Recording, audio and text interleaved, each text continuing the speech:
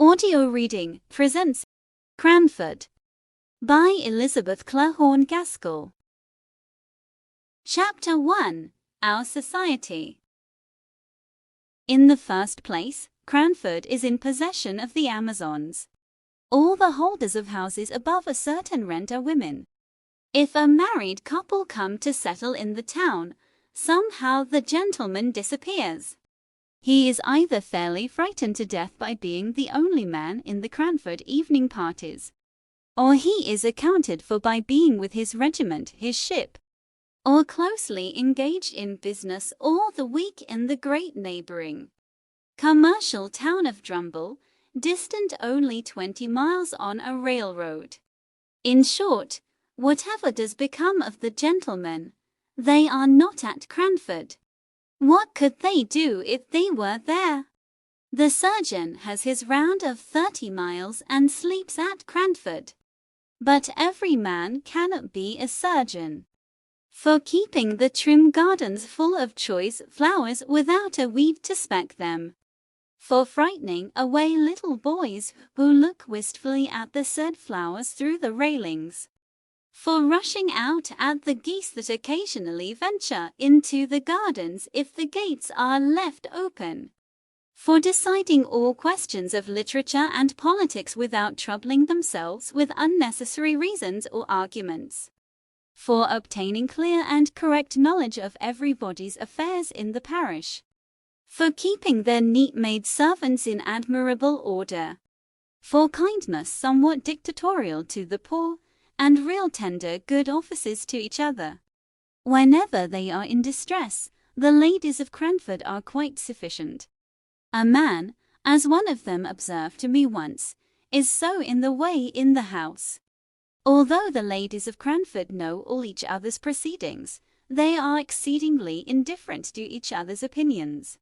Indeed, as each has her own individuality, not to say eccentricity, pretty strongly developed, nothing is so easy as verbal retaliation. But, somehow, goodwill reigns among them to a considerable degree. The Cranford ladies have only an occasional little quarrel, spirited out in a few peppery words and angry jerks of the head. Just enough to prevent the even tenor of their lives from becoming too flat. Their dress is very independent of fashion. As they observe, what does it signify how we dress here at Cranford, where everybody knows us? And if they go from home, their reason is equally cogent. What does it signify how we dress here, where nobody knows us? The materials of their clothes are, in general, good and plain, and most of them are nearly as scrupulous as Miss Tyler of cleanly memory. But I will answer for it, the last jigget, the last tight and scanty petticoat in wear in England was seen in Cranford and seen without a smile. I can testify to a magnificent family red silk umbrella, under which a gentle little spinster, left alone of many brothers and sisters, used to patter to church on rainy days. Have you any red silk umbrellas in London? We had a tradition of the first that had ever been seen in Cranford, and the little boys mobbed it and called it a stick in petticoats. It might have been the very red silk one I have described, held by a strong father over a troop of little ones. The poor little lady, the survivor of all, could scarcely carry it. Then there were rules and regulations for visiting and calls, and they were announced to any young people who might be staying in the town, with all the solemnity with which the old Manx laws were read once a year on the tin-walled mount. Our friends have sent to inquire how you are after your journey to-night, my dear, 15 miles in a gentleman's carriage. They will give you some rest tomorrow, but the next day, I have no doubt they will call. So be at liberty after 12, from 12 to 3 our calling hours. Then, after they had called, it is the third day. I dare say your mamma has told you, my dear, never to let more than 3 days elapse between receiving a call and returning it. And also that you are never to stay longer than a quarter of an hour. But am I to look at my watch? How am I to find out when a quarter of an hour has passed? You must keep thinking about the time, my dear, and not allow yourself to forget it in conversation. As everybody had this rule in their mind, whether they received or paid a call, of course no absorbing subject was ever spoken about. We kept ourselves to short sentences of small talk and were punctual to our time. I imagine that a few of the gentlefolks of Cranford were poor and had some difficulty in making both ends meet. But they were like the Spartans and concealed their smart under a smiling face. We none of us spoke of money, because that subject savoured of commerce and trade. And though some might be poor, we were all aristocratic. The Cranfordians had that kindly esprit de corps which made them overlook all deficiencies in success when some among them tried to conceal their poverty. When Mrs. Forrester, for instance, gave a party in her baby house of a dwelling, and the little maiden disturbed the ladies on the sofa by a request that she might get the tea tray out from underneath, everyone took this novel proceeding as the most natural thing in the world, and talked on about household forms and ceremonies as if we all believed that our hostess had a regular servants' hall, second table, with housekeeper and steward, instead of the one little charity school maiden, whose short ruddy arms could never have been strong enough to carry the tray upstairs, if she had not been assisted in private by her mistress, who now sat in state, pretending not to know what cakes were sent up, though she knew, and we knew, and she knew that we knew, and we knew that she knew that we knew. She had been busy all the morning, making tea bread and sponge cakes. There were one or two consequences arising from this general but unacknowledged poverty, and this very much acknowledged gentility, which were not amiss, and which might be introduced into many circles of society to their great improvement.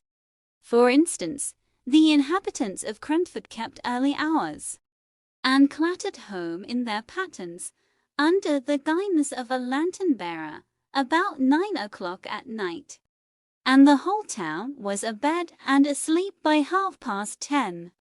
Moreover, it was considered vulgar, a tremendous word in Cranford, to give anything expensive, in the way of eatable or drinkable, at the evening entertainments.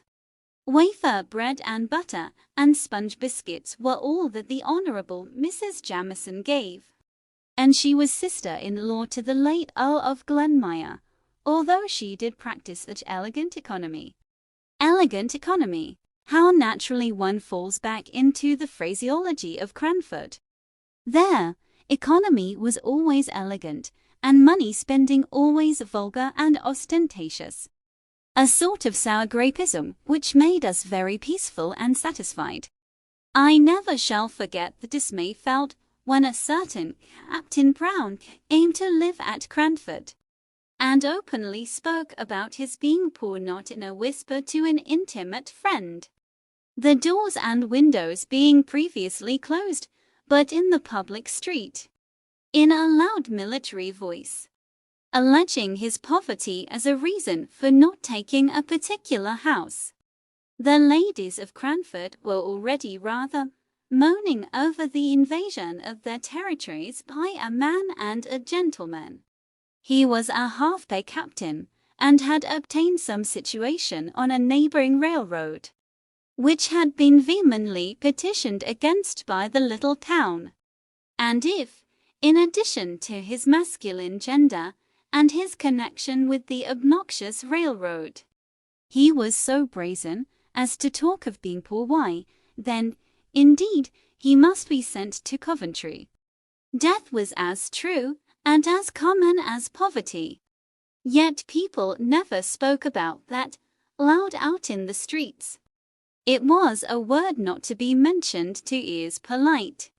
We had tacitly agreed to ignore that any with whom we associated on terms of visiting equality could ever be prevented by poverty from doing anything that they wished. If we walked to or from a party, it was because the night was so fine or the air so refreshing, not because sedan chairs were expensive. If we wore prints instead of summer silks, it was because we preferred a washing material. And so on, till we blinded ourselves to the vulgar fact that we were, all of us, people of very moderate means. Of course, then, we did not know what to make of a man who could speak of poverty as if it was not a disgrace. Yet, somehow, Captain Brown made himself respected in Cranford, and was called upon, in spite of all resolutions to the contrary. I was surprised to hear his opinions quoted as authority at a visit which I paid to Cranford about a year after he had settled in the town. My own friends had been among the bitterest opponents of any proposal to visit the captain and his daughters only 12 months before. And now he was even admitted in the tabooed hours before 12. True, it was to discover the cause of a smoking chimney before the fire was lighted. But still Captain Brown walked upstairs, nothing daunted, spoke in a voice too large for the room, and joked quite in the way of a tame man about the house. He had been blind to all the small slights and omissions of trivial ceremonies with which he had been received. He had been friendly, though the Cranford ladies had been cool. He had answered small sarcastic compliments in good faith, and with his manly frankness had overpowered all the shrinking which met him as a man who was not ashamed to be poor. And, at last, his excellent masculine common sense, and his facility in devising expedients to overcome domestic dilemmas, had gained him an extraordinary place as authority among the Cranford ladies. He himself went on in his course, as unaware of his popularity as he had been of the reverse. And I am sure he was startled one day when he found his advice so highly esteemed, as to make some counsel which he had given in jest to be taken in sober, serious earnest. It was on this subject. An old lady had an Alderney cow, which she looked upon as a daughter. You could not pay the short quarter of an hour call without being told of the wonderful milk or wonderful intelligence of this animal. The whole town knew and kindly regarded Miss Betsy Barker's Alderney. Therefore great was the sympathy and regret when, in an unguarded moment, the poor cow tumbled into a lime pit. She moaned so loudly that she was soon heard and rescued. But meanwhile the poor beast had lost most of her hair, and came out looking naked, cold and miserable in a bare skin. Everybody pitied the animal, though a few could not restrain their smiles at her droll appearance. Miss Betsy Barker absolutely cried with sorrow and dismay, and it was said she thought of trying a bath of oil. This remedy, perhaps, was recommended by some one of the number whose advice she asked. But the proposal, if ever it was made, was knocked on the head by Captain Brown's decided get her a flannel waistcoat and flannel drawers, ma'am, if you wish to keep her alive. But my advice is, kill the poor creature at once. Miss Betsy Barker dried her eyes and thanked the captain heartily. She set to work, and by all the town turned out to see the Alderney meekly going to her pasture, clad in dark grey flannel. I have watched her myself many a time. Do you ever see cows dressed in grey flannel in London? Captain Brown had taken a small house on the outskirts of the town, where he lived with his 2 daughters. He must have been upwards of 60 at the time of the first visit I paid to Cranford after I had left it as a residence. But he had a wiry, well-trained, elastic figure, a stiff military throw back of his head, and a springing step, which made him appear much younger than he was. His eldest daughter looked almost as old as himself, and betrayed the fact that his real was more than his apparent age. Miss Brown must have been 40. She had a sickly, pained, careworn expression on her face, and looked as if the gaiety of youth had long faded out of sight. Even when young, she must have been plain and hard-featured. Miss Jessie Brown was 10 years younger than her sister, and 20 shades prettier. Her face was round and dimpled. Miss Jenkins once said, in a passion against Captain Brown, the cause of which I will tell you presently, that she thought it was time for Miss Jessie to leave off her dimples and not always to be trying to look like a child. It was true, there was something childlike in her face. And there will be, I think, till she dies, though she should live to 100. Her eyes were large blue wondering eyes, looking straight at you. Her nose was unformed and snub, and her lips were red and dewy. She wore her hair, too, in little rows of curls, which heightened this appearance. I do not know whether she was pretty or not, but I liked her face, and so did everybody, and I do not think she could help her dimples. She had something of her father's jauntiness of gait and manner, and any female observer might detect a slight difference in the attire of the two sisters, that of Miss Jessie being about £2 per annum more expensive than Miss Brown's. £2 was a large sum in Captain Brown's annual disbursements. Such was the impression made upon me by the Brown family when I first saw them all together in Cranford church. The captain I had met before on the occasion of the smoky chimney, which he had cured by some simple alteration in the flue. In church, he held his double eyeglass to his eyes during the morning hymn, and then lifted up his head erect and sang out loud and joyfully. He made the responses louder than the clerk, an old man with a piping feeble voice, who, I think, felt aggrieved at the captain's sonorous bass, and quivered higher and higher in consequence. On coming out of church, the brisk captain paid the most gallant attention to his two daughters. He nodded and smiled to his acquaintances, but he shook hands with none until he had helped Miss Brown to unfurl her umbrella, had relieved her of her prayer book, and had waited patiently till she, with trembling nervous hands, had taken up her gown to walk through the wet roads.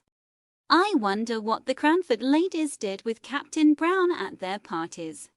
We had often rejoiced, in former days, that there was no gentleman to be attended to and to find conversation for, at the card parties.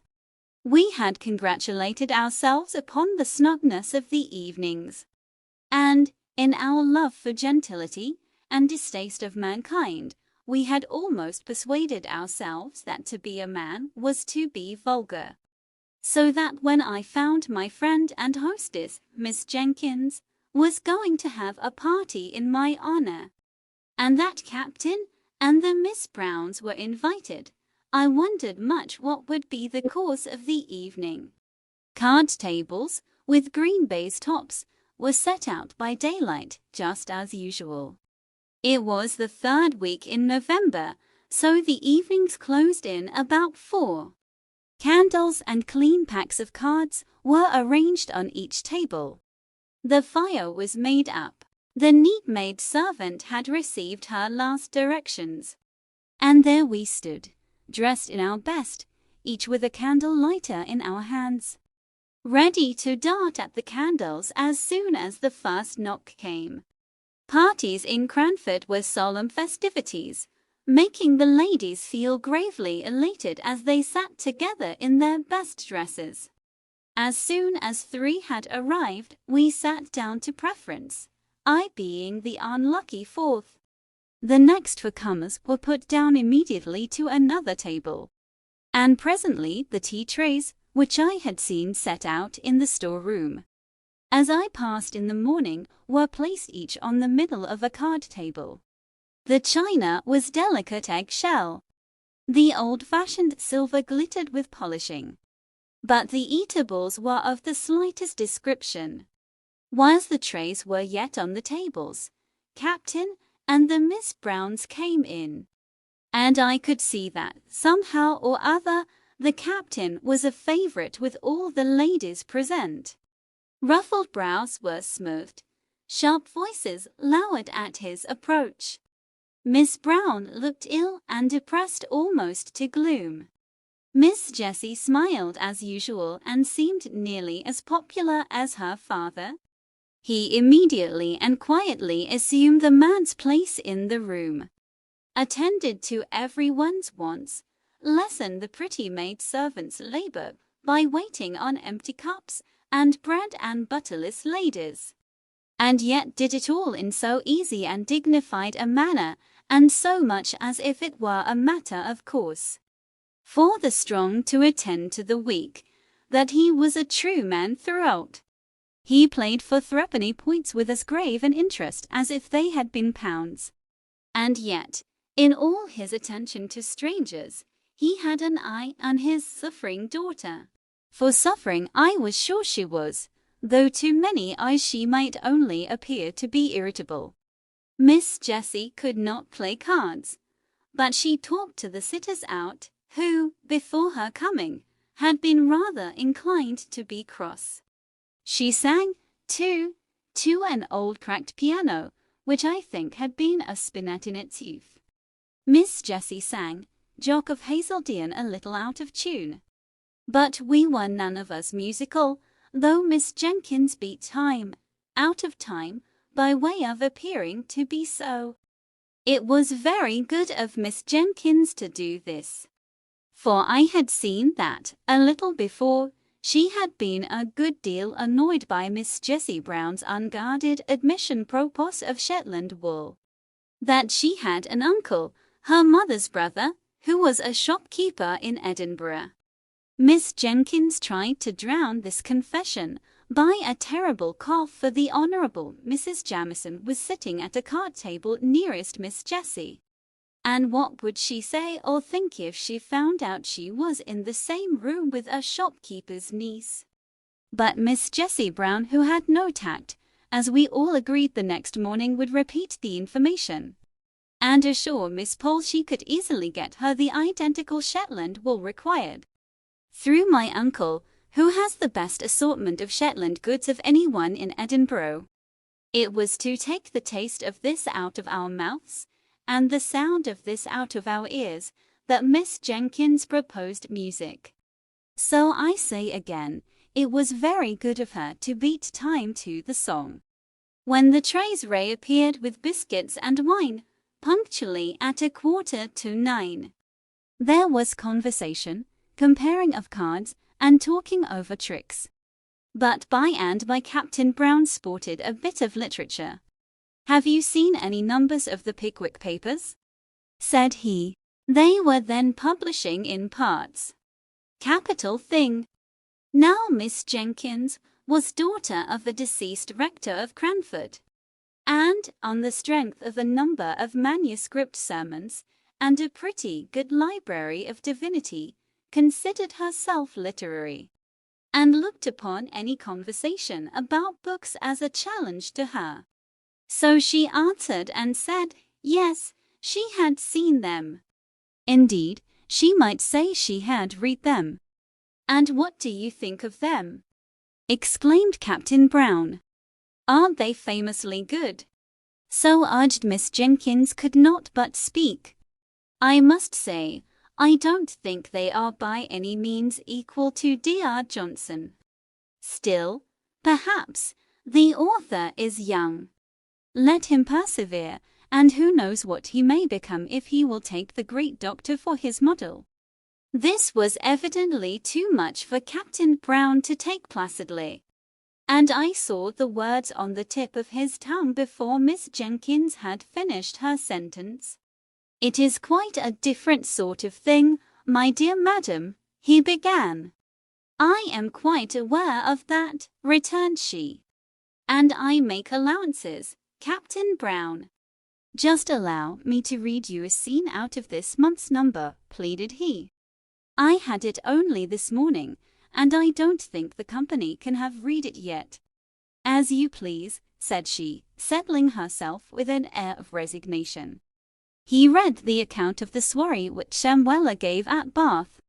Some of us laughed heartily. I did not dare, because I was staying in the house. Miss Jenkins sat in patient gravity.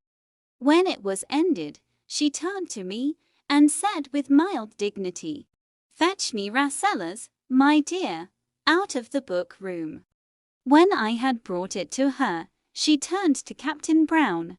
"Now allow me to read you a scene, and then the present company can judge between your favorite, Mr. Bozed and Dr. Johnson." She read one of the conversations between Rasselas and Imlac in a high-pitched, majestic voice. And when she had ended, she said, "I imagine I am now justified in my preference of Dr. Johnson as a writer of fiction." The captain screwed his lips up and drummed on the table, but he did not speak. She thought she would give him a finishing blow or two. "I consider it vulgar, and below the dignity of literature, to publish in numbers." "How was the Rambler published, ma'am?" asked Captain Brown in a low voice, which I think Miss Jenkins could not have heard.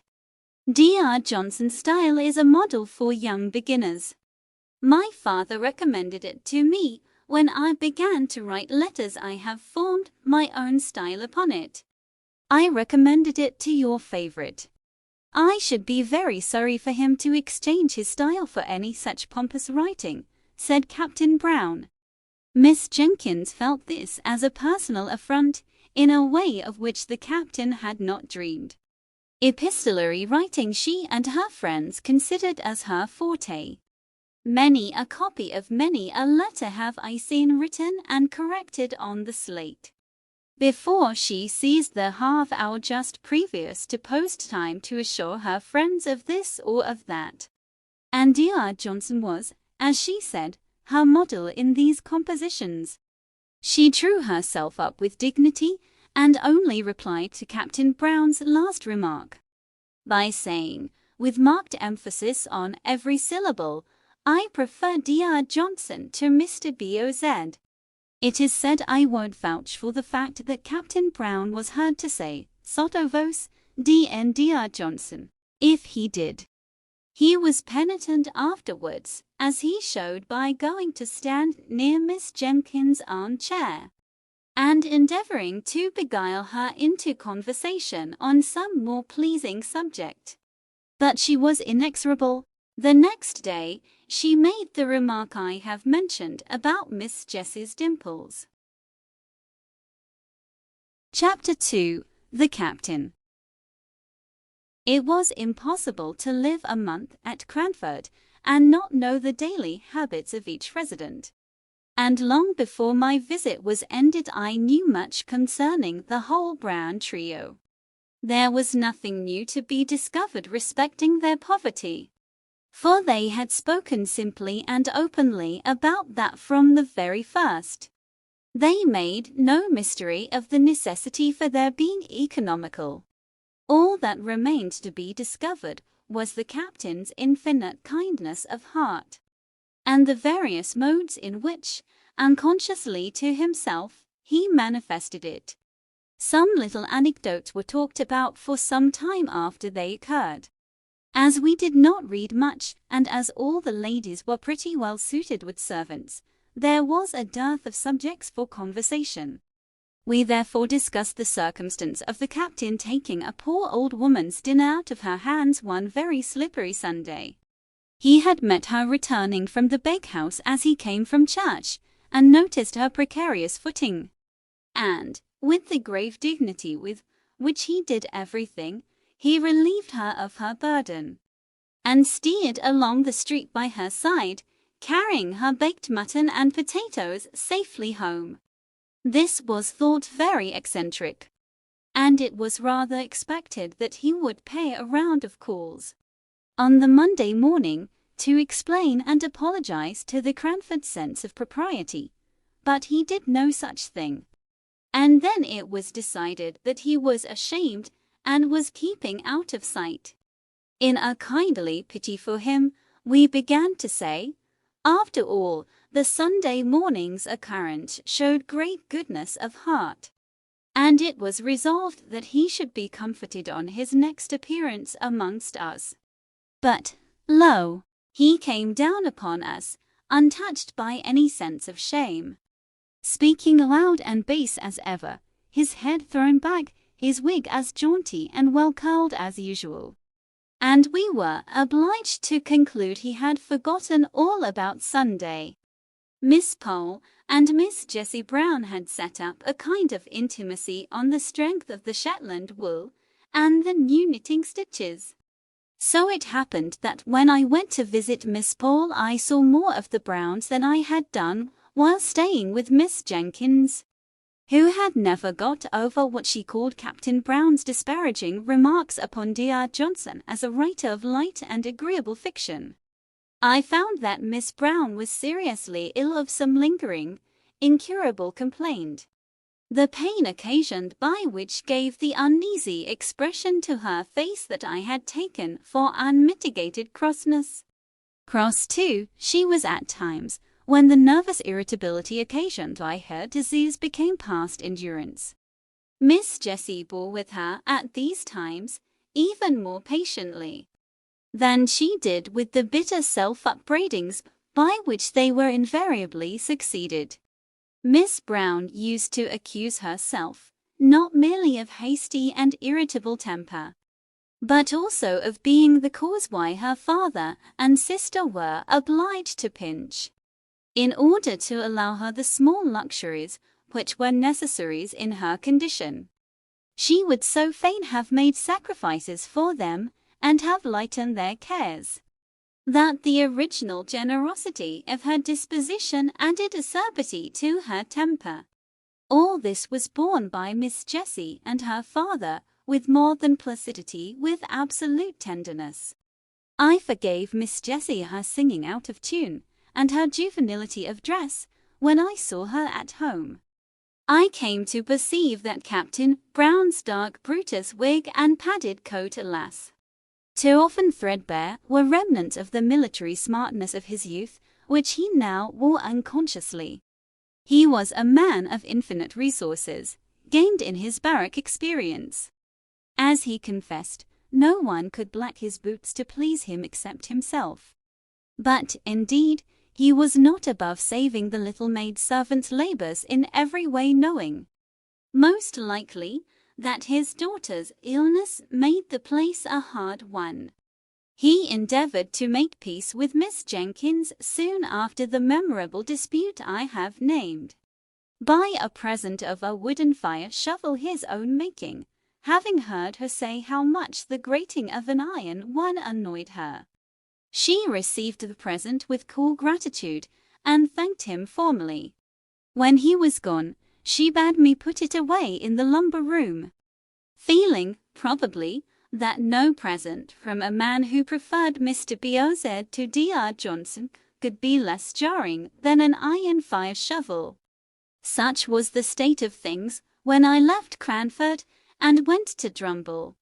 I had, however, several correspondents who kept me au fait as to the proceedings of the dear little town. There was Miss Pole, who was becoming as much absorbed in crochet as she had been once in knitting, and the burden of whose letter was something like, "But don't you forget the white worsted at Flint's" of the old song. For at the end of every sentence of news came a fresh direction as to some crochet commission which I was to execute for her. Miss Matilda Jenkins, who did not mind being called Miss Matty, when Miss Jenkins was not by rote nice, kind, rambling letters, now and then venturing into an opinion of her own, but suddenly pulling herself up and either begging me not to name what she had said, as Deborah thought differently, and she knew, or else putting in a postscript to the effect that, since writing the above, She had been talking over the subject with Deborah and was quite convinced that, etc. Here probably followed a recantation of every opinion she had given in the letter. Then came Miss Jenkins Deborah, as she liked Miss Matty to call her. Her father having once said that the Hebrew name ought to be so pronounced. I secretly think she took the Hebrew prophetess for a model in character. And, indeed, she was not unlike the stern prophetess in some ways. Making allowance, of course, for modern customs and difference in dress. Miss Jenkins wore a cravat and a little bonnet like a jockey cap, and altogether had the appearance of a strong-minded woman. Although she would have despised the modern idea of women being equal to men. Equal, indeed, she knew they were superior. But to return to her letters. Everything in them was stately and grand like herself. I have been looking them over, dear Miss Jenkins, how I honored her. And I will give an extract, more especially because it relates to our friend Captain Brown. The Honourable Mrs. Jamison has only just quitted me.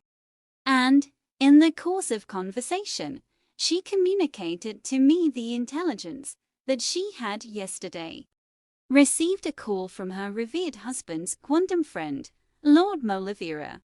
You will not easily conjecture what brought his lordship within the precincts of our little town.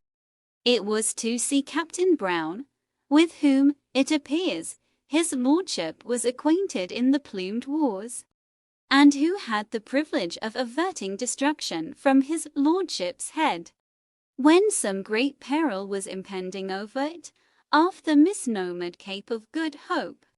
You know our friend the Honourable Mrs. Jamison's deficiency in the spirit of innocent curiosity, and you will therefore not be so much surprised when I tell you she was quite unable to disclose to me the exact nature of the peril in question.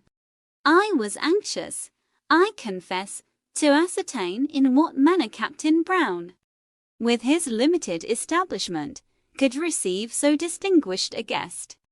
And I discovered that his lordship retired to rest, and, let us hope, to refreshing slumbers, at the Angel Hotel, that shared the Brunonian meals during the 2 days that he honoured Cranford with his august presence. Mrs. Johnson, our civil butcher's wife, informs me that Miss Jessie purchased a leg of lamb. But, besides this, I can hear of no preparation whatever to give a suitable reception to so distinguished a visitor. Perhaps they entertained him with the feast of reason and the flow of soul. And to us, who are acquainted with Captain Brown's sad want of relish for the pure wells of English undefiled, it may be matter for congratulation that he has had the opportunity of improving his taste by holding converse with an elegant and refined member of the British aristocracy, but from some mundane failings who is altogether free. Miss Pole and Miss Matty wrote to me by the same post. Such a piece of news as Lord Maulevrier's visit was not to be lost on the Cranford letter writers. They made the most of it. Miss Matty humbly apologized for writing at the same time as her sister, who was so much more capable than she to describe the honour done to Cranford. But in spite of a little bad spelling, Miss Matty's account gave me the best idea of the commotion occasioned by his lordship's visit, after it had occurred. For, except the people at the Angel, the Browns, Mrs. Jamison, and a little lad his lordship had sworn at for driving a dirty hoop against the aristocratic legs, I could not hear of any one with whom his lordship had held conversation. My next visit to Cranford was in the summer. There had been neither births, deaths, nor marriages since I was there last. Everybody lived in the same house and wore pretty nearly the same well-preserved, old-fashioned clothes. The greatest event was that Miss Jenkins had purchased a new carpet for the drawing-room. Oh, the busy work Miss Matty and I had in chasing the sunbeams, as they fell in an afternoon right down on this carpet through the blindless window. We spread newspapers over the places and sat down to our book or our work. And lo, in a quarter of an hour the sun had moved and was blazing away on a fresh spot. And down again we went on our knees to alter the position of the newspapers. We were very busy too, one whole morning, before Miss Jenkins gave her party, in following her directions, and in cutting out and stitching together pieces of newspaper so as to form little paths to every chair set for the expected visitors, lest their shoes might dirty or defile the purity of the carpet. Do you make paper paths for every guest to walk upon in London? Captain Brown and Miss Jenkins were not very cordial to each other.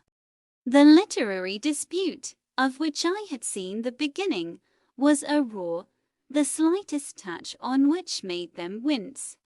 It was the only difference of opinion they had ever had. But that difference was enough. Miss Jenkins could not refrain from talking at Captain Brown, and, though he did not reply, he drummed with his fingers, which action she felt and resented as very disparaging to D.R. Johnson. He was rather ostentatious in his preference of the writings of Mr. B.O.Z., would walk through the streets, so absorbed in them that he all but ran against Miss Jenkins. And though his apologies were earnest and sincere, and though he did not, in fact, do more than startle her and himself, she owned to me she had rather he had knocked her down if he had only been reading a higher style of literature. The poor, brave captain, he looked older and more worn, and his clothes were very threadbare.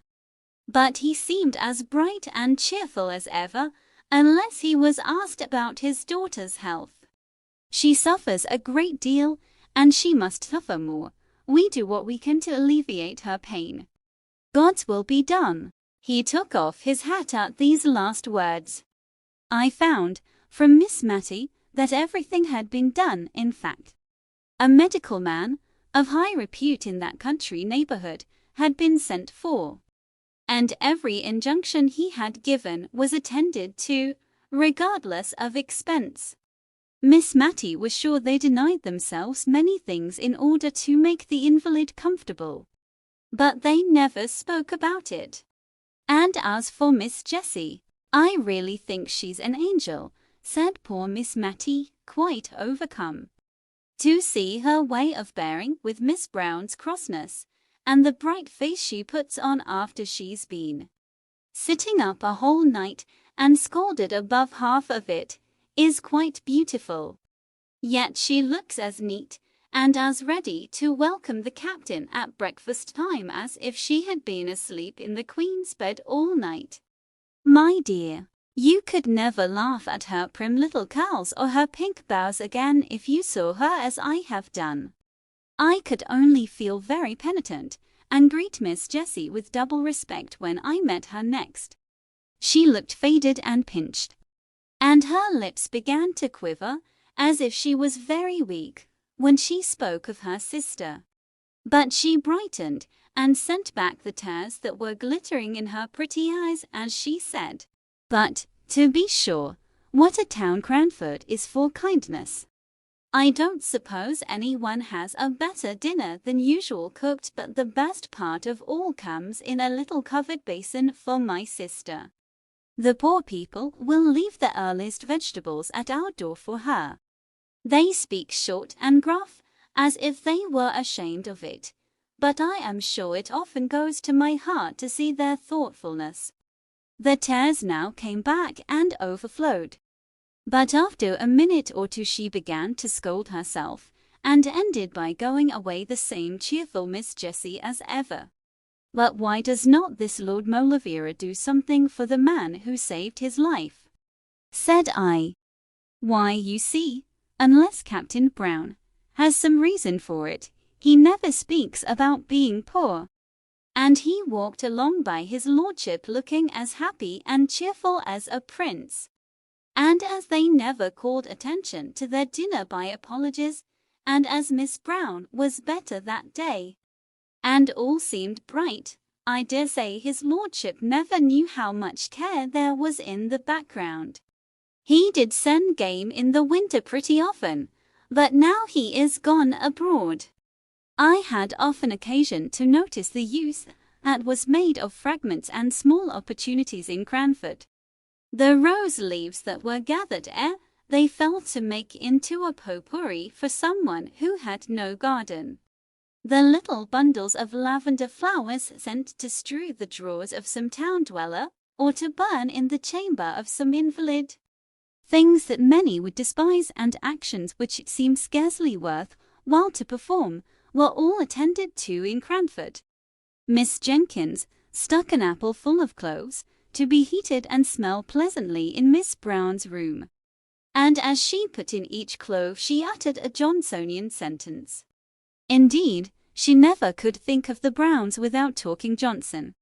And, as they were seldom absent from her thoughts just then, I heard many a rolling, three-piled sentence.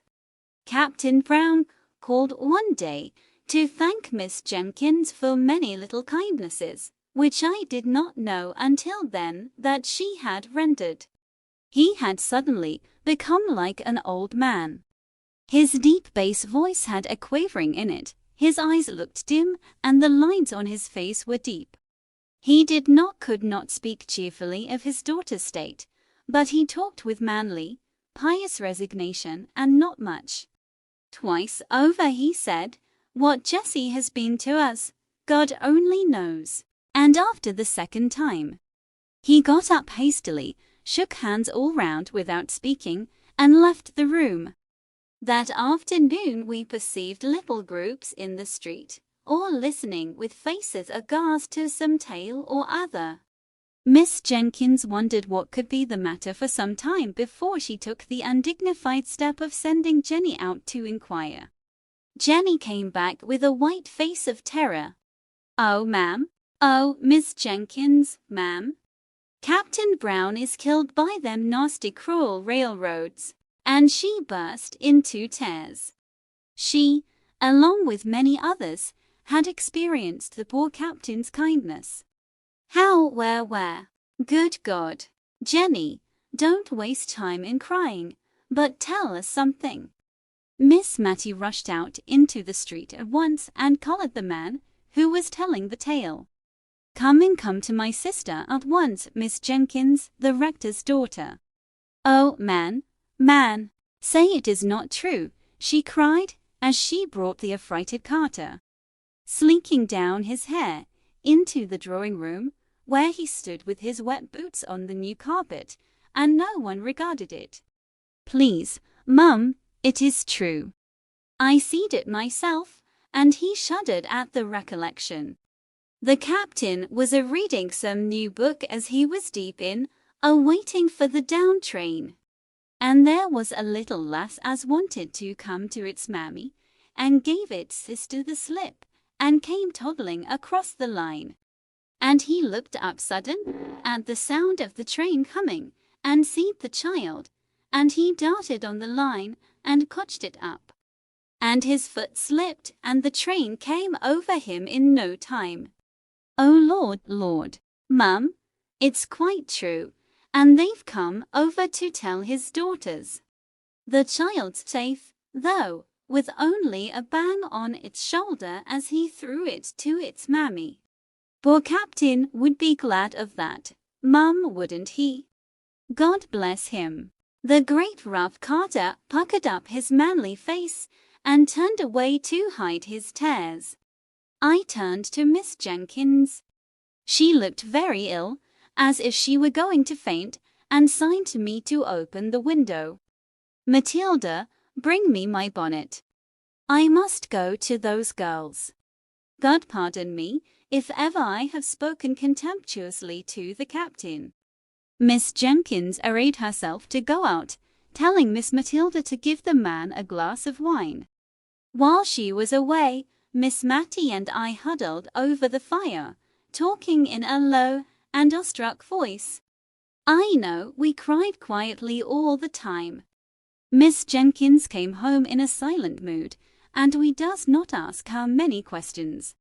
She told us that Miss Jessie had fainted, and that she and Miss Pole had had some difficulty in bringing her round, but that, as soon as she recovered, she begged one of them to go and sit with her sister. Mr. Hoggins says she cannot live many days, and she shall be spared this shock, said Miss Jessie, shivering with feelings to which she dared not give way. But how can you manage, my dear? Asked Miss Jenkins. You cannot bear up. She must see your tears. God will help me, I will not give way. She was asleep when the news came. She may be asleep yet. She would be so utterly miserable, not merely at my father's death, but to think of what would become of me. She is so good to me. She looked up earnestly in their faces with her soft true eyes. And Miss Pole told Miss Jenkins afterwards she could hardly bear it, knowing, as she did, how Miss Brown treated her sister. However, it was settled according to Miss Jessie's wish. Miss Brown was to be told her father had been summoned to take a short journey on railway business. They had managed it in some way, Miss Jenkins could not exactly say how. Miss Pole was to stop with Miss Jessie. Mrs. Jamieson had sent to inquire. And this was all we heard that night. And a sorrowful night it was. The next day a full account of the fatal accident was in the county paper, which Miss Jenkins took in. Her eyes were very weak, she said, and she asked me to read it. When I came to, the gallant gentleman was deeply engaged in the perusal of a number of Pickwick, which he had just received. Miss Jenkins shook her head long and solemnly, and then sighed out, poor dear, infatuated man. The corpse was to be taken from the station to the parish church, there to be interred. Miss Jessie had set her heart on following it to the grave, and no dissuasives could alter her resolve. Her restraint upon herself made her almost obstinate. She resisted all Miss Pole's entreaties and Miss Jenkins' advice. At last Miss Jenkins gave up the point, and after a silence, which I feared portended some deep displeasure against Miss Jessie, Miss Jenkins said she should accompany the latter to the funeral. It is not fit for you to go alone. It would be against both propriety and humanity were I to allow it. Miss Jessie seemed as if she did not half like this arrangement. But her obstinacy, if she had any, had been exhausted in her determination to go to the interment. She longed, poor thing, I have no doubt, to cry alone over the grave of the dear father to whom she had been all in all, and to give way, for one little half-hour, uninterrupted by sympathy and unobserved by friendship. But it was not to be. That afternoon Miss Jenkins sent out for a yard of black crape, and employed herself busily in trimming the little black silk bonnet I have spoken about. When it was finished she put it on, and looked at us for approbation admiration she despised. I was full of sorrow, but by one of those whimsical thoughts which come unbidden into our heads in times of deepest grief. I no sooner saw the bonnet than I was reminded of a helmet.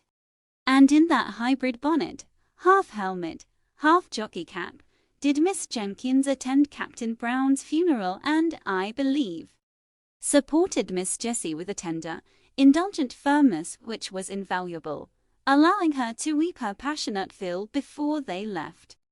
Miss Pole, Miss Matty, and I, meanwhile attended to Miss Brown, and hard work we found it to relieve her querulous and never-ending complaints.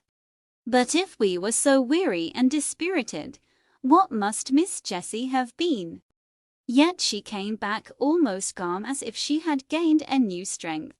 She put off her morning dress and came in, looking pale and gentle, thanking us each with a soft, long pressure of the hand.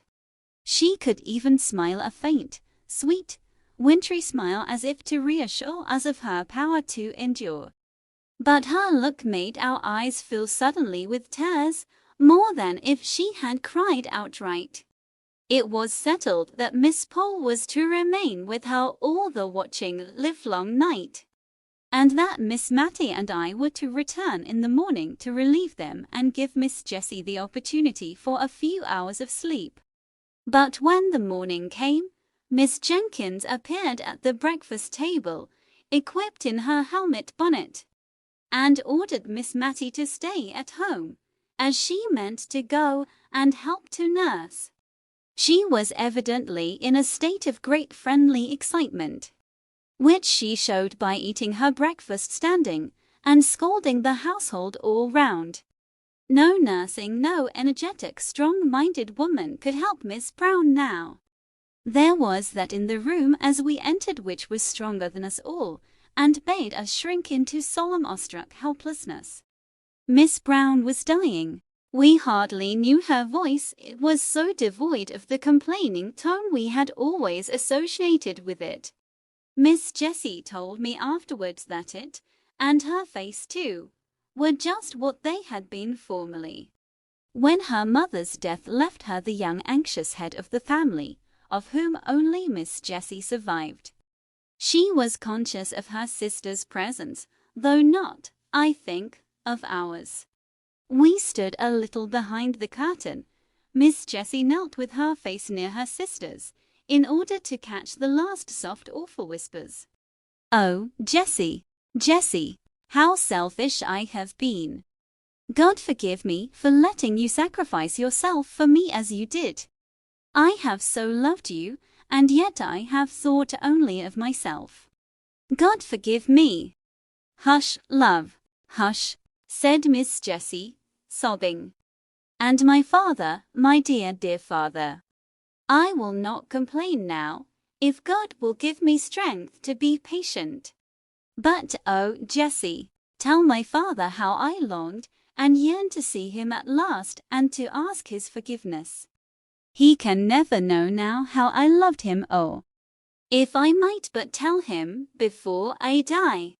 What a life of sorrow his has been, and I have done so little to cheer him." A light came into Miss Jessie's face. "Would it comfort you, dearest, to think that he does know? Would it comfort you, love, to know that his cares, his sorrows—" her voice quivered, but she steadied it into calmness, "Mary, he has gone before you to the place where the weary are at rest. He knows now how you loved him." A strange look, which was not distress, came over Miss Brown's face.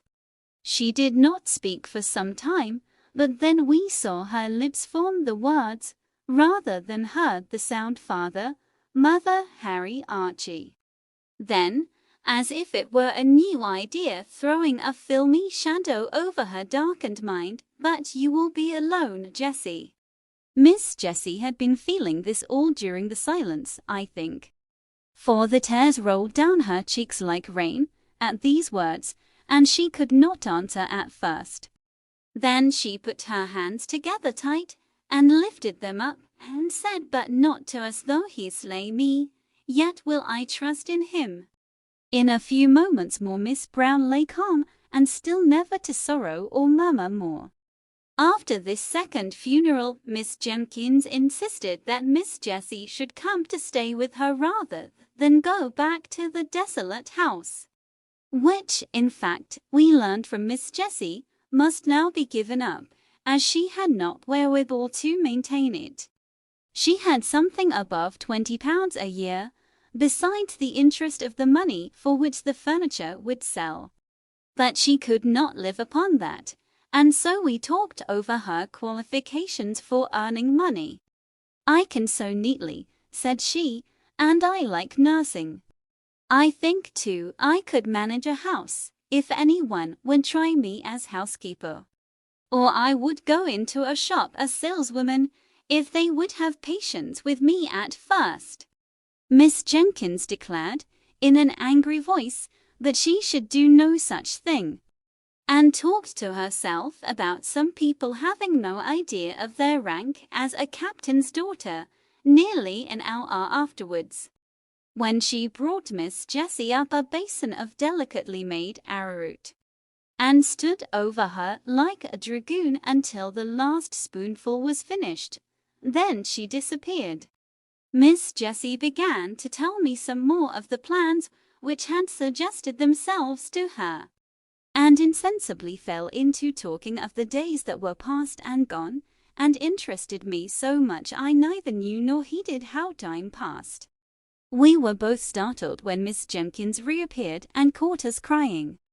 I was afraid lest she would be displeased, as she often said that crying hindered digestion, and I knew she wanted Miss Jessie to get strong. But, instead, she looked queer and excited, and fidgeted round us without saying anything. At last she spoke. I have been so much startled. No, I've not been at all startled, don't mind me. My dear Miss Jessie, I've been very much surprised. In fact, I've had a caller whom you knew once, my dear Miss Jessie.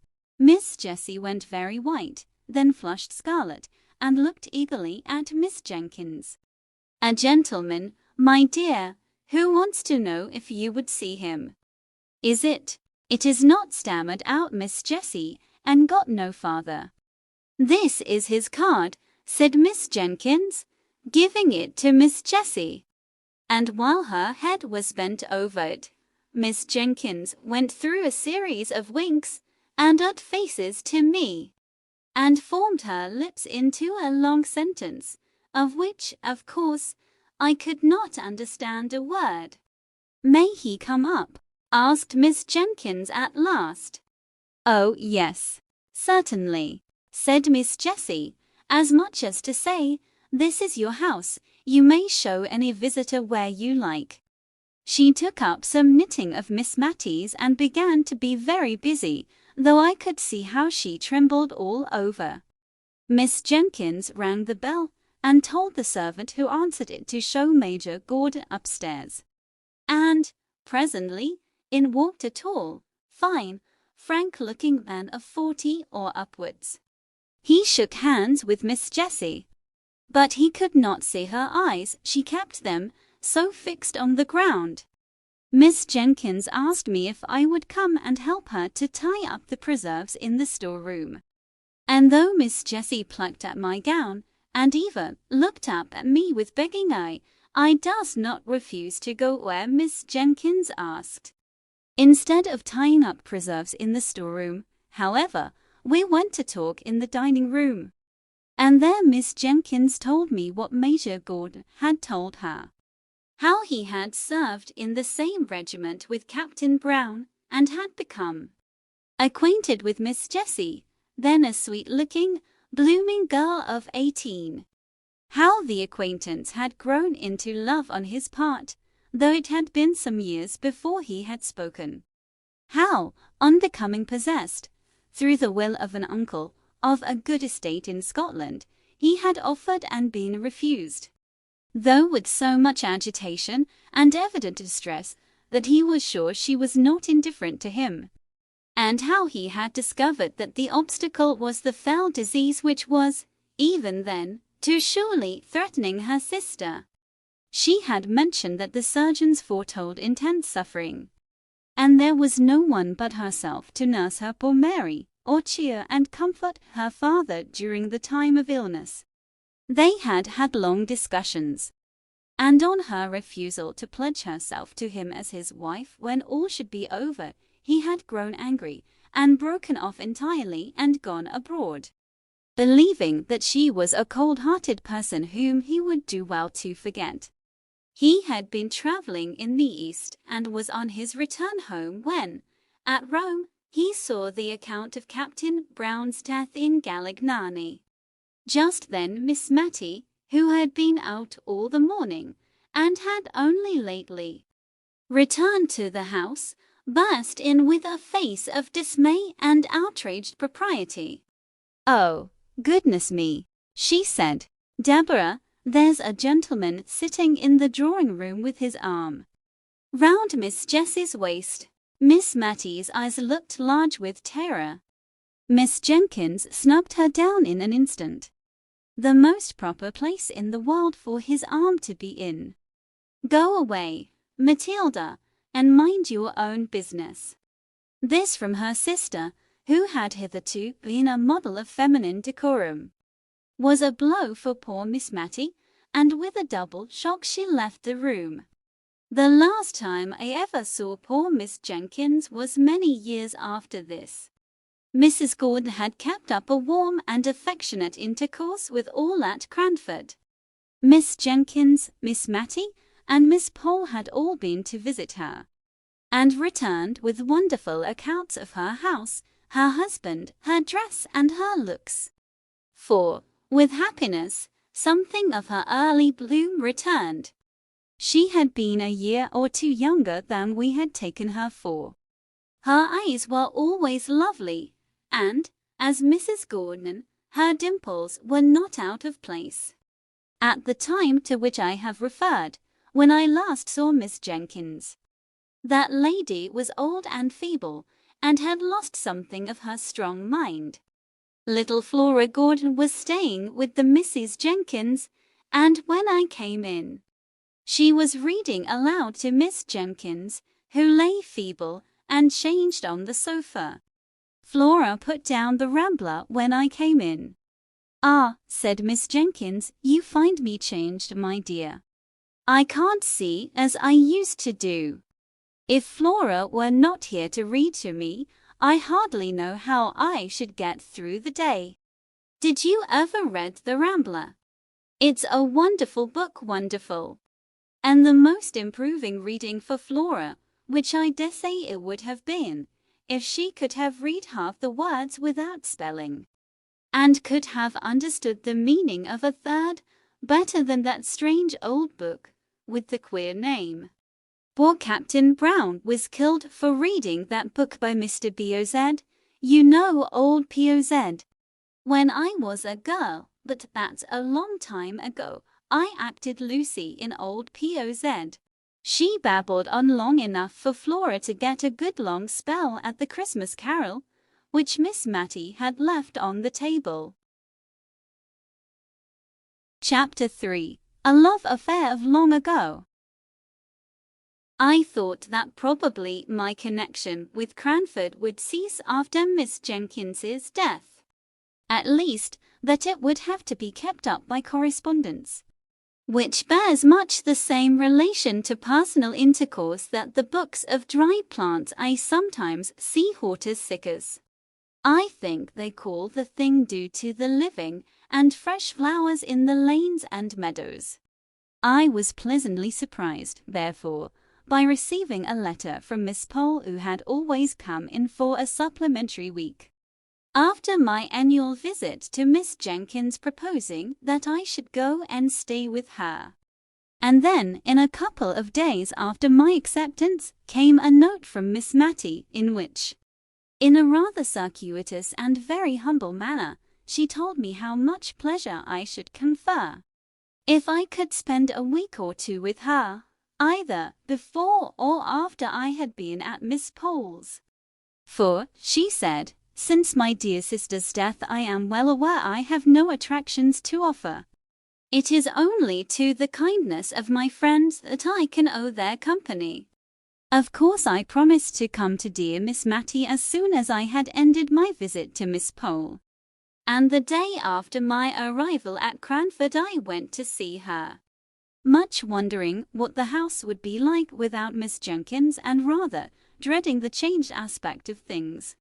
Miss Mattie began to cry as soon as she saw me. She was evidently nervous from having anticipated my call. I comforted her as well as I could, and I found the best consolation I could give was the honest praise that came from my heart as I spoke of the deceased. Miss Mattie slowly shook her head over each virtue, as it was named and attributed to her sister. and at last she could not restrain the tears which had long been silently flowing, but hid her face behind her handkerchief and sobbed aloud. "Dear Miss Matty," said I, taking her hand, for indeed I did not know in what way to tell her how sorry I was for her, left deserted in the world.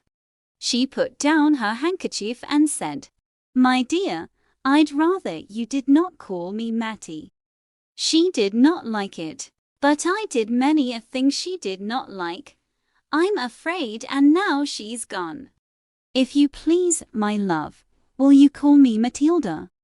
I promised faithfully, and began to practice the new name with Miss Pole that very day.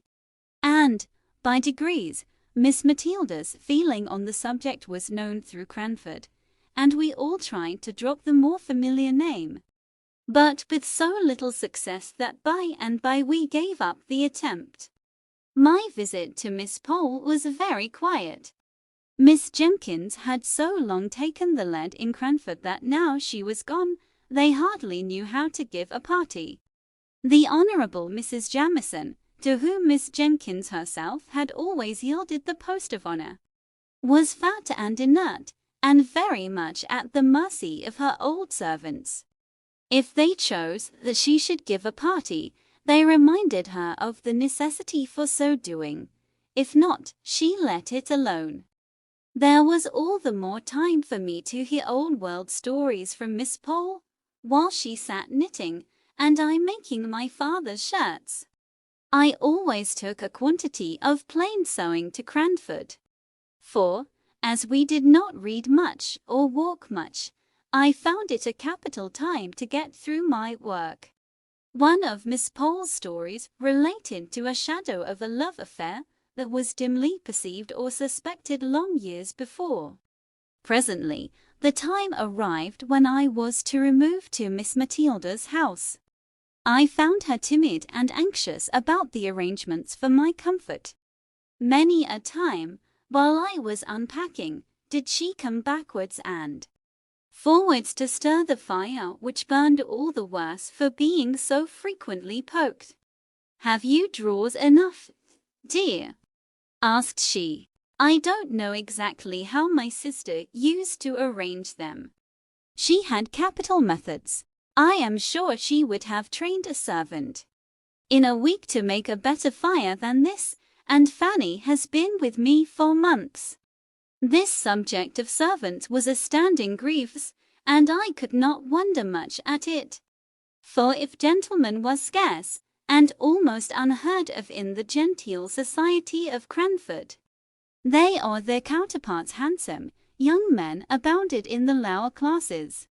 The pretty, neat servant maids had their choice of desirable followers, and their mistresses, without having the sort of mysterious dread of men and matrimony that Miss Matilda had, might well feel a little anxious lest the heads of their comely maids should be turned by the joiner, or the butcher, or the gardener, who were obliged, by their callings, to come to the house, and who, as ill luck would have it, were generally handsome and unmarried.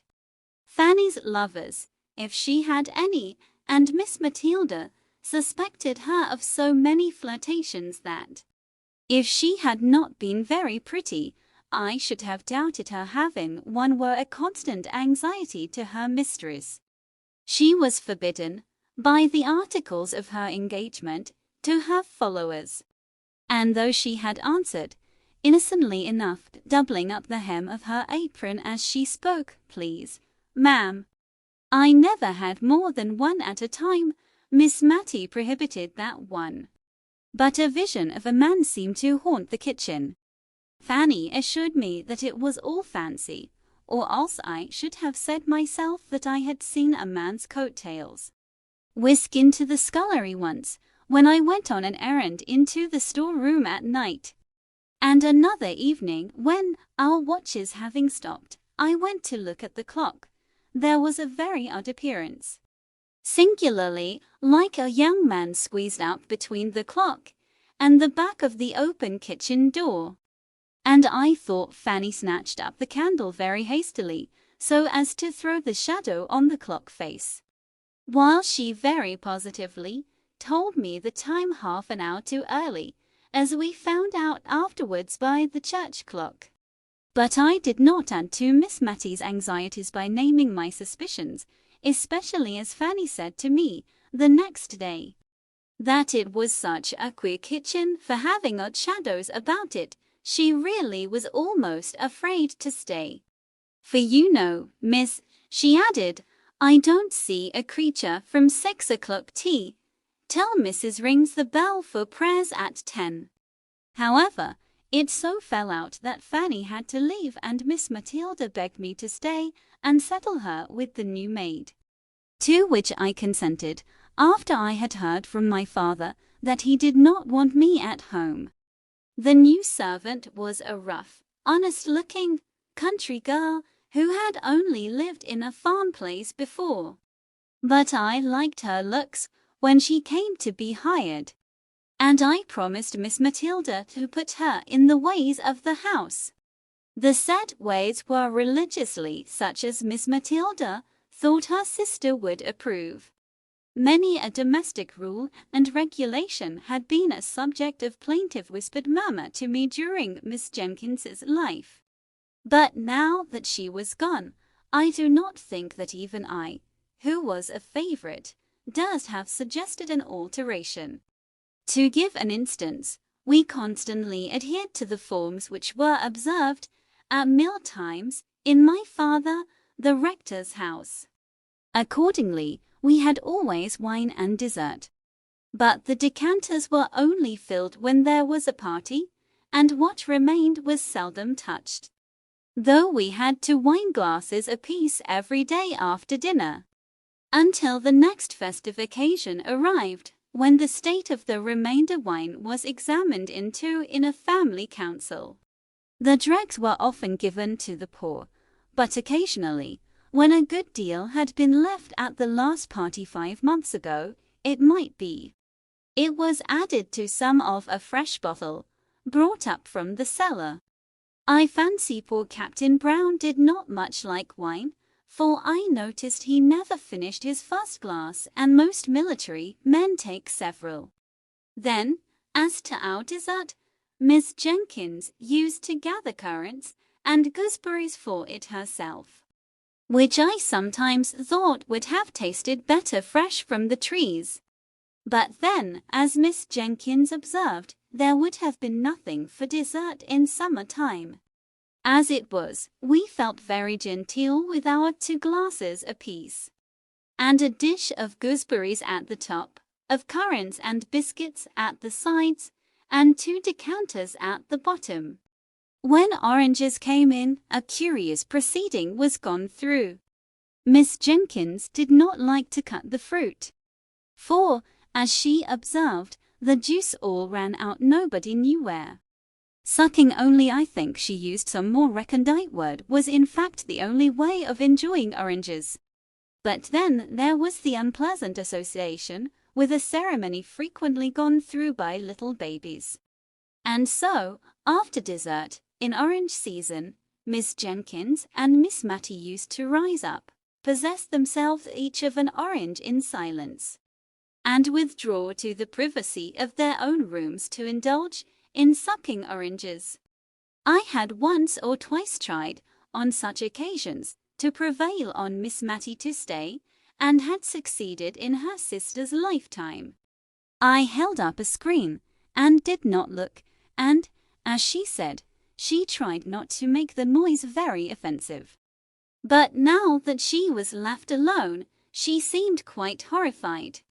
When I begged her to remain with me in the warm dining parlour, and enjoy her orange as she liked best. And so it was in everything. Miss Jenkins's rules were made more stringent than ever, because the framer of them was gone where there could be no appeal. In all things else Miss Matilda was meek and undecided to a fault. I have heard Fanny turn her round 20 times in a morning about dinner, just as the little hussy chose. and I sometimes fancied she worked on Miss Matilda's weakness in order to bewilder her, and to make her feel more in the power of her clever servant. I determined that I would not leave her till I had seen what sort of a person Martha was, and, if I found her trustworthy, I would tell her not to trouble her mistress with every little decision. Martha was blunt and plain-spoken to a fault. Otherwise she was a brisk, well-meaning, but very ignorant girl. She had not been with us a week before Miss Matilda and I were astounded one morning by the receipt of a letter from a cousin of hers, who had been 20 or 30 years in India, and who had lately, as we had seen by the army list, returned to England, bringing with him an invalid wife who had never been introduced to her English relations. Major Jenkins wrote to propose that he and his wife should spend a night at Cranford on his way to Scotland at the inn, if it did not suit Miss Matilda to receive them into her house, in which case they should hope to be with her as much as possible during the day. Of course it must suit her, as she said, for all Cranford knew that she had her sister's bedroom at liberty. But I am sure she wished the Major had stopped in India, and forgotten his cousins out and out. "Oh, how must I manage?" asked she helplessly. If Deborah had been alive she would have known what to do with a gentleman visitor. "Must I put races in his dressing-room?" "Dear, dear, and I've got none." Deborah would have had them. "And slippers, and coat-brushes." I suggested that probably he would bring all these things with him. "And after dinner, how am I to know when to get up and leave him to his wine?" Deborah would have done it so well. She would have been quite in her element. "Will he want coffee, do you think?" I undertook the management of the coffee, and told her I would instruct Martha in the art of waiting, in which it must be owned she was terribly deficient, and that I had no doubt Major and Mrs. Jenkins would understand the quiet mode in which a lady lived by herself in a country town. But she was sadly fluttered. I made her empty her decanters and bring up 2 fresh bottles of wine. I wished I could have prevented her from being present at my instructions to Martha, for she frequently cut in with some fresh direction, muddling the poor girl's mind as she stood open-mouthed, listening to us both. "Hand the vegetables round," said I foolishly. I see now, for it was aiming at more than we could accomplish with quietness and simplicity. And then, seeing her look bewildered, I added, "Take the vegetables round to people, and let them help themselves." "And mind you go first to the ladies," put in Miss Matilda. "Always go to the ladies before gentlemen when you are waiting." "I'll do it as you tell me, ma'am," said Martha. "But I like lads best." We felt very uncomfortable and shocked at this speech of Martha's, yet I don't think she meant any harm. And, on the whole, she attended very well to our directions, except that she nudged the Major when he did not help himself as soon as she expected to the potatoes, while she was handing them round. The Major and his wife were quiet and pretending people enough when they did come. Languid, as all East Indians are, I suppose. We were rather dismayed at their bringing 2 servants with them, a Hindu body servant for the Major, and a steady elderly maid for his wife. But they slept at the inn, and took off a good deal of the responsibility by attending carefully to their masters' and mistresses' comfort. Martha, to be sure, had never ended her staring at the East Indian's white turban and brown complexion, and I saw that Miss Matilda shrunk away from him a little as he waited at dinner. Indeed, she asked me, when they were gone, if he did not remind me of Bluebeard. On the whole, the visit was most satisfactory, and is a subject of conversation even now with Miss Matilda. At the time it greatly excited Cranford, and even stirred up the apathetic and honourable Mrs. Jamieson to some expression of interest. When I went to call and thank her for the kind answer she had vouchsafed to Miss Matilda's inquiries as to the arrangement of a gentleman's dressing-room, answers which I must confess she had given in the wearied manner of the Scandinavian prophetess, leave me to repose. And now I come to the love affair. It seems that Miss Pole had a cousin, once or twice removed, who had offered to Miss Matty long ago. Now this cousin lived 4 or 5 miles from Cranford on his own estate. But his property was not large enough to entitle him to rank higher than a yeoman. Or rather, with something of the pride which apes humility, he had refused to push himself on, as so many of his class had done, into the ranks of the squires. He would not allow himself to be called Thomas Holbrook-esque. He even sent back letters with this address, telling the postmistress at Cranford that his name was Mr. Thomas Holbrook, yeoman. He rejected all domestic innovations. He would have the house door stand open in summer and shut in winter, without knocker or bell to summon a servant.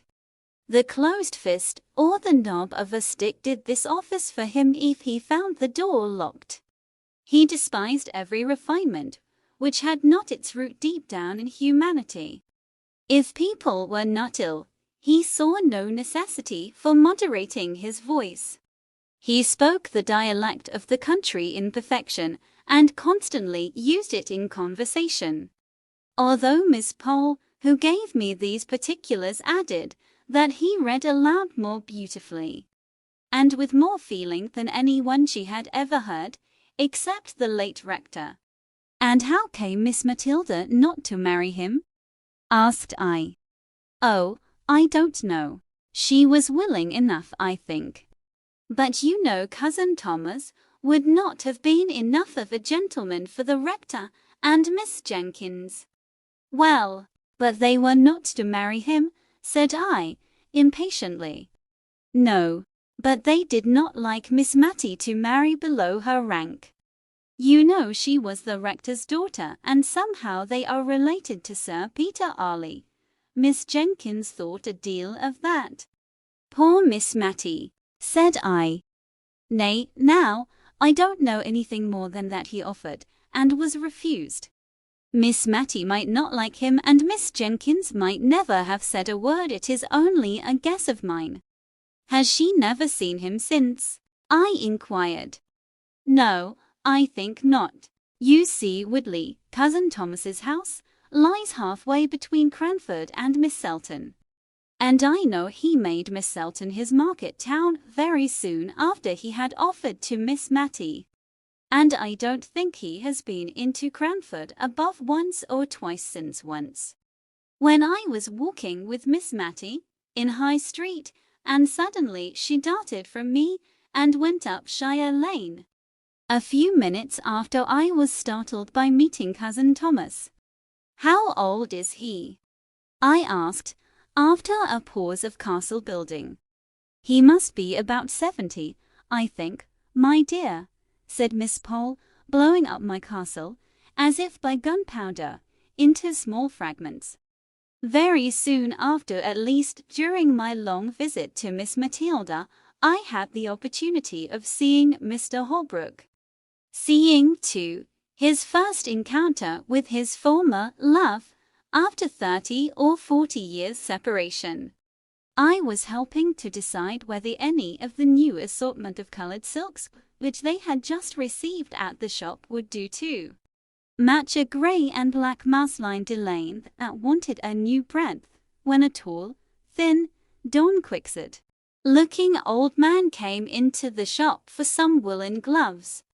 I had never seen the person, who was rather striking, before, and I watched him rather attentively while Miss Matty listened to the shopman. The stranger wore a blue coat with brass buttons, drab breeches and gaiters, and drummed with his fingers on the counter until he was attended to. When he answered the shop boy's question, "What can I have the pleasure of showing you today, sir?" I saw Miss Matilda start and then suddenly sit down. And instantly I guessed who it was. She had made some inquiry, which had to be carried round to the other shopman. "Miss Jenkins wants the black sarsenet 2 and 2pence the yard." And Mr. Holbrook had caught the name and was across the shop in 2 strides. "Matty, Miss Matilda, Miss Jenkins. God bless my soul, I should not have known you. How are you? How are you?" He kept shaking her hand in a way which proved the warmth of his friendship. But he repeated so often, as if to himself, "I should not have known you," that any sentimental romance which I might be inclined to build was quite done away with by his manner. However, he kept talking to us all the time we were in the shop, and then waving the shopman, with the unpurchased gloves on one side, with another time, "Sir." Another time, he walked home with us. I am happy to say, my client, Miss Matilda, also left the shop in an equally bewildered state, not having purchased either green or red silk. Mr. Holbrook was evidently full with honest loud-spoken joy at meeting his old love again. He touched on the changes that had taken place. He even spoke of Miss Jenkins as "your poor sister." Well, well, we have all our faults, and bade us goodbye with many a hope that he should soon see Miss Matty again. She went straight to her room, and never came back till our early tea time, when I thought she looked as if she had been crying. Chapter 4: A Visit to an Old Bachelor. A few days after, a note came from Mr. Holbrook, asking both of us, in a formal, old-fashioned style, to spend a day at his house a long June day, for it was June now. He named that he had also invited his cousin, Miss Pole, so that we might join in a fly, which could be put up at his house. I expected Miss Matty to jump at this invitation. But no, Miss Pole and I had the greatest difficulty in persuading her to go. She thought it was improper, and was even half annoyed when we utterly ignored the idea of any impropriety in her going with 2 other ladies to see her old lover.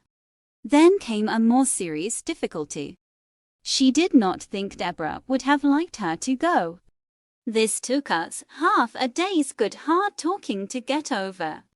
But, at the first sentence of relenting, I seized the opportunity, and wrote and dispatched an acceptance in her name, fixing day and hour that all might be decided and done with. The next morning she asked me if I would go down to the shop with her, and there, after much hesitation, we chose out 3 caps to be sent home and tried on, that the most becoming might be selected to take with us on Thursday. She was in a state of silent agitation all the way to Woodley. She had evidently never been there before, and, although she little dreamt I knew anything of her early story, I could perceive she was in a tremor at the thought of seeing the place which might have been her home, and round which it is probable that many of her innocent girlish imaginations had clustered. It was a long drive there, through paved jolting lanes. Miss Matilda sat bolt upright and looked wistfully out of the windows as we drew near the end of our journey.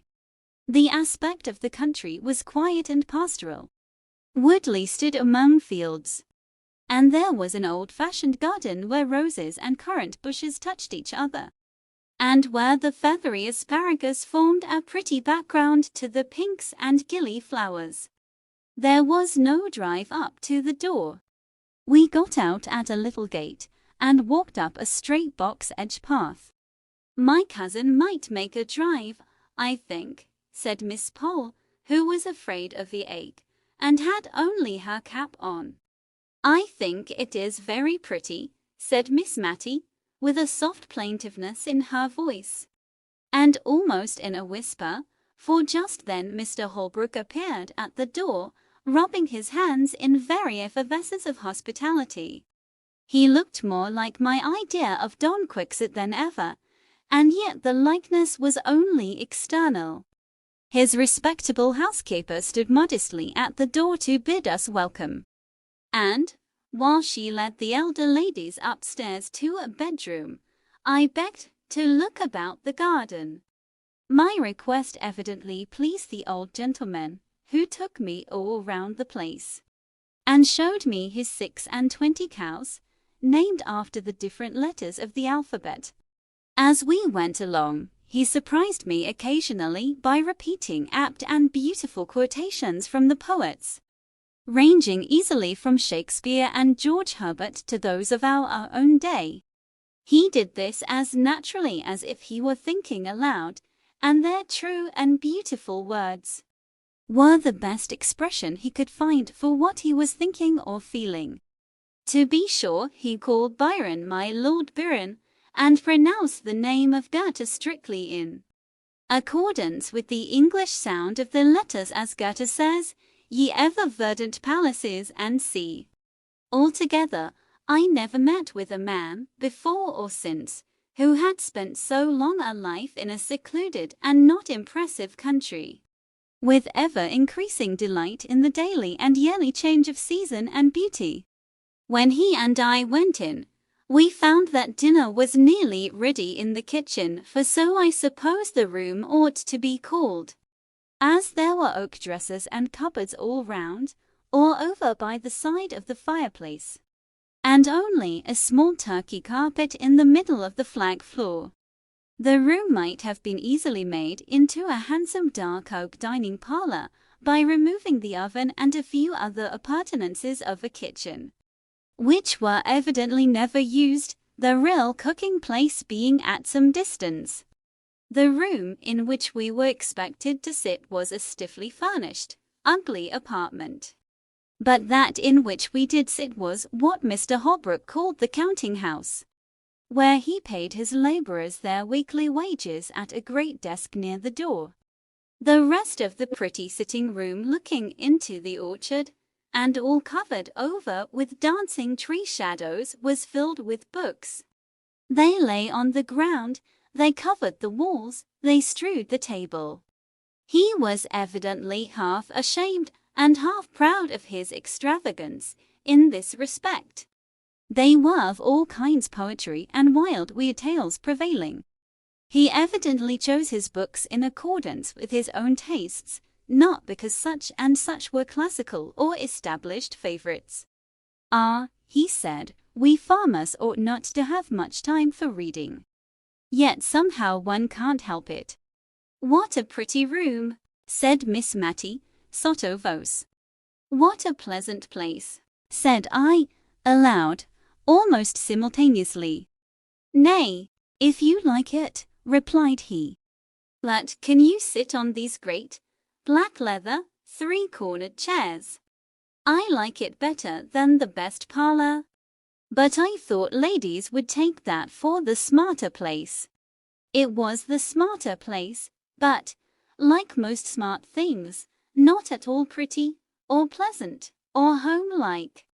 So, while we were at dinner, the servant girl dusted and scrubbed the counting-house chairs, and we sat there all the rest of the day. We had pudding before meat, and I thought Mr. Holbrook was going to make some apology for his old-fashioned ways, for he began, "I don't know whether you like new-fangled ways." "Oh, not at all," said Miss Matty. "No more do I," said he. "My housekeeper will have these in her new fashion.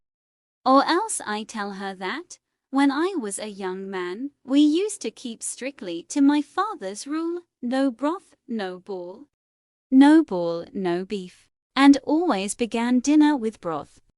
Then we had suet puddings, boiled in the broth with the beef, And then the meat itself. If we did not sup our broth, we had no ball, which we liked a deal better. And the beef came last of all, and only those had it who had done justice to the broth and the ball. Now folks begin with sweet things, and turn their dinners topsy-turvy. When the ducks and green peas came, we looked at each other in dismay. We had only two pronged, black-handled forks. It is true the steel was as bright as silver. But what were we to do? Miss Matty picked up her peas, one by one, on the point of the prongs, much as Amine ate her grains of rice after her previous feast with the ghoul. Miss Pole sighed over her delicate, young peas as she left them on one side of her plate untasted, for they would drop between the prongs. I looked at my host. The peas were going wholesale into his capacious mouth, shovelled up by his large round-ended knife. I saw, I imitated, I survived. My friends, in spite of my precedent, could not muster up courage enough to do an ungenteel thing. And, if Mr. Holbrook had not been so heartily hungry, he would probably have seen that the good peas went away almost untouched.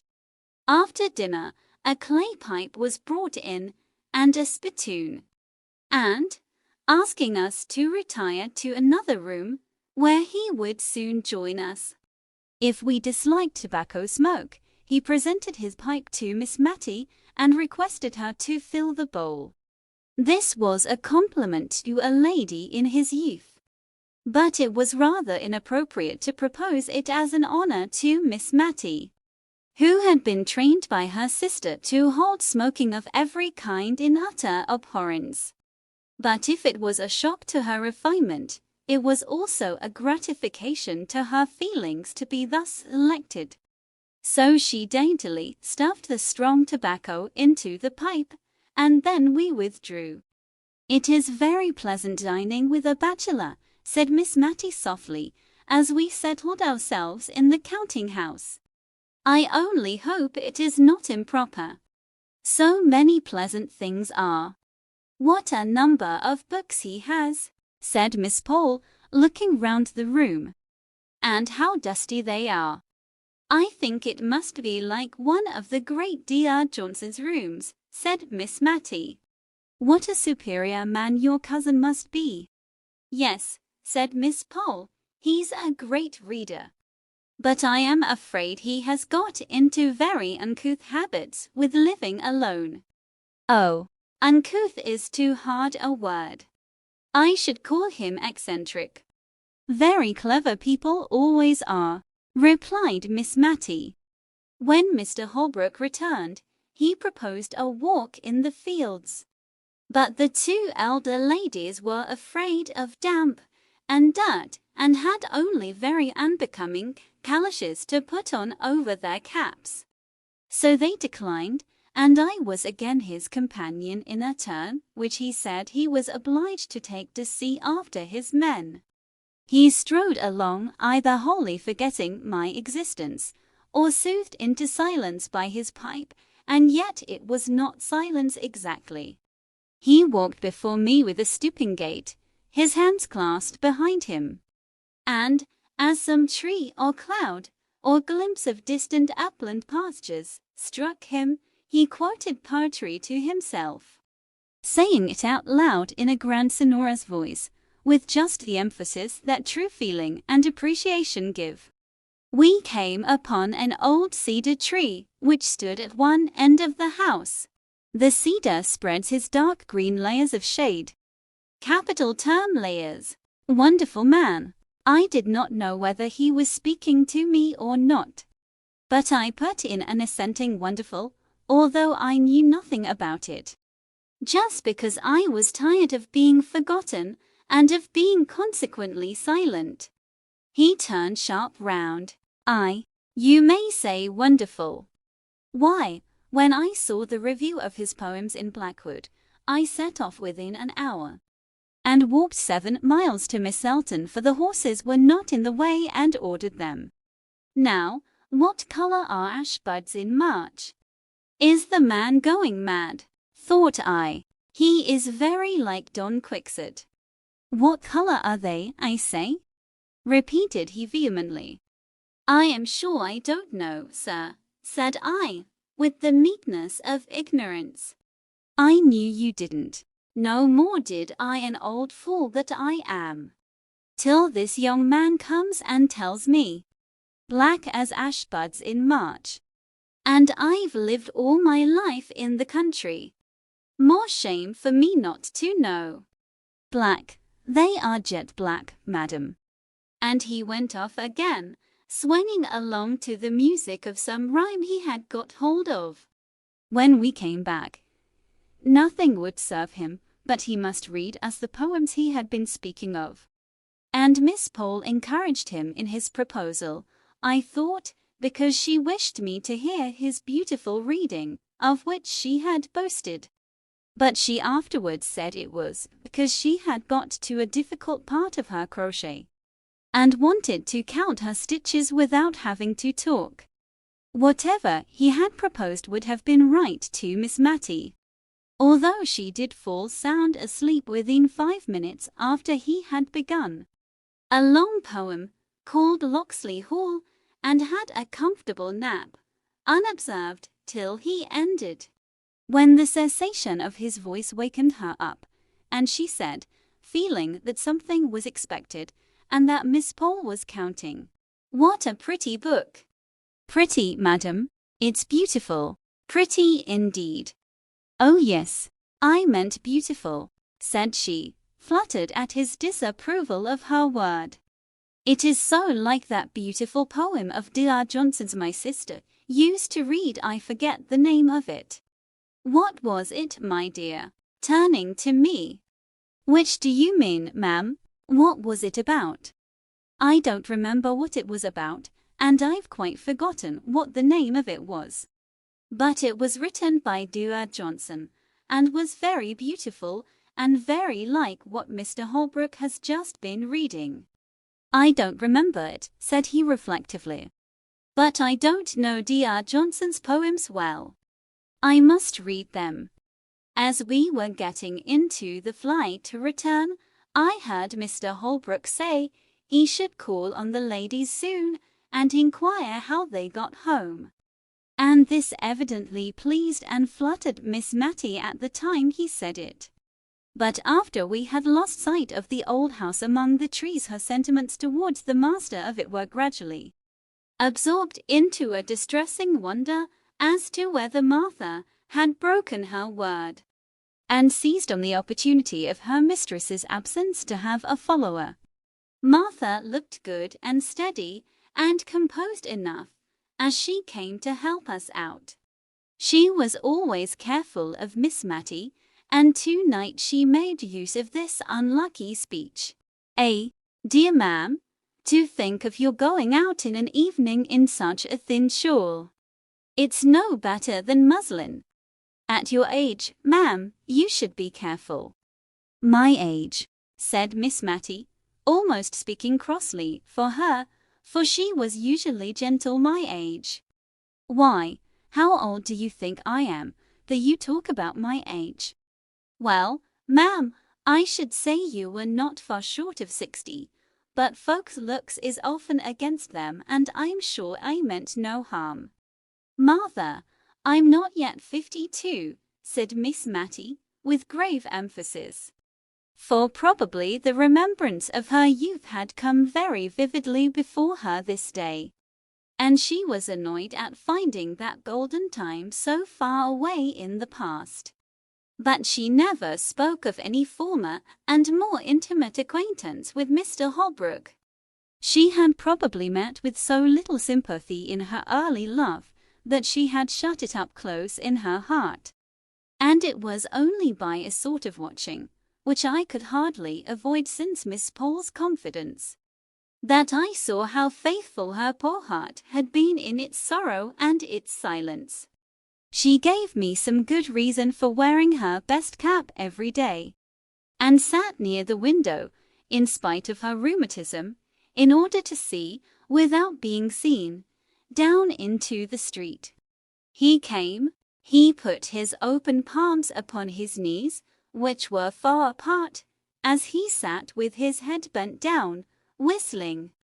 After we had replied to his inquiries about our safe return, suddenly he jumped up.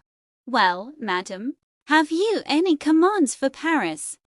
I am going there in a week or two." "To Paris?" we both exclaimed. "Yes, madam. I've never been there, and always had a wish to go. And I think if I don't go soon, I mayn't go at all. So as soon as the hay is got in I shall go, before harvest time."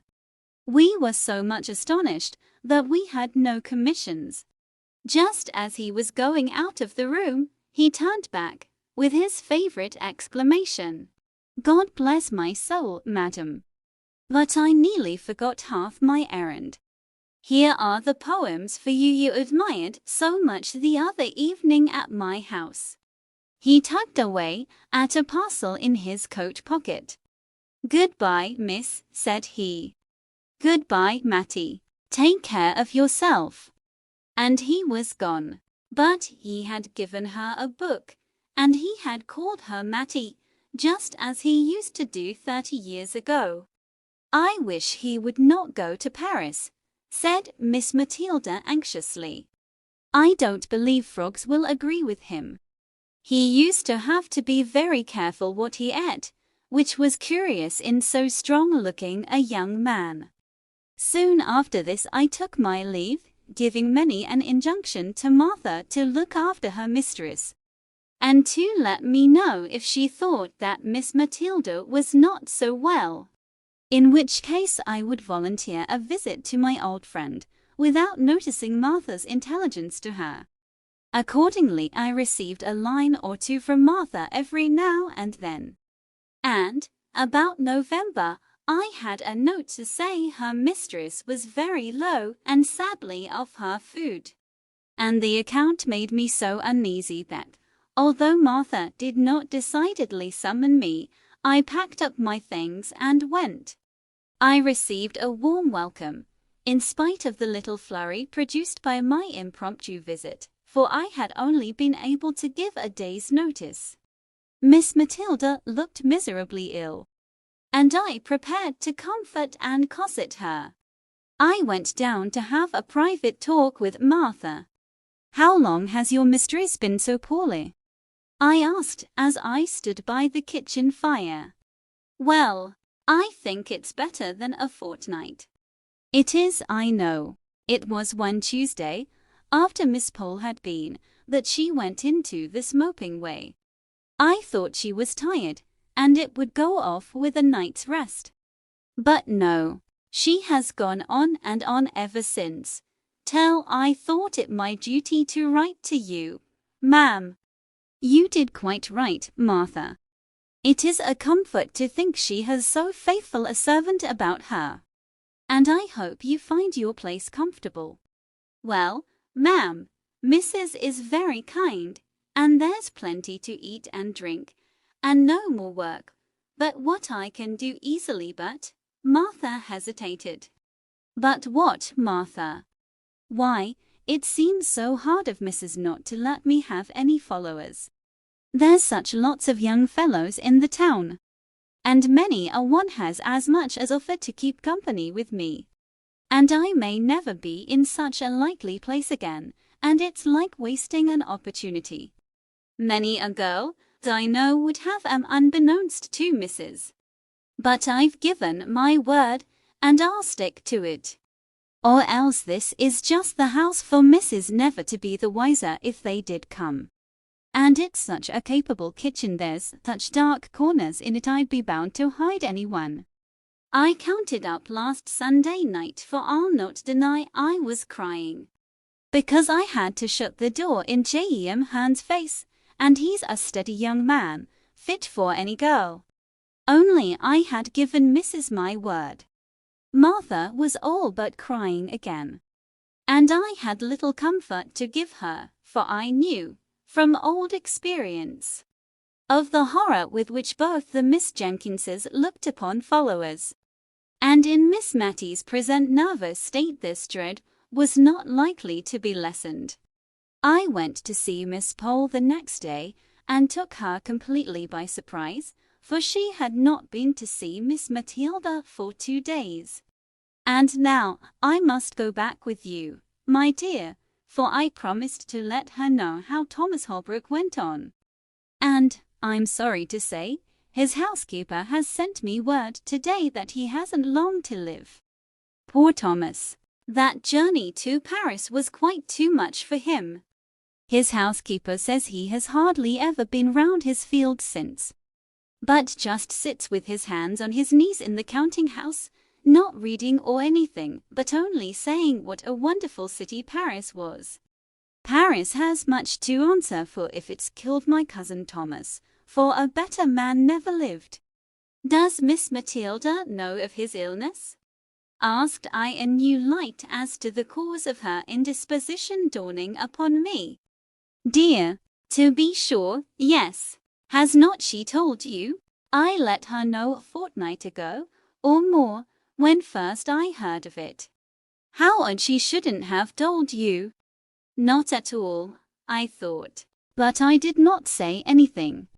I felt almost guilty of having spied too curiously into that tender heart. And I was not going to speak of its secrets hidden, Miss Mattie believed, from all the world. I ushered Miss Pole into Miss Matilda's little drawing-room, and then left them alone.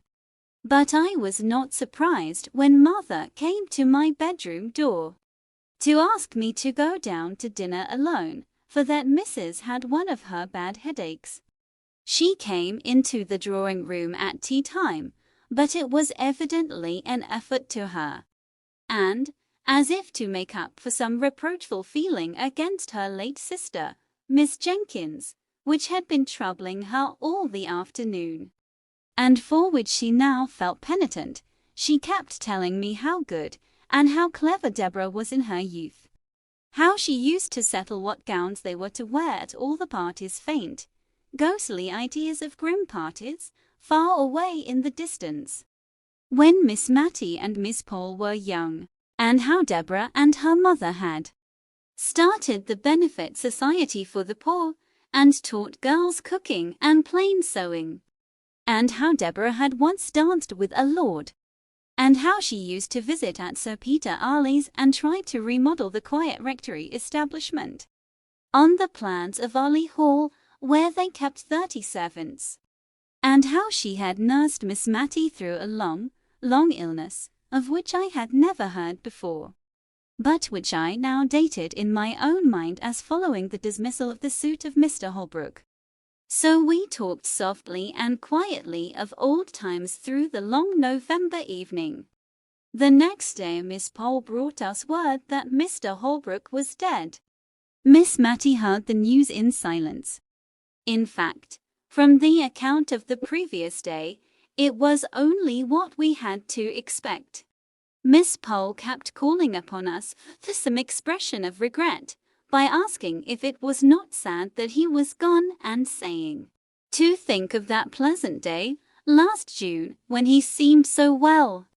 And he might have lived this dozen years if he had not gone to that wicked Paris, where they are always having revolutions." She paused for some demonstration on our part. I saw Miss Mattie could not speak, she was trembling so nervously. So I said what I really felt. And after a call of some duration, all the time of which I have no doubt Miss Pole thought Miss Mattie received the news very calmly, our visitor took her leave. Miss Mattie made a strong effort to conceal her feelings, a concealment she practiced even with me, for she has never alluded to Mr. Holbrook again, although the book he gave her lies with her Bible on the little table by her bedside. She did not think I heard her when she asked the little milliner of Cranford to make her caps, something like the Honourable Mrs. Jamison's, or that I noticed the reply, "But she wears widow's caps, ma'am." "Oh, I only meant something in that style. Not widows, of course, but rather like Mrs. Jamison's. This effort at concealment was the beginning of the tremulous motion of head and hands which I have seen ever since in Miss Mattie. The evening of the day on which we heard of Mr. Holbrook's death, Miss Matilda was very silent and thoughtful. After prayer she called Martha back, and then she stood uncertain what to say. "Martha," she said, "at last you are young," and then she made so long a pause that Martha, to remind her of her half-finished sentence, dropped a curtsy and said, "Yes, please, ma'am, 22 last 3rd of October, please, ma'am. And, perhaps, Martha, you may some time meet with a young man you like, and who likes you. I did say you were not to have followers. But if you meet with such a young man, and tell me, and I find he is respectable, I have no objection to his coming to see you once a week." "God forbid," said she in a low voice, "that I should grieve any young hearts." She spoke as if she were providing for some distant contingency, and was rather startled when Martha made her ready eager answer. "Please, ma'am, there's J.M. Han, and he's a joiner making 3 and 6pence a day, and 6'1" in his stocking feet, please, ma'am. And if you'll ask about him tomorrow morning, everyone will give him a character for steadiness. And he'll be glad enough to come tomorrow night, I'll be bound." Though Miss Mattie was startled, she submitted to fate and love. Chapter 5. Old Letters. I have often noticed that almost everyone has his own individual small economies, careful habits of saving fractions of pennies in some one peculiar direction, any disturbance of which annoys him more than spending shillings or pounds on some real extravagance. An old gentleman of my acquaintance, who took the intelligence of the failure of a joint stock bank, in which some of his money was invested, with stoical mildness, worried his family all through a long summer's day because one of them had torn instead of cutting out the written leaves of his now useless bank book. Of course, the corresponding pages at the other end came out as well. And this little unnecessary waste of paper, his private economy, chafed him more than all the loss of his money. Envelopes fretted his soul terribly when they first came in. The only way in which he could reconcile himself to such waste of his cherished article was by patiently turning inside out all that were sent to him, and so making them serve again. Even now, though tamed by age, I see him casting wistful glances at his daughters when they send a hole inside of a half sheet of notepaper, with the 3 lines of acceptance to an invitation written on only one of the sides.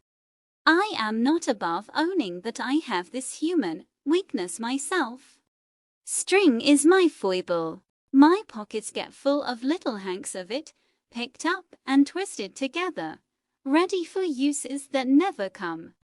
I am seriously annoyed if anyone cuts the string of a parcel instead of patiently and faithfully undoing it fold by fold. How people can bring themselves to use India rubber rings, which are a sort of deification of string, as lightly as they do, I cannot imagine. To me an India rubber ring is a precious treasure. I have one which is not new, one that I picked up off the floor nearly 6 years ago. I have really tried to use it, but my heart failed me, and I could not commit the extravagance. Small pieces of butter grieve others. They cannot attend to conversation because of the annoyance occasioned by the habit which some people have of invariably taking more butter than they want. Have you not seen the anxious look, almost mesmeric, which such persons fix on the article? They would feel it a relief if they might bury it out of their sight by popping it into their own mouths and swallowing it down. and they are really made happy if the person on whose plate it lies unused suddenly breaks off a piece of toast which he does not want at all, and eats up his butter. They think that this is not waste. Now Miss Mattie Jenkins was chary of candles. We had many devices to use, as few as possible. In the winter afternoons she would sit knitting for 2 or 3 hours. She could do this in the dark or by firelight. And when I asked if I might not ring for candles to finish stitching my wristbands, she told me to keep blind man's holiday. They were usually brought in with tea, but we only burnt one at a time, as we lived in constant preparation for a friend who might come in any evening but who never did. It required some contrivance to keep out 2 candles of the same length, ready to be lighted, and to look as if we burnt 2 always. The candles took it in turns, and, whatever we might be talking about or doing, Miss Mattie's eyes were habitually fixed upon the candle, ready to jump up and extinguish it, and to light the other before they had become too uneven in length to be restored to equality in the course of the evening. One night, I remember, this candle economy particularly annoyed me. I had been very much tired of my compulsory blind man's holiday, especially as Miss Mattie had fallen asleep, and I did not like to stir the fire and run the risk of awakening her. So I could not even sit on the rug and scorch myself with sewing by firelight, according to my usual custom. I fancied Miss Mattie must be dreaming of her early life, for she spoke 1 or 2 words in her uneasy sleep bearing reference to persons who were dead long before.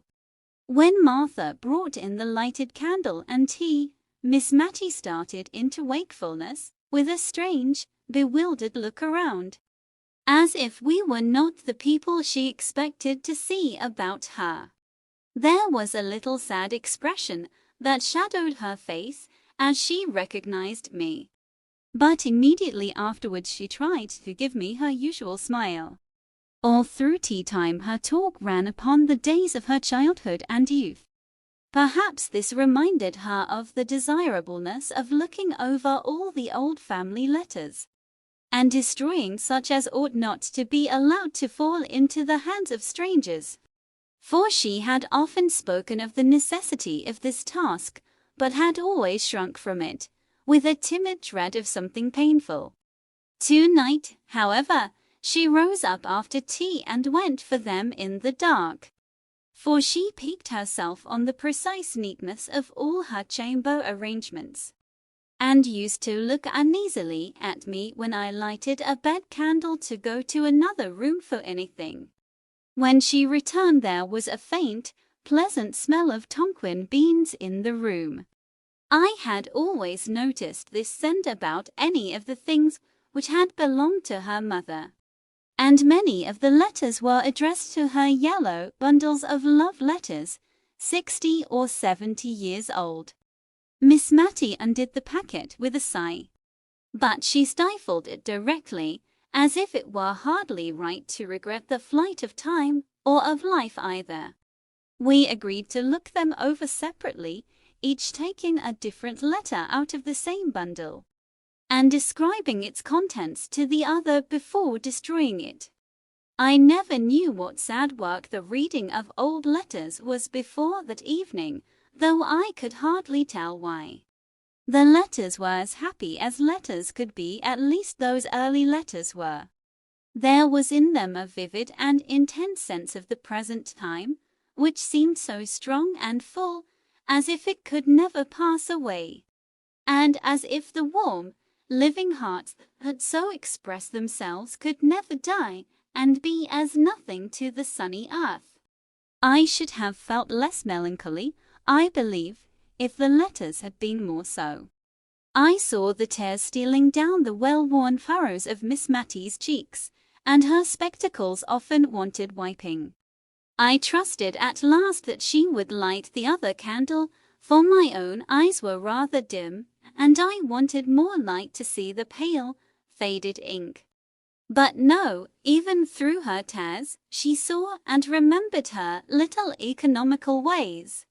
The earliest set of letters were 2 bundles tied together and ticketed in Miss Jenkins's handwriting, letters interchanged between my ever-honoured father and my dearly beloved mother, prior to their marriage, in July 1774.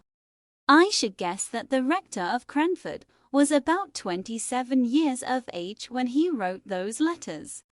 And Miss Mattie told me that her mother was just 18 at the time of her wedding, with my idea of the rector derived from a picture in the dining parlour, stiff and stately, in a huge full-bottomed wig, with gown, cassock, and bands, and his hand upon a copy of the only sermon he ever published. It was strange to read these letters. They were full of eager, passionate ardour. Short, homely sentences, right fresh from the heart, very different from the grand Latinized, Johnsonian style of the printed sermon preached before some judge at assize time. His letters were a curious contrast to those of his girl bride. She was evidently rather annoyed at his demands upon her for expressions of love, and could not quite understand what he meant by repeating the same thing over in so many different ways. But what she was quite clear about was a longing for a white paduasoy, whatever that might be. And 6 or 7 letters were principally occupied in asking her lover to use his influence with her parents, who evidently kept her in good order, to obtain this or that article of dress, more especially the white paduasoy. He cared nothing how she was dressed. She was always lovely enough for him, as he took pains to assure her, when she begged him to express in his answers a predilection for particular pieces of finery, in order that she might show what he said to her parents. But at length he seemed to find out that she would not be married till she had a trousseau to her mind, and then he sent her a letter which had evidently accompanied a whole box full of finery, and in which he requested that she might be dressed in everything her heart desired. This was the first letter, ticketed in a frail, delicate hand, from my dearest John. Shortly afterwards they were married, I suppose, from the intermission in their correspondence. We must burn them, I think, said Miss Mattie, looking doubtfully at me. No one will care for them when I am gone. And one by one she dropped them into the middle of the fire, watching each blaze up, die out, and rise away, in faint, white, ghostly semblance, up the chimney, before she gave another to the same fate. The room was light enough now, but I, like her, was fascinated into watching the destruction of those letters, into which the honest warmth of a manly heart had been poured forth. The next letter, likewise docketed by Miss Jenkins, was endorsed, "Letter of pious congratulation and exhortation from my venerable grandfather to my beloved mother, on occasion of my own birth." Also some practical remarks on the desirability of keeping warm the extremities of infants, from my excellent grandmother. The first part was, indeed, a severe and forcible picture of the responsibilities of mothers, and a warning against the evils that were in the world, and lying in ghastly wait for the little baby of 2 days old. His wife did not write, said the old gentleman, because he had forbidden it, she being indisposed with a sprained ankle, which he said quite incapacitated her from holding a pen. However, at the foot of the page was a small T. Oh, and on turning it over, sure enough, there was a letter to my dearest Molly, begging her, when she left her room, whatever she did, to go upstairs before going down, and telling her to wrap her baby's feet up in flannel and keep it warm by the fire, although it was summer, for babies were so tender. It was pretty to see from the letters, which were evidently exchanged with some frequency between the young mother and the grandmother, how the girlish vanity was being weeded out of her heart by love for her baby. The white paduasoy figured again in the letters with almost as much vigor as before. In one, it was being made into a christening cloak for the baby. It decked it when it went with its parents to spend a day or two at Arley Hall. It added to its charms when it was the prettiest little baby that ever was seen. Dear mother, I wish you could see her. Without any partiality, I do think she will grow up a regular beauty. I thought of Miss Jenkins, grey, withered and wrinkled, and I wondered if her mother had known her in the courts of heaven, and then I knew that she had, and that they stood there in angelic guise. There was a great gap before any of the rector's letters appeared, and then his wife had changed her mode of her endorsement. It was no longer from "My dearest John." It was from "My honoured husband." The letters were written on occasion of the publication of the same sermon which was represented in the picture. The preaching before my Lord Judge and the publishing by request was evidently the culminating point, the event of his life. It had been necessary for him to go up to London to superintend it through the press. Many friends had to be called upon and consulted before he could decide on any printer fit for so onerous a task. And at length it was arranged that J. and J. Rivingtons were to have the honourable responsibility. The worthy rector seemed to be strung up by the occasion to a high literary pitch, for he could hardly write a letter to his wife without cropping out into Latin. I remember the end of one of his letters ran thus: "I shall ever hold the virtuous qualities of my Molly in remembrance, dum memor ipse mei, dum spiritus regit artis," which, considering that the English of his correspondent was sometimes at fault in grammar, and often in spelling, might be taken as a proof of how much he idealized his Molly. And, as Miss Jenkins used to say, people talk a great deal about idealizing nowadays, whatever that may mean. But this was nothing to a fit of writing classical poetry which soon seized him, in which his Molly figured away as Maria. The letter containing the Carmen was endorsed by her, "Hebrew verses sent me by my honoured husband." I thought to have had a letter about killing the pig, but must wait, Mem, to send the poetry to Sir Peter Arley, as my husband desires. And in a postscriptum note in his handwriting it was stated that the ode had appeared in the Gentleman's Magazine, December 1782. Her letters back to her husband treasured as fondly by him as if they had been Milita's. T. Ciccerone's epistle were more satisfactory to an absent husband and father than his could ever have been to her. She told him how Deborah sewed her seam very neatly every day, and read to her in the books he had set her. How she was a very forward, good child, but would ask questions her mother could not answer. But how she did not let herself down by saying she did not know, but took to stirring the fire, or sending the forward child on an errand. Mattie was now the mother's darling and promised, like her sister at her age, to be a great beauty. I was reading this aloud to Miss Mattie, who smiled and sighed a little at the hope, so fondly expressed, that little Mattie might not be vain, even if she were a beauty. "I had very pretty hair, my dear," said Miss Matilda, "and not a bad mouth." And I saw her soon afterwards adjust her cap and draw herself up. But to return to Mrs. Jenkins's letters. She told her husband about the poor in the parish, what homely domestic medicine she had administered, what kitchen physic she had sent. She had evidently held his displeasure as a rod in pickle over the heads of all the ne'er-do-wells. She asked for his directions about the cows and pigs, and did not always obtain them, as I have shown before.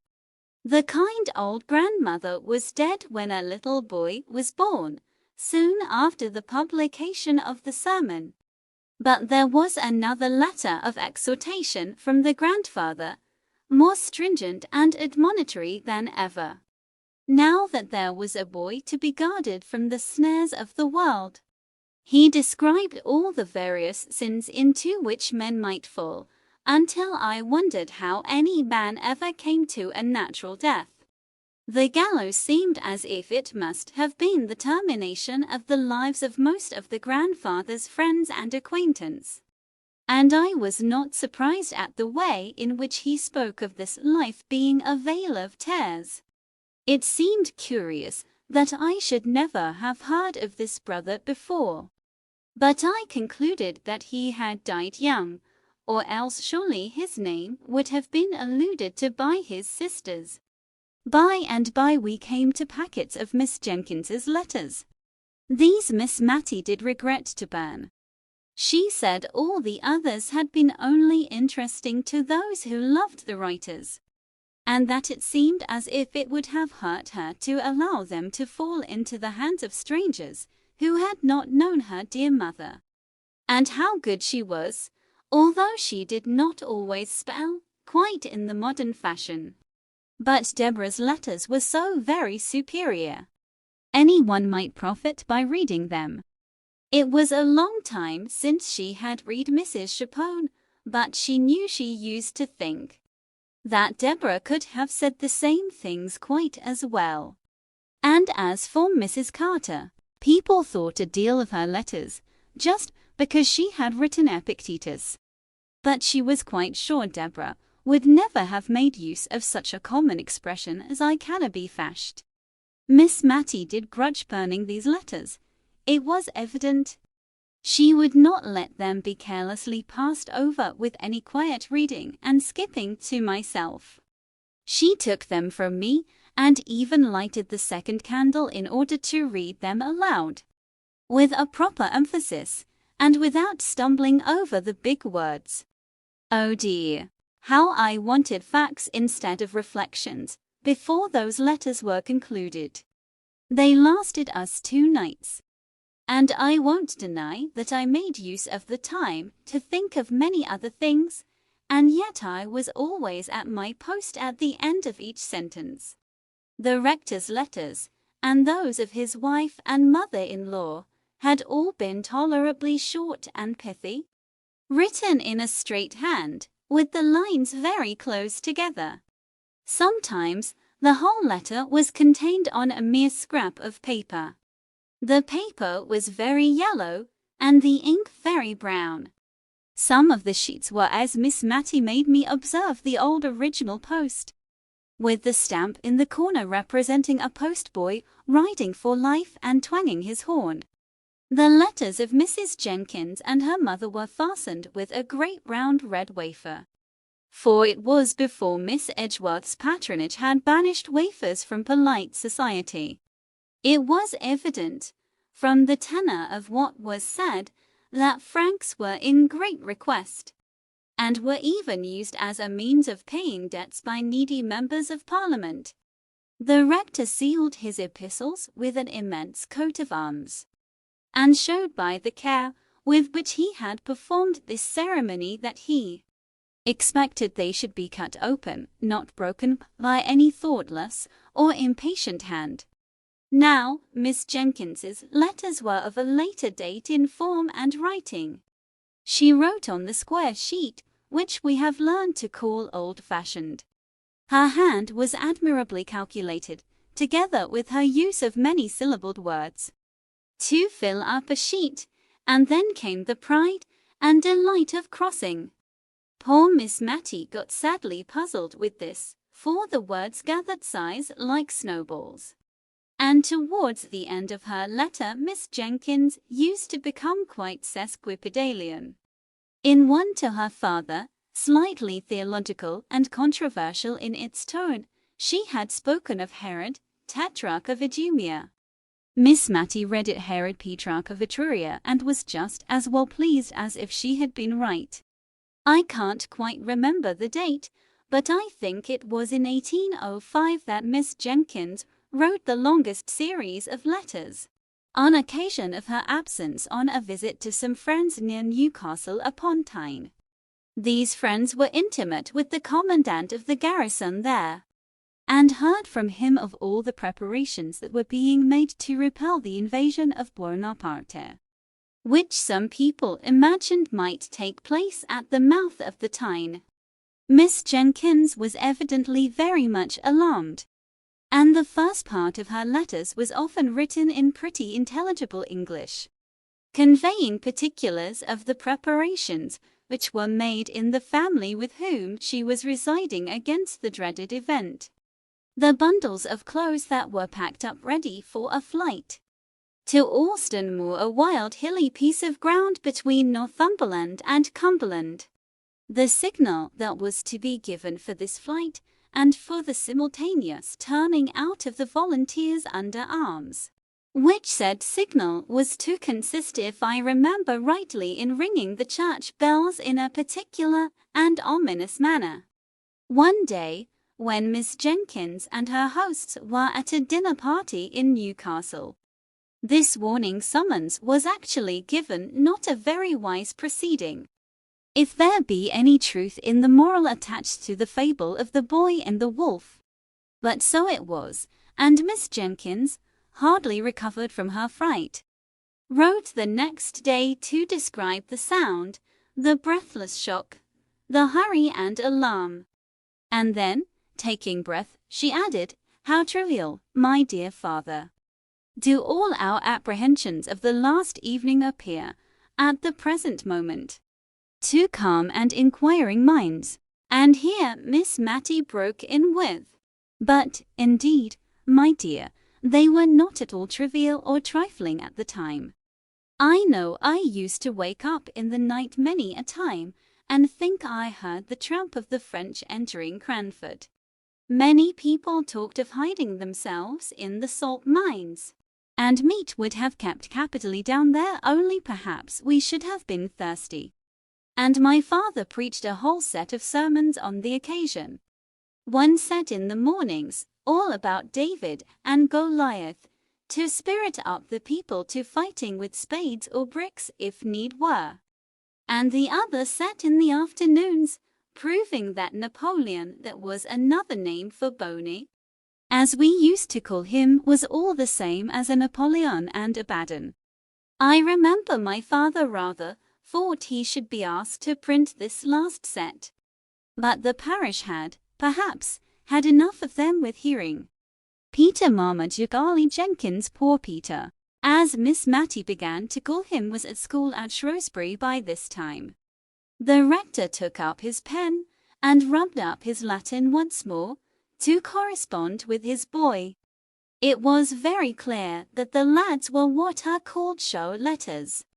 They were of a highly mental description, giving an account of his studies and his intellectual hopes of various kinds, with an occasional quotation from the classics. But, now and then, the animal nature broke out in such a little sentence as this, evidently written in a trembling hurry, after the letter had been inspected: "Mother dear, do send me a cake, and put plenty of citron in." The mother dear probably answered her boy in the form of cakes and goody, for there were none of her letters among this set, but a whole collection of the rector's, to whom the Latin in his boy's letters was like a trumpet to the old war horse. I do not know much about Latin, certainly, and it is, perhaps, an ornamental language, but not very useful, I think, at least to judge from the bits I remember out of the rector's letters. One was, "You have not got that town in your map of Ireland, but bonus Bernardus non videt omnia, as the proverbians say." Presently it became very evident that poor Peter got himself in too many scrapes. There were letters of stilted penitence to his father for some wrongdoing, and among them all was a badly written, badly sealed, badly directed, blotted note. My dear, dear, dear, dearest mother, I will be a better boy. I will indeed. But don't, please be ill for me. I am not worth it. But I will be good, darling mother. Miss Matty could not speak for crying after she had read this note. She gave it to me in silence, and then got up and took it to her sacred recesses in her own room, for fear, by any chance, it might get burnt. Poor Peter, she said, he was always in scrapes. He was too easy. They led him wrong, and then left him in the lurch. But he was too fond of mischief. He could never resist a joke. Poor Peter. Chapter 6. Poor Peter. Poor Peter's career lay before him rather pleasantly mapped out by kind friends, but bonus Bernardus non videt omnia in this map too.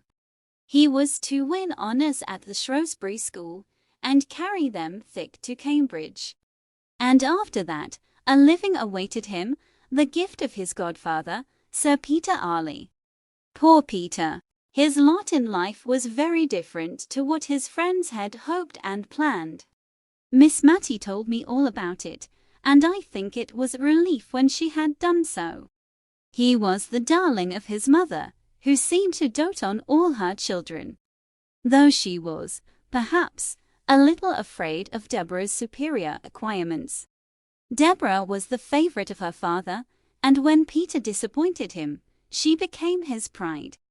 The sole honour Peter brought away from Shrewsbury was the reputation of being the best good fellow that ever was, and of being the captain of the school in the art of practical joking.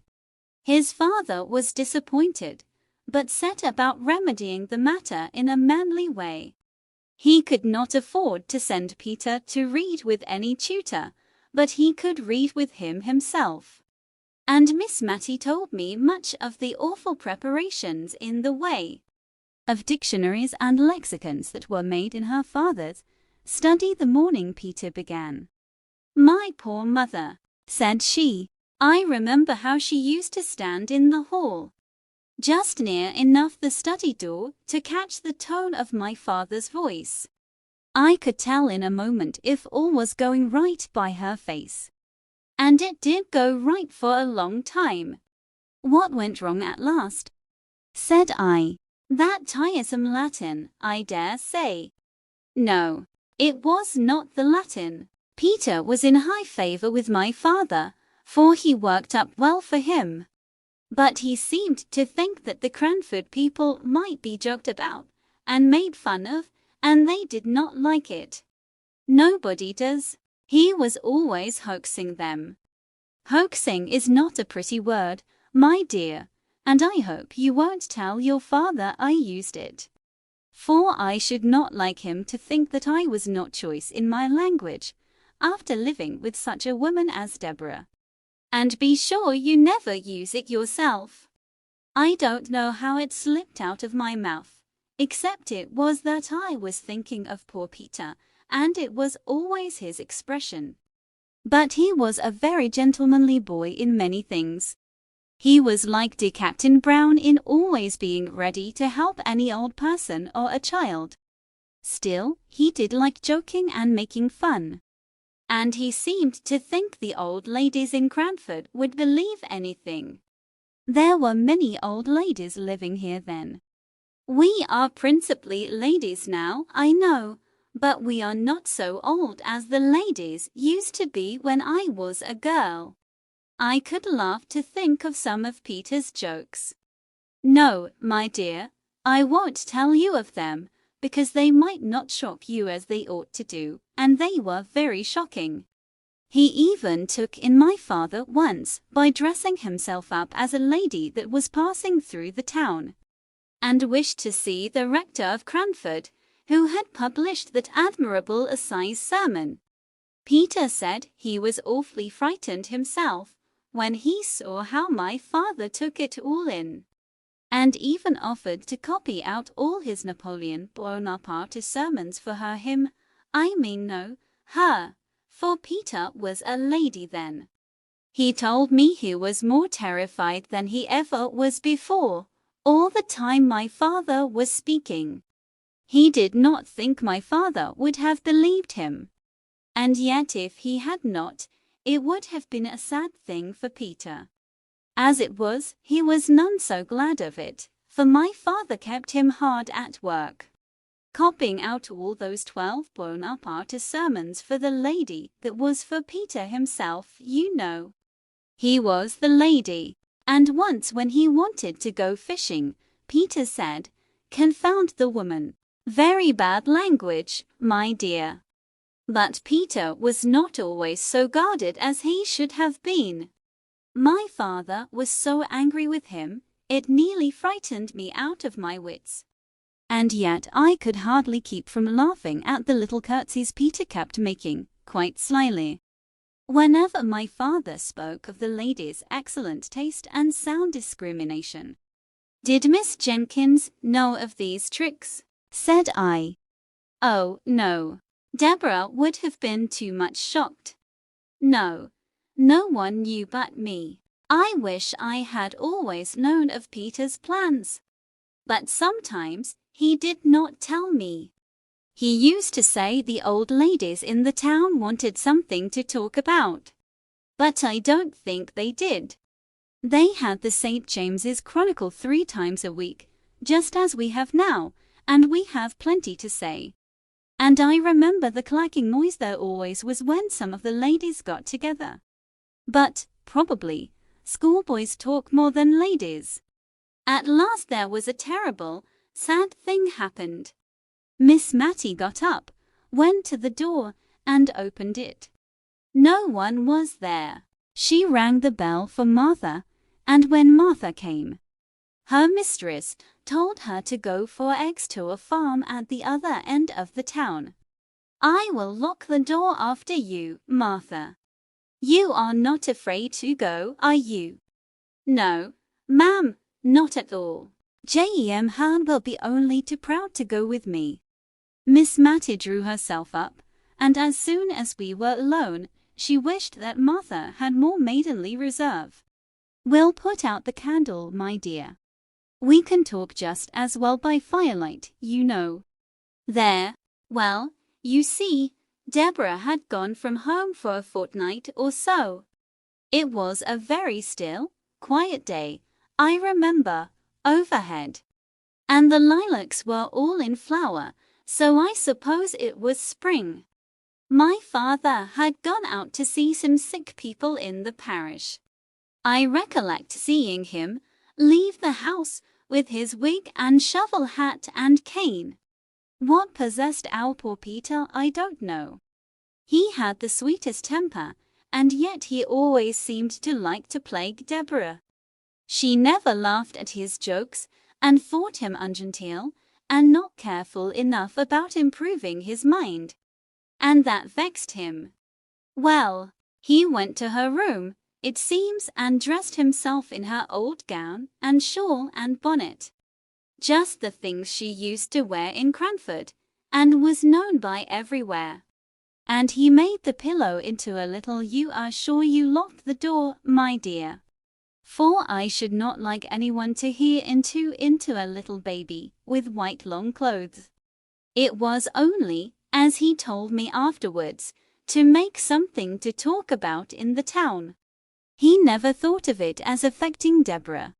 And he went and walked up and down in the Filbert walk just half hidden by the rails and half seen.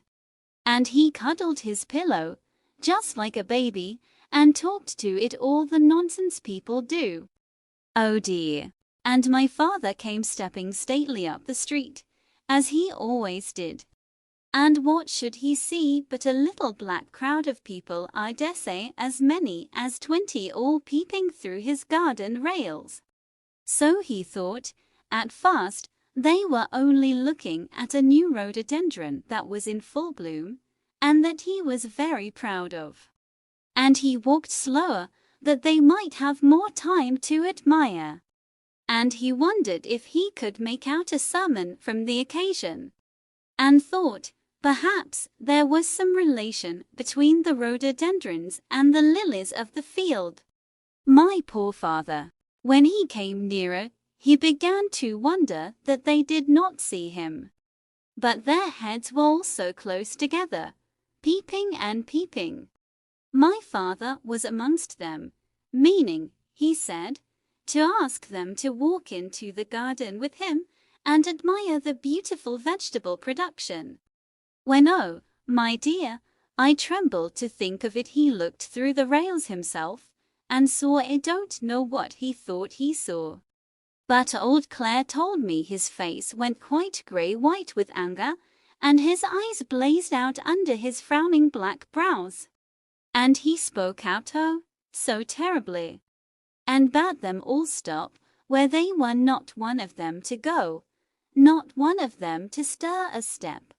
And, swift as light, he was in at the garden door, and down the filbert walk, and seized hold of poor Peter, and tore his clothes off his back bonnet, shawl, down, and all, and threw the pillow among the people over the railings.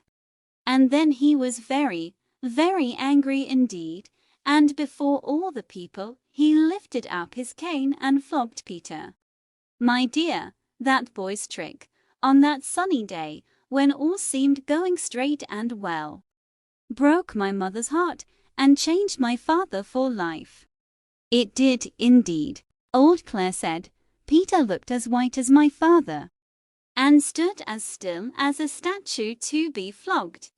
And my father struck hard.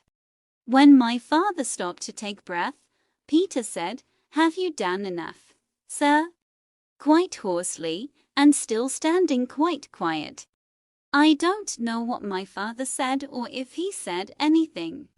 But old Clare said, Peter turned to where the people outside the railing were, and made them a low bow, as grand and as grave as any gentleman, and then walked slowly into the house. I was in the storeroom, helping my mother to make cowslip wine. I cannot abide the wine now, nor the scent of the flowers. They turn me sick and faint, as they did that day when Peter came in, looking as haughty as any man, indeed, looking like a man, not like a boy. "Mother," he said, "I am come to say, God bless you forever." I saw his lips quiver as he spoke, and I think he durst not say anything more loving for the purpose that was in his heart. She looked at him rather frightened and wondering, and asked him what was to do. He did not smile or speak, but put his arms round her and kissed her as if he did not know how to leave off. And before she could speak again, he was gone. We talked it over, and could not understand it, and she bade me go and seek my father, and ask what it was all about. I found him walking up and down, looking very highly displeased. "Tell your mother I have flogged Peter, and that he richly deserved it." I durst not ask any more questions. When I told my mother, she sat down, quite faint, for a minute. I remember, a few days after, I saw the poor, withered cowslip flowers thrown out to the leaf heap, to decay and die there. There was no making of cowslip wine that year at the rectory, nor, indeed, ever after. Presently my mother went to my father. I know I thought of Queen Esther and King Ahasuerus, for my mother was very pretty and delicate looking, and my father looked as terrible as King Ahasuerus. Some time after they came out together, and then my mother told me what had happened, and that she was going up to Peter's room at my father's desire, though she was not to tell Peter this, to talk the matter over with him. But no Peter was there. We looked over the house. No Peter was there. Even my father, who had not liked to join in the search at first, helped us before long. The rectory was a very old house, steps up into a room, steps down into a room, all through. At first my mother went calling low and soft, as if to reassure the poor boy, Peter. Peter, dear, it's only me. But, by and by, as the servants came back from the errands my father had sent them, in different directions, to find where Peter was, as we found he was not in the garden, nor the hayloft, nor anywhere about, my mother's cry grew louder and wilder. Peter, Peter, my darling, where are you? For then she felt and understood that that long kiss meant some sad kind of goodbye. The afternoon went on, my mother never resting, but seeking again and again, in every possible place that had been looked into 20 times before, nay, that she had looked into over and over again herself. My father sat with his head in his hands, not speaking except when his messengers came in, bringing no tidings. Then he lifted up his face, so strong and sad, and told them to go again in some new direction. My mother kept passing from room to room, in and out of the house, moving noiselessly, but never ceasing. Neither she nor my father durst leave the house, which was the meeting place for all the messengers. At last, and it was nearly dark, my father rose up. He took hold of my mother's arm as she came with wild, sad pace through one door, and quickly towards another. She started at the touch of his hand, for she had forgotten all in the world but Peter. Molly, said he, I did not think all this would happen. He looked into her face for comfort, her poor face all wild and white. For neither she nor my father had dared to acknowledge, much less act upon, the terror that was in their hearts, lest Peter should have made away with himself. My father saw no conscious look in his wife's hot, dreary eyes, and he missed the sympathy that she had always been ready to give him, strong man as he was. And at the dumb despair in her face his tears began to flow. But when she saw this, a gentle sorrow came over her countenance, and she said, Dearest John, don't cry, come with me, and we'll find him, almost as cheerfully as if she knew where he was. And she took my father's great hand in her little soft one, and led him along, the tears dropping as he walked on that same unceasing, weary walk, from room to room, through house and garden. Oh, how I wished for Deborah! I had no time for crying, for now all seemed to depend on me. I wrote for Deborah to come home. I sent a message privately to that same Mr. Holbrook's house. Poor Mr. Holbrook. You know who I mean. I don't mean I sent a message to him, but I sent one that I could trust to know if Peter was at his house. For at one time Mr. Holbrook was an occasional visitor at the rectory. You know, he was Miss Pole's cousin, and he had been very kind to Peter, and taught him how to fish. He was very kind to everybody, and I thought Peter might have gone off there. But Mr. Holbrook was from home, and Peter had never been seen. It was night now, but the doors were all wide open, and my father and mother walked on and on. It was more than an hour since he had joined her, and I don't believe they had ever spoken all that time. I was getting the parlor fire lighted, and one of the servants was preparing tea, for I wanted them to have something to eat and drink and warm them, when old Claire asked to speak to me. I have borrowed the nets from the weir, Miss Mattie. Shall we drag the ponds tonight, or wait for the morning? I remember staring in his face to gather his meaning, and when I did, I laughed out loud. The horror of that new thought, our bright, darling Peter, cold and stark and dead. I remember the ring of my own laugh now. The next day Deborah was at home before I was myself again. She would not have been so weak as to give way, as I had done. But my screams, my horrible laughter had ended in crying, had roused my sweet dear mother, whose poor wandering wits were called back and collected as soon as a child needed her care. She and Deborah sat by my bedside. I knew by the looks of each that there had been no news of Peter, no awful, ghastly news, which was what I most had dreaded in my dull state between sleeping and waking.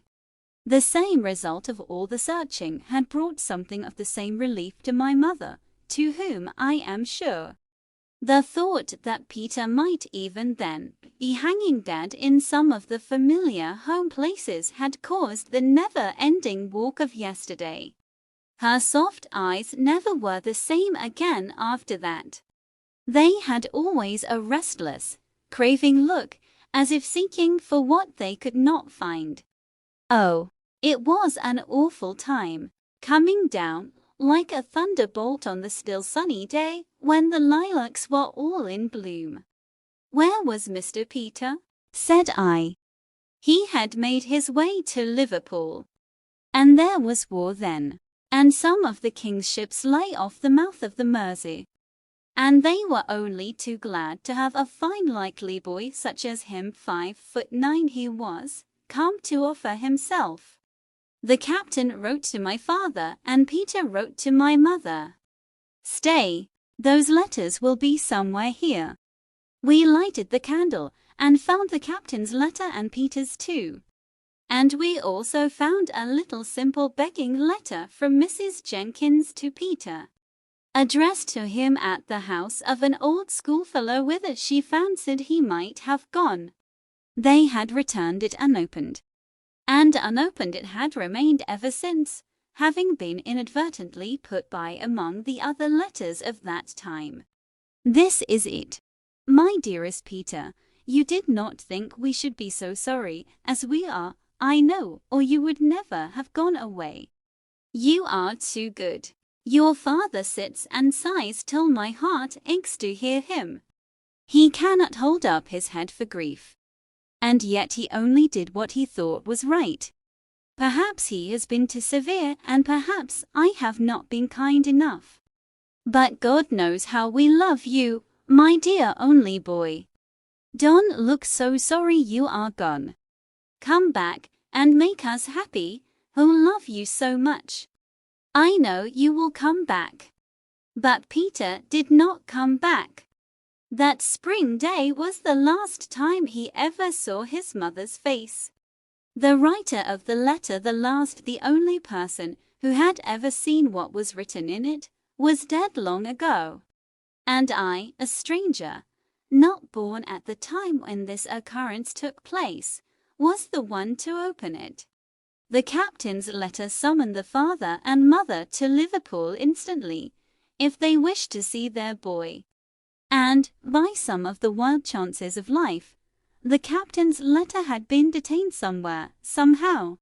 Miss Matty went on, and it was race time, and all the post-horses at Cranford were gone to the races. But my father and mother set off in our own gig, and oh, my dear, they were too late, the ship was gone. And now read Peter's letter to my mother.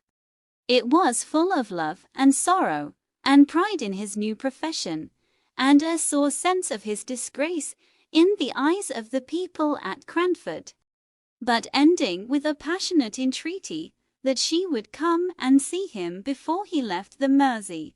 Mother, we may go into battle. I hope we shall, and lick those French, but I must see you again before that time. And she was too late, said Miss Matty. Too late. We sat in silence, pondering on the full meaning of those sad, sad words. At length I asked Miss Matty to tell me how her mother bore it. Oh, she said, she was patience itself. She had never been strong, and this weakened her terribly. My father used to sit looking at her, far more sad than she was. He seemed as if he could look at nothing else when she was by. And he was so humble, so very gentle now. He would, perhaps, speak in his old way, laying down the law, as it were. And then, in a minute or two, he would come round and put his hand on our shoulders and ask us in a low voice if he had said anything to hurt us. I did not wonder at his speaking so to Deborah, for she was so clever. But I could not bear to hear him talking so to me. But, you see, he saw what we did not, that it was killing my mother. Yes, killing her. Put out the candle, my dear. I can talk better in the dark, for she was but a frail woman, and ill-fitted to stand the fright and shock she had gone through. And she would smile at him and comfort him, not in words, but in her looks and tones, which were always cheerful when he was there. And she would speak of how she thought Peter stood a good chance of being admiral very soon, he was so brave and clever. And how she thought of seeing him in his navy uniform, and what sort of hats admirals wore, and how much more fit he was to be a sailor than a clergyman. And all in that way, just to make my father think she was quite glad of what came of that unlucky morning's work, and the flogging which was always in his mind, as we all knew. But oh, my dear, the bitter, bitter crying she had when she was alone. And at last, as she grew weaker, she could not keep her tears in when Deborah or me was by, and would give us message after message for Peter. His ship had gone to the Mediterranean, or somewhere down there. And then he was ordered off to India, and there was no overland route then. But she still said that no one knew where their death lay in wait, and that we were not to think hers was near. We did not think it, but we knew it as we saw her fading away. Well, my dear, it's very foolish of me, I know, when in all likelihood I am so near seeing her again. And only think, love, the very day after her death, for she did not live quite a 12-month after Peter went away. The very day after came a parcel for her from India from her poor boy. It was a large, soft, white Indian shawl, with just a little narrow border all round. Just what my mother would have liked. We thought it might rouse my father, for he had sat with her hand in his all night long. So Deborah took it into him, and Peter's letter to her and all. At first, he took no notice, and we tried to make a kind of light careless talk about the shawl, opening it out and admiring it.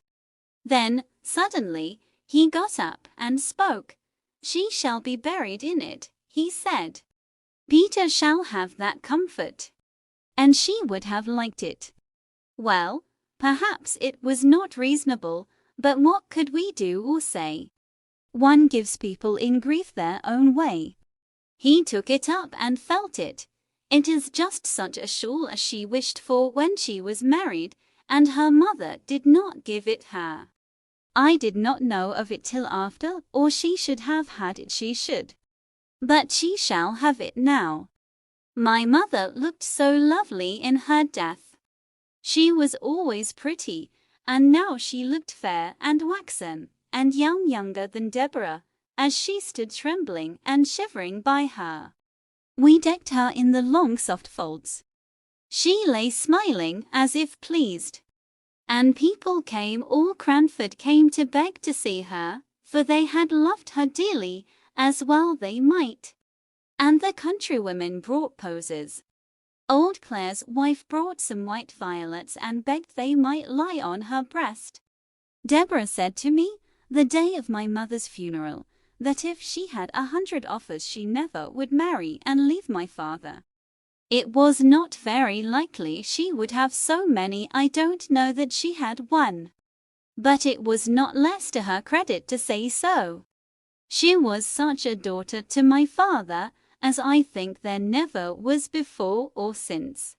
His eyes failed him, and she read book after book, and wrote and copied, and was always at his service in any parish business. She could do many more things than my poor mother could. She even once wrote a letter to the bishop for my father. But he missed my mother sorely. The whole parish noticed it. Not that he was less active. I think he was more so, and more patient in helping everyone. I did all I could to set Deborah at liberty to be with him. For I knew I was good for little, and that my best work in the world was to do odd jobs quietly, and set others at liberty. But my father was a changed man. Did Mr. Peter ever come home? Yes, once. He came home a lieutenant. He did not get to be admiral. And he and my father were such friends. My father took him into every house in the parish. He was so proud of him. He never walked out without Peter's arm to lean upon. Deborah used to smile. I don't think we ever laughed again after my mother's death, and say she was quite put in a corner. Not but what my father always wanted her when there was letter writing or reading to be done, or anything to be settled. And then, said I, after a pause. Then Peter went to sea again. And by, my father died, blessing us both, and thanking Deborah for all she had been to him. And, of course, our circumstances were changed. And, instead of living at the rectory and keeping 3 maids and a man, we had to come to this small house and be content with a servant of all work. But, as Deborah used to say, we have always lived genteelly, even if circumstances have compelled us to simplicity. Poor Deborah. And Mr. Peter? Asked I. Oh, there was some great war in India, I forget what they call it, and we have never heard of Peter since then. I believe he is dead myself. And it sometimes fidgets me that we have never put on mourning for him. And then again, when I sit by myself, and all the house is still, I think I hear his step coming up the street, and my heart begins to flutter and beat. But the sound always goes past and Peter never comes. That's Martha back. No, I'll go, my dear. I can always find my way in the dark, you know. And a blow of fresh air at the door will do my head good, and it's rather got a trick of aching. So she pattered off. I had lighted the candle to give the room a cheerful appearance against her return. Was it Martha? Asked I. Yes, and I am rather uncomfortable, for I heard such a strange noise, just as I was opening the door. Where? I asked, for her eyes were round with affright. In the street just outside, it sounded like talking, I put in, and she hesitated a little. No, kissing. Chapter 7. Visiting.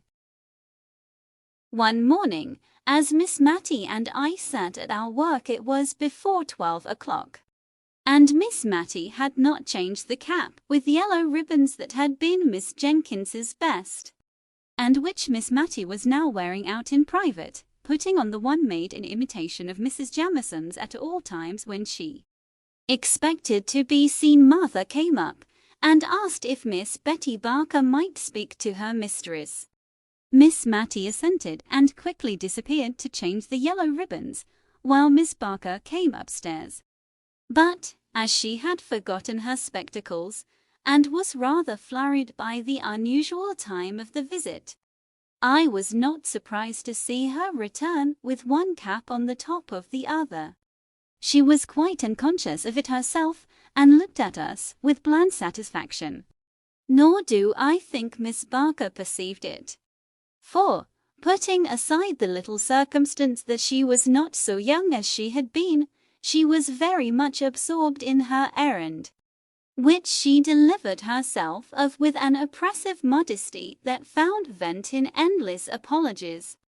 Miss Betty Barker was the daughter of the old clerk at Cranford, who had officiated in Mr. Jenkins's time. She and her sister had had pretty good situations as ladies' maids, and had saved money enough to set up a milliner's shop, which had been patronized by the ladies in the neighborhood. Lady Arley, for instance, would occasionally give Miss Barker the pattern of an old cap of hers, which they immediately copied and circulated among the light of Cranford. I say the light, for Miss Barker's had caught the trick of the place, and piqued themselves upon their aristocratic connection. They would not sell their caps and ribbons to anyone without a pedigree. Many a farmer's wife or daughter turned away huffed from Miss Barker's select millinery, and went rather to the universal shop, where the profits of brown soap and moist sugar enabled the proprietor to go straight to Paris, he said, until he found his customers too patriotic and John Bullish to wear what the Mounseers wore London, where, as he often told his customers, Queen Adelaide had appeared only the very week before, in a cap exactly like the one he showed them, trimmed with yellow and blue ribbons, and had been complimented by King William on the becoming nature of her headdress. Miss Barker's, who confined themselves to truth, and did not approve of miscellaneous customers, throve notwithstanding. They were self-denying good people. Many a time have I seen the eldest of them she that had been maid to Mrs. Jamison carrying out some delicate mess to a poor person. They only ate their betters in having nothing to do with the class immediately below theirs.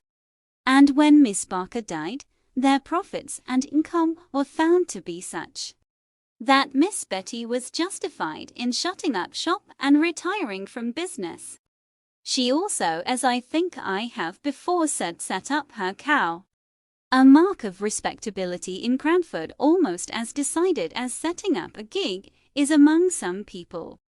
She dressed finer than any lady in Cranford, and we did not wonder at it, for it was understood that she was wearing out all the bonnets and caps and outrageous ribbons which had once formed her stock in trade. It was 5 or 6 years since she had given up shop, so in any other place than Cranford her dress might have been considered passé. And now Miss Betty Barker had called to invite Miss Mattie to tea at her house on the following Tuesday.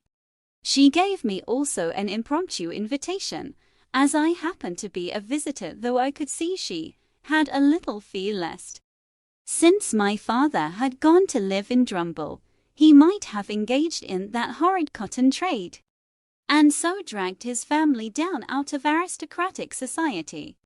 She prefaced this invitation with so many apologies that she quite excited my curiosity. Her presumption was to be excused. What had she been doing? She seemed so overpowered by it I could only think that she had been writing to Queen Adelaide to ask for a receipt for washing lace.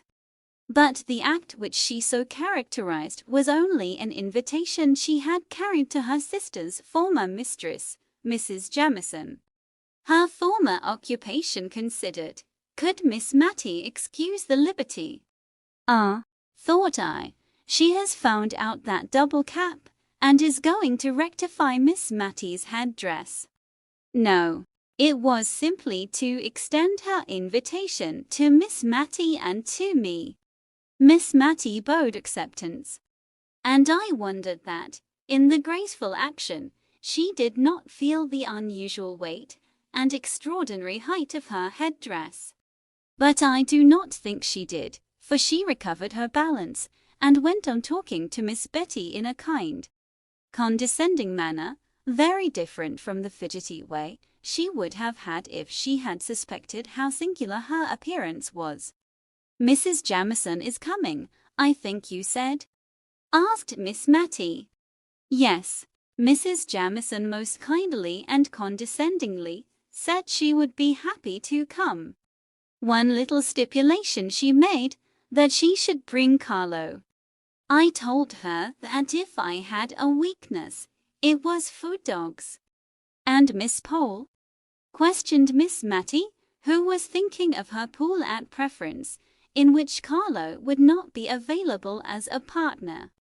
I am going to ask Miss Pole. Of course, I could not think of asking her until I had asked you, Madam the Rector's daughter, madam. Believe me, I do not forget the situation my father held under yours. And Mrs. Forrester, of course. And Mrs. Forrester, I thought, in fact, of going to her before I went to Miss Pole. Although her circumstances are changed, madam, she was born at Tyrrell, and we can never forget her alliance to the biggies of Biglow Hall. Miss Mattie cared much more for the little circumstance of her being a very good card player. Mrs. Fitzadam, I suppose. No, madam, I must draw a line somewhere. Mrs. Jamieson would not, I think, like to meet Mrs. Fitzadam. I have the greatest respect for Mrs. Fitzadam, but I cannot think her fit society for such ladies as Mrs. Jamieson and Miss Matilda Jenkins. Miss Betty Barker bowed low to Miss Mattie and pursed up her mouth. She looked at me with sidelong dignity, as much as to say, although a retired milliner, she was no democrat and understood the difference of ranks. May I beg you to come as near 6:30 to my little dwelling as possible, Miss Matilda.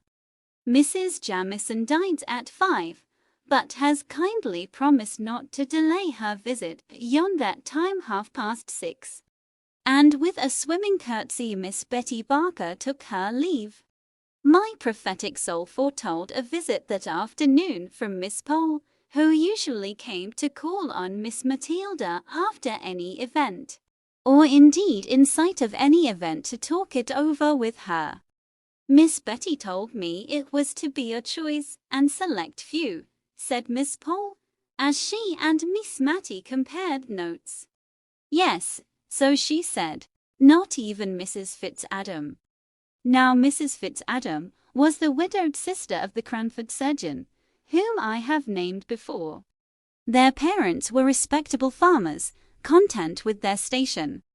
The name of these good people was Hoggins. Mr. Hoggins was the Cranford doctor now. We disliked the name and considered it coarse. But, as Miss Jenkins said, if he changed it to Piggins it would not be much better. We had hoped to discover a relationship between him and that Marchioness of Exeter, whose name was Molly Hoggins.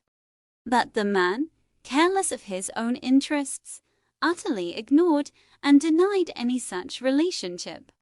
Although, as dear Miss Jenkins had said, he had a sister called Mary, and the same Christian names were very apt to run in families. Soon after Miss Mary Hoggins married Mr. Fitzadam, she disappeared from the neighborhood for many years. She did not move in a sphere in Cranford society sufficiently high to make any of us care to know what Mr. Fitzadam was. He died and was gathered to his fathers without our ever having thought about him at all.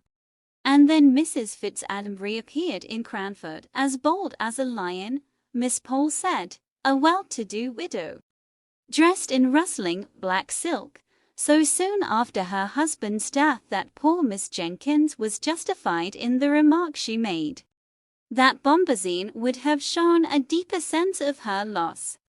I remember the convocation of ladies who assembled to decide whether or not Mrs. Fitzadam should be called upon by the old blue-blooded inhabitants of Cranford. She had taken a large rambling house, which had been usually considered to confer a patent of gentility upon its tenant, because, once upon a time, 70 or 80 years before, the spinster daughter of an earl had resided in it. I am not sure if the inhabiting this house was not also believed to convey some unusual power of intellect. For the Earl's daughter, Lady Jane, had a sister, Lady Anne, who had married a general officer in the time of the American War. And this general officer had written 1 or 2 comedies, which were still acted on the London boards, and which, when we saw them advertised, made us all draw up and feel that Drury Lane was paying a very pretty compliment to Cranford. Still, it was not at all a settled thing that Mrs. Fitzadam was to be visited, when dear Miss Jenkins died.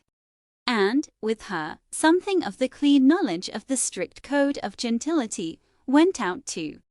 As Miss Pole observed, as most of the ladies of good family in Cranford were elderly spinsters, or widows without children, if we did not relax a little and become less exclusive, by and by we should have no society at all. Mrs. Forrester continued on the same side. She had always understood that Fitz meant something aristocratic. There was Fitzroy. She thought that some of the king's children had been called Fitzroy. And there was Fitzclarence. Now they were the children of dear good King William IV. Fitzadam, it was a pretty name, and she thought it very probably meant child of Adam. No one, who had not some good blood in their veins, would dare to be called Fitz. There was a deal in a name. She had a cousin who spelt his name with 2 little ff's Fuchs, and he always looked down upon capital letters and said they belonged to lately invented families. She had been afraid he would die a bachelor, he was so very choice. When he met with a Mrs. Farringdon at a watering place, he took to her immediately. And a very pretty genteel woman. She was a widow with a very good fortune. And my cousin, Mr. Fuchs, married her. And it was all owing to her 2 little ff's. Mrs. Fitzadam did not stand a chance of meeting with a Mr. Fitz anything in Cranford. So that could not have been her motive for settling there. Miss Matty thought it might have been the hope of being admitted into the society of the place, which would certainly be a very agreeable rise for ci devant Miss Hoggins. And if this had been her hope, it would be cruel to disappoint her. So everybody called upon Mrs. Fitzadam, everybody but Mrs. Jamieson, who used to show how honourable she was by never seeing Mrs. Fitzadam when they met at the Cranford parties. There would be only 8 or 10 ladies in the room, and Mrs. Fitzadam was the largest of all. And she invariably used to stand up when Mrs. Jamieson came in and curtsy very low to her whenever she turned in her direction, so low, in fact, that I think Mrs. Jamieson must have looked at the wall above her, for she never moved a muscle of her face, no more than if she had not seen her. Still Mrs. Fitzadam persevered. The spring evenings were getting bright and long when 3 or 4 ladies in calashes met at Miss Barker's door. Do you know what a calash is? It is a covering worn over caps, not unlike the heads fastened on old-fashioned gigs. But sometimes it is not quite so large. This kind of headgear always made an awful impression on the children in Cranford. And now 2 or 3 left off their play in the quiet sunny little street, and gathered in wondering silence round Miss Pole, Miss Matty, and myself. We were silent too, so that we could hear loud, suppressed whispers inside Miss Barker's house. Wait, Peggy. Wait till I've run upstairs and washed my hands. When I cough, open the door. I'll not be a minute. And, true enough, it was not a minute before we heard a noise, between a sneeze and a crow, on which the door flew open. Behind it stood a round-eyed maiden, all aghast at the honourable company of calashes, who marched in without a word. She recovered presence of mind enough to usher us into a small room, which had been the shop, but was now converted into a temporary dressing room. There we unpinned and shook ourselves, and arranged our features before the glass into a sweet and gracious company face. And then, bowing backwards with "After you, ma'am," we allowed Mrs. Forrester to take precedence up the narrow staircase that led to Miss Barker's drawing room. There she sat, as stately and composed as though we had never heard that odd-sounding cough, from which her throat must have been even then sore and rough. Kind, gentle, shabbily dressed Mrs. Forrester was immediately conducted to the second place of honor, a seat arranged something like Prince Albert's near the Queen's good, but not so good. The place of preeminence was, of course, reserved for the Honourable Mrs. Jamison, who presently came panting up the stairs, Carlo rushing round her on her progress, as if he meant to trip her up. And now Miss Betty Barker was a proud and happy woman.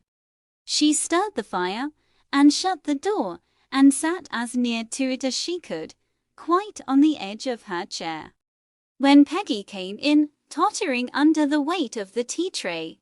I noticed that Miss Barker was sadly afraid lest Peggy should not keep her distance sufficiently. She and her mistress were on very familiar terms in their everyday intercourse, and Peggy wanted now to make several little confidences to her, which Miss Barker was on thorns to hear, but which she thought it her duty, as a lady, to repress.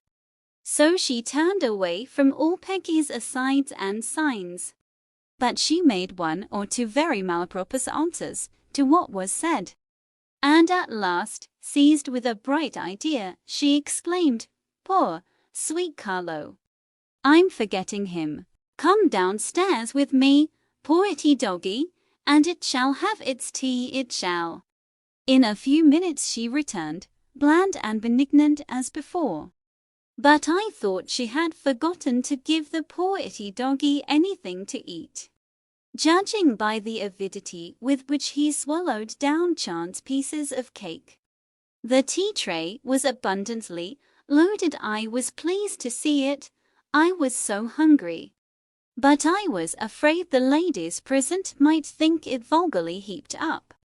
I know they would have done at their own houses, but somehow the heaps disappeared here. I saw Mrs. Jamison eating seed cake, slowly and considerately, as she did everything, and I was rather surprised, for I knew she had told us, on the occasion of her last party, that she never had it in her house. It reminded her so much of scented soap.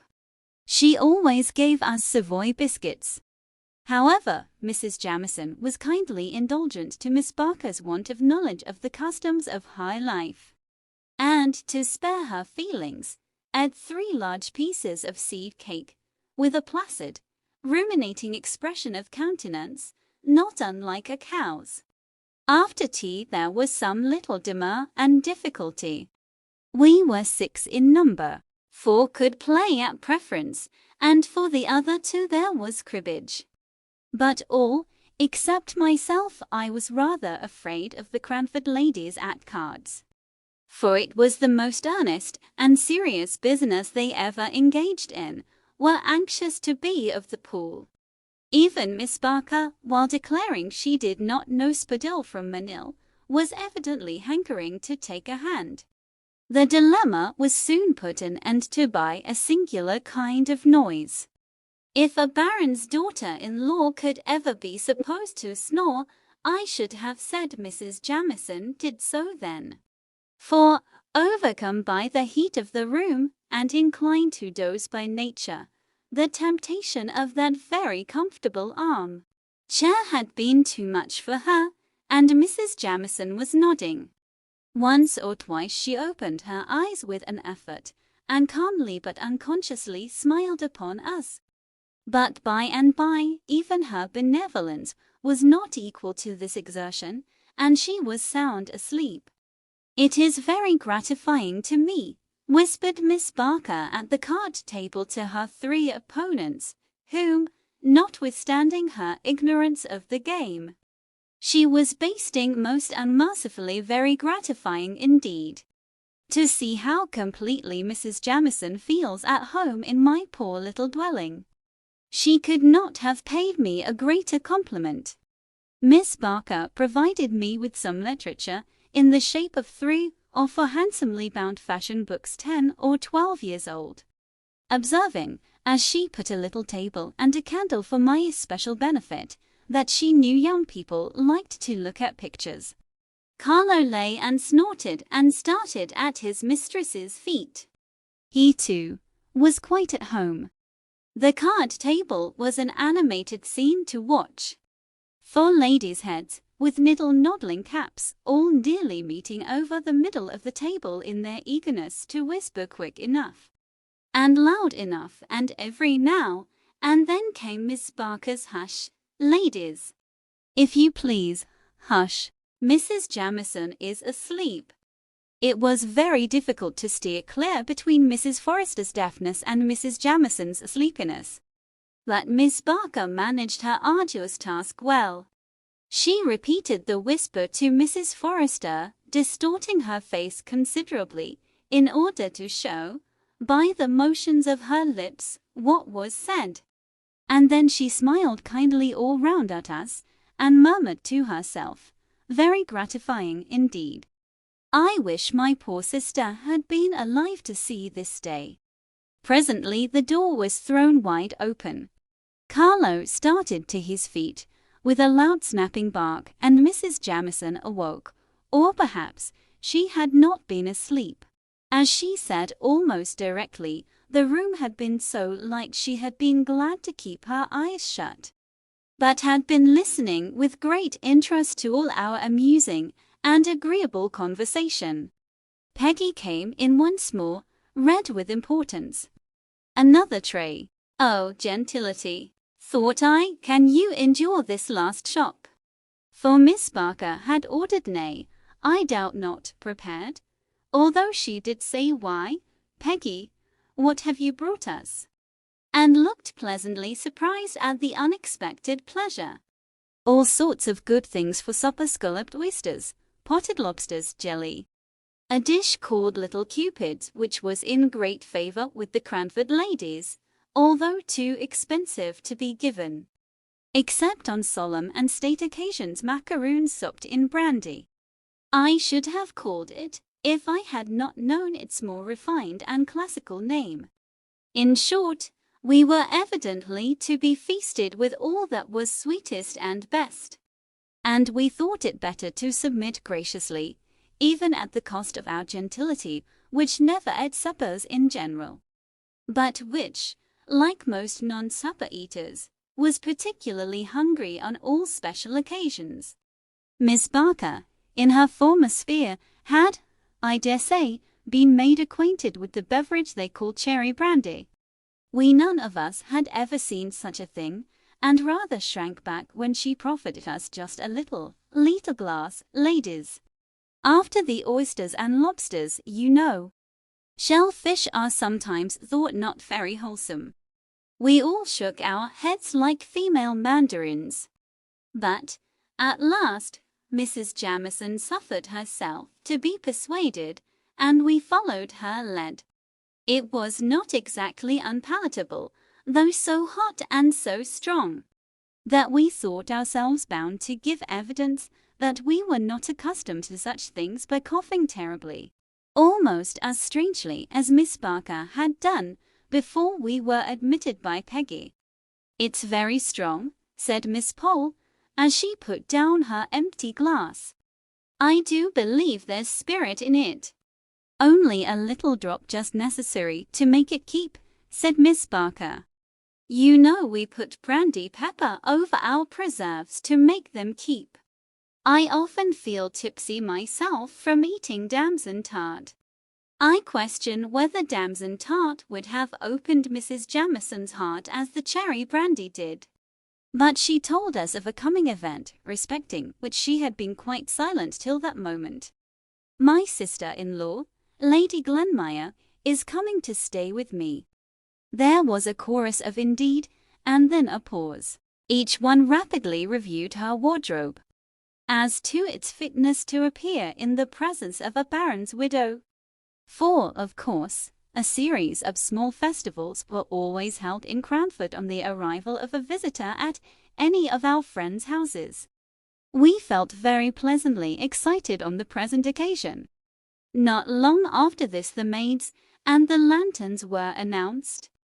Mrs. Jamieson had the sedan chair, which had squeezed itself into Miss Barker's narrow lobby with some difficulty, and most literally stopped the way. It required some skillful manoeuvring on the part of the old chairman, shoemakers by day. But when summoned to carry the sedan dressed up in a strange old livery, long greatcoats with small capes, coeval with the sedan, and similar to the dress of the class in Hogarth's pictures, to edge and back and try at it again, and finally to succeed in carrying their burden out of Miss Barker's front door. Then we heard their quick pitter-pat along the quiet little street as we put on our calashes and pinned up our gowns, Miss Barker hovering about us with offers of help which, if she had not remembered her former occupation and wished us to forget it, would have been much more pressing. Chapter 8. Your Ladyship. Early the next morning, directly after 12, Miss Pole made her appearance at Miss Matty's. Some very trifling piece of business was alleged as a reason for the call, but there was evidently something behind. At last out it came. "By the way, you'll think I'm strangely ignorant, but, do you really know, I am puzzled how we ought to address Lady Glenmire. Do you say, 'Your Ladyship,' where you would say you to a common person? I have been puzzling all morning. And are we to say 'my lady' instead of 'ma'am'? Now, you new Lady Arley, will you kindly tell me the most correct way of speaking to the peerage?" Poor Miss Matty! She took off her spectacles, and she put them on again, but how Lady Arley was addressed she could not remember. "It is so long ago," she said. "Dear, dear, how stupid I am. I don't think I ever saw her more than twice. I know we used to call Sir Peter, but he came much oftener to see us than Lady Arley did. Deborah would have known in a minute. 'My lady, your ladyship.' It sounds very strange, and as if it was not natural. I never thought of it before. But, now you have named it, I am all in a puzzle." It was very certain Miss Pole would obtain no wise decision from Miss Matty, who got more bewildered every moment, and more perplexed as to etiquettes of address. "Well, I really think," said Miss Pole, "I had better just go and tell Mrs. Forrester about our little difficulty. One sometimes grows nervous, and yet one would not have Lady Glenmire think we were quite ignorant of the etiquettes of high life in Cranford. And will you just step in here, dear Miss Pole, as you come back, please, and tell me what you decide upon? Whatever you and Mrs. Forrester fix upon will be quite right, I'm sure." "Lady Arley, Sir Peter," said Miss Matty to herself, trying to recall the old forms of words. "Who is Lady Glenmire?" asked I. "Oh, she's the widow of Mr. Jamieson, that's Mrs. Jamieson's late husband, you know, widow of his eldest brother. Mrs. Jamieson was a Miss Walker, daughter of Governor Walker." "Your ladyship."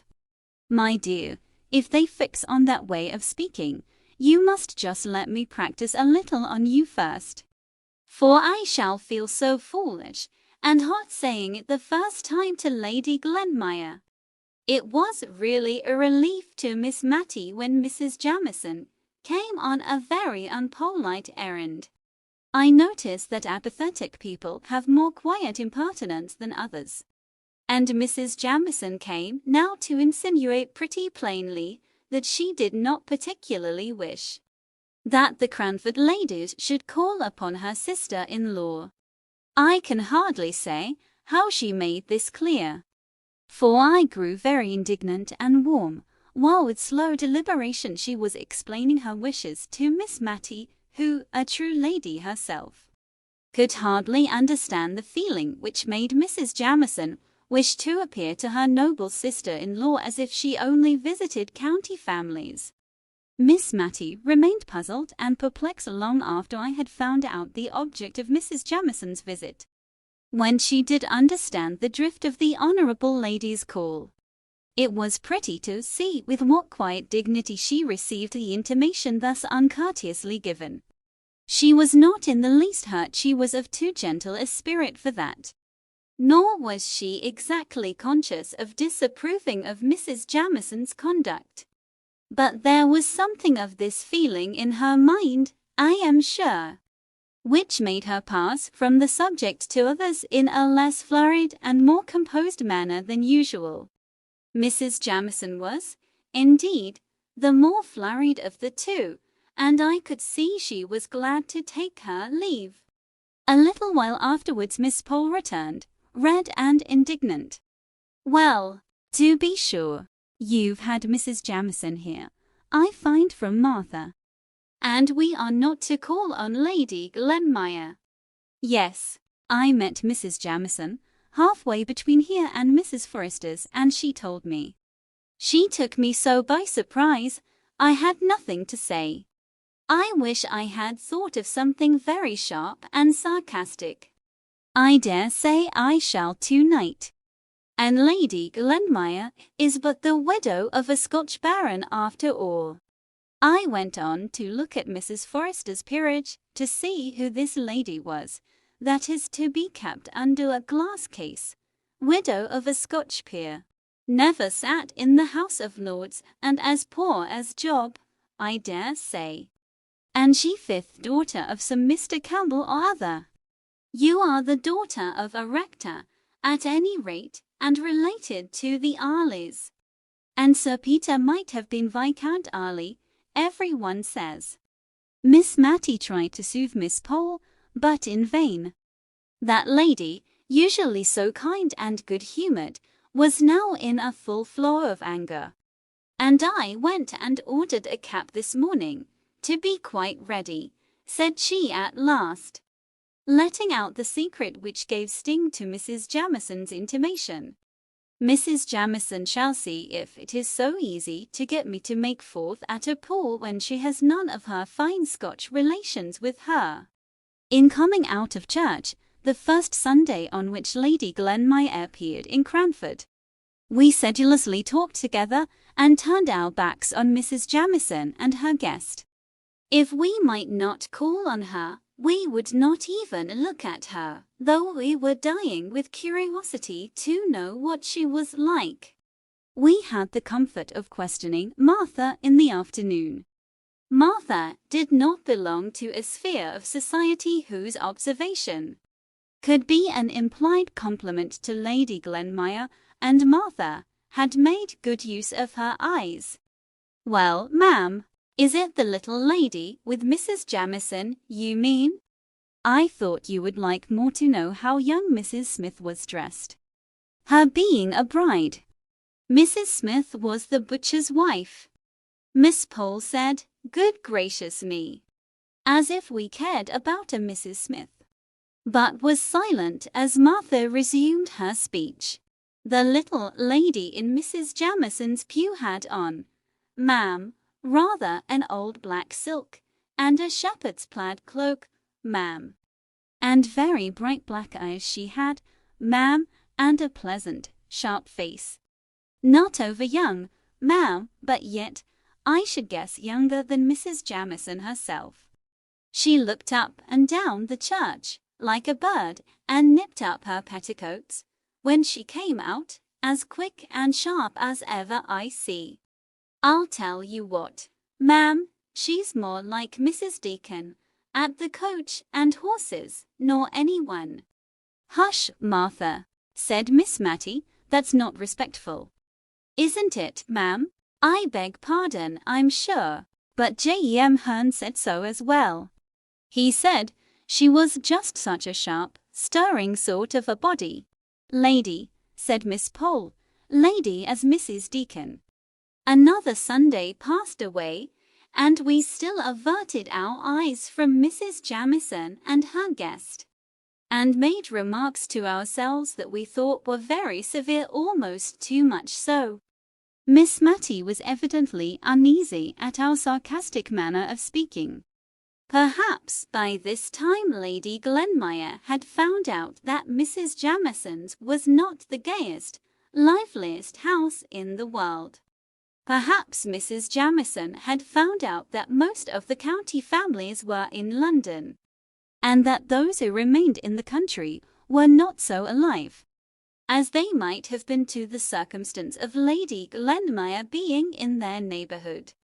Great events spring out of small causes. So I will not pretend to say what induced Mrs. Jamieson to alter her determination of excluding the Cranford ladies, and send notes of invitation all round for a small party on the following Tuesday. Mr. Mulliner himself brought them round. He would always ignore the fact of there being a back door to any house, and gave a louder rat-tat than his mistress, Mrs. Jamieson. He had 3 little notes, which he carried in a large basket, in order to impress his mistress with an idea of their great weight, though they might easily have gone into his waistcoat pocket. Miss Matty and I quietly decided that we would have a previous engagement at home. It was the evening on which Miss Matty usually made candle lighters of all the notes and letters of the week, for on Mondays her accounts were always made straight, not a penny owing from the week before. So, by a natural arrangement, making candle lighters fell upon a Tuesday evening, and gave us a legitimate excuse for declining Mrs. Jamieson's invitation. But before our answer was written, in came Miss Pole with an open note in her hand. So, she said, "Ah, I see you have got your note too. Better late than never. I could have told my Lady Glenmire she would be glad enough of our society before a fortnight was over." "Yes," said Miss Matty, "we're asked for Tuesday evening, and perhaps you would just kindly bring your work across and drink tea with us that night. It is my usual regular time for looking over the last week's bills and notes and letters, and making candle lighters of them. But that does not seem quite reason enough for saying I have a previous engagement at home, though I meant to make it do. Now, if you would come, my conscience would be quite at ease, and luckily the note is not written yet." I saw Miss Pole's countenance change while Miss Matty was speaking. "Don't you mean to go then?" asked she. "Oh, no," said Miss Matty quietly. "You don't either, I suppose?" "I don't know," replied Miss Pole. "Yes, I think I do," said she, rather briskly. And on seeing Miss Matty look surprised, she added, "You see, one would not like Mrs. Jamieson to think that anything she could do or say was of consequence enough to give offence. It would be a kind of letting down of ourselves that I, for one, should not like. It would be too flattering to Mrs. Jamieson if we allowed her to suppose that what she had said affected us a week, nay 10 days afterwards. Well, I suppose it is wrong to be hurt and annoyed so long about anything. And, perhaps, after all, she did not mean to vex us. But I must say, I could not have brought myself to say the things Mrs. Jamieson did about our not calling. I really don't think I shall go." "Oh, come, Miss Matty, you must go. You know our friend Mrs. Jamieson is much more phlegmatic than most people, and does not enter into the little delicacies of feeling which you possess in so remarkable a degree. I thought you possessed them too, that day Mrs. Jamison called to tell us not to go," said Miss Matty innocently. But Miss Pole, in addition to her delicacies of feeling, possessed a very smart cap, which she was anxious to show to an admiring world. And so she seemed to forget all her angry words uttered not a fortnight before, and to be ready to act on what she called the great Christian principle of forgive and forget. And she lectured dear Miss Matty so long on this head that she absolutely ended by assuring her it was her duty, as a deceased rector's daughter, to buy a new cap and go to the party at Mrs. Jamison's. So we were most happy to accept, instead of regretting that we were obliged to decline. The expenditure on dress in Cranford was principally in that one article referred to. If the heads were buried in smart new caps, the ladies were like ostriches, and cared not what became of their bodies. Old gowns, white and venerable collars, any number of brooches, up and down and everywhere, some with dogs' eyes painted in them, some that were like small picture frames with mausoleums and weeping willows neatly executed in hair inside, some, again, with miniatures of ladies and gentlemen sweetly smiling out of a nest of stiff muslin, old brooches for permanent ornament, and new caps to suit the fashion of the day. The ladies of Cranford always dressed with chaste elegance and propriety, as Miss Barker once prettily expressed it, and with 3 new caps and a greater array of brooches than had ever been seen together at one time since Cranford was a town, did Mrs. Forrester and Miss Matty and Miss Pole appear on that memorable Tuesday evening.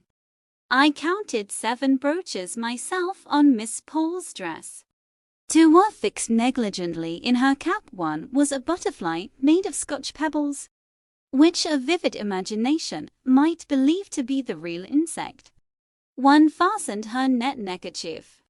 1 her collar.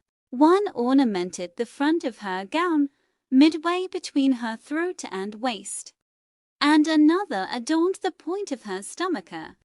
Where the 7th was I have forgotten, but it was somewhere about her, I am sure.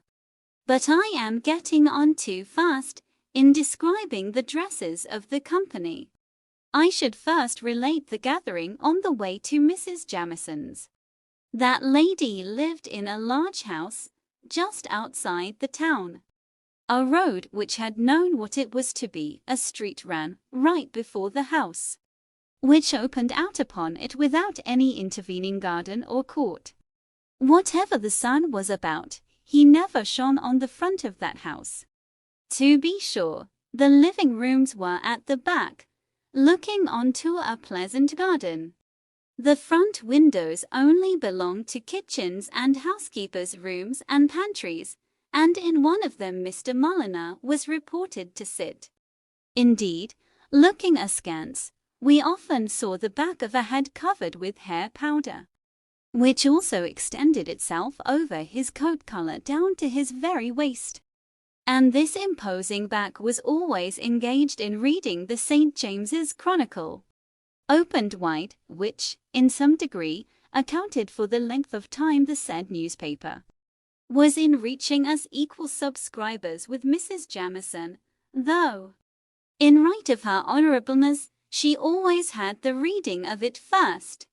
This very Tuesday, the delay in forwarding the last number had been particularly aggravating, just when both Miss Pole and Miss Matty, the former more especially, had been wanting to see it, in order to coach up the court news ready for the evening's interview with the aristocracy.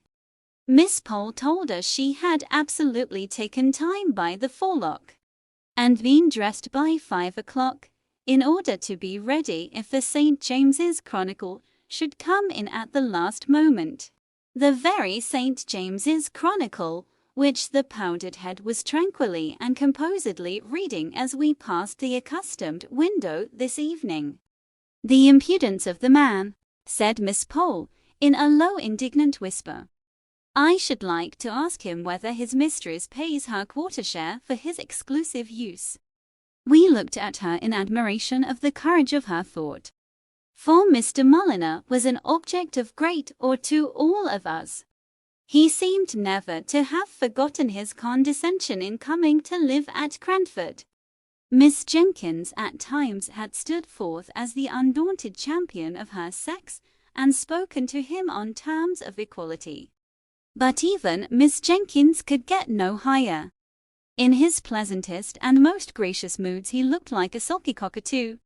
He did not speak except in gruff monosyllables. He would wait in the hall when we begged him not to wait, and then look deeply offended because we had kept him there. While, with trembling, hasty hands we prepared ourselves for appearing in company.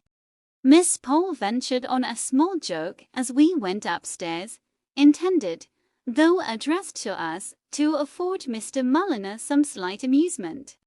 We all smiled, in order to seem as if we felt at our ease, and timidly looked for Mr. Mulliner's sympathy. Not a muscle of that wooden face had relaxed, and we were grave in an instant. Mrs. Jamison's drawing-room was cheerful. The evening sun came streaming into it, and the large square window was clustered round with flowers. The furniture was white and gold. Not the latest style, Louis XIV, I think they call it, all shells and twirls. No, Mrs. Jamison's chairs and tables had not a curve or bend about them. The chair and table legs diminished as they neared the ground, and were straight and square in all their corners. The chairs were all a row against the walls, with the exception of 4 or 5 which stood in a circle round the fire.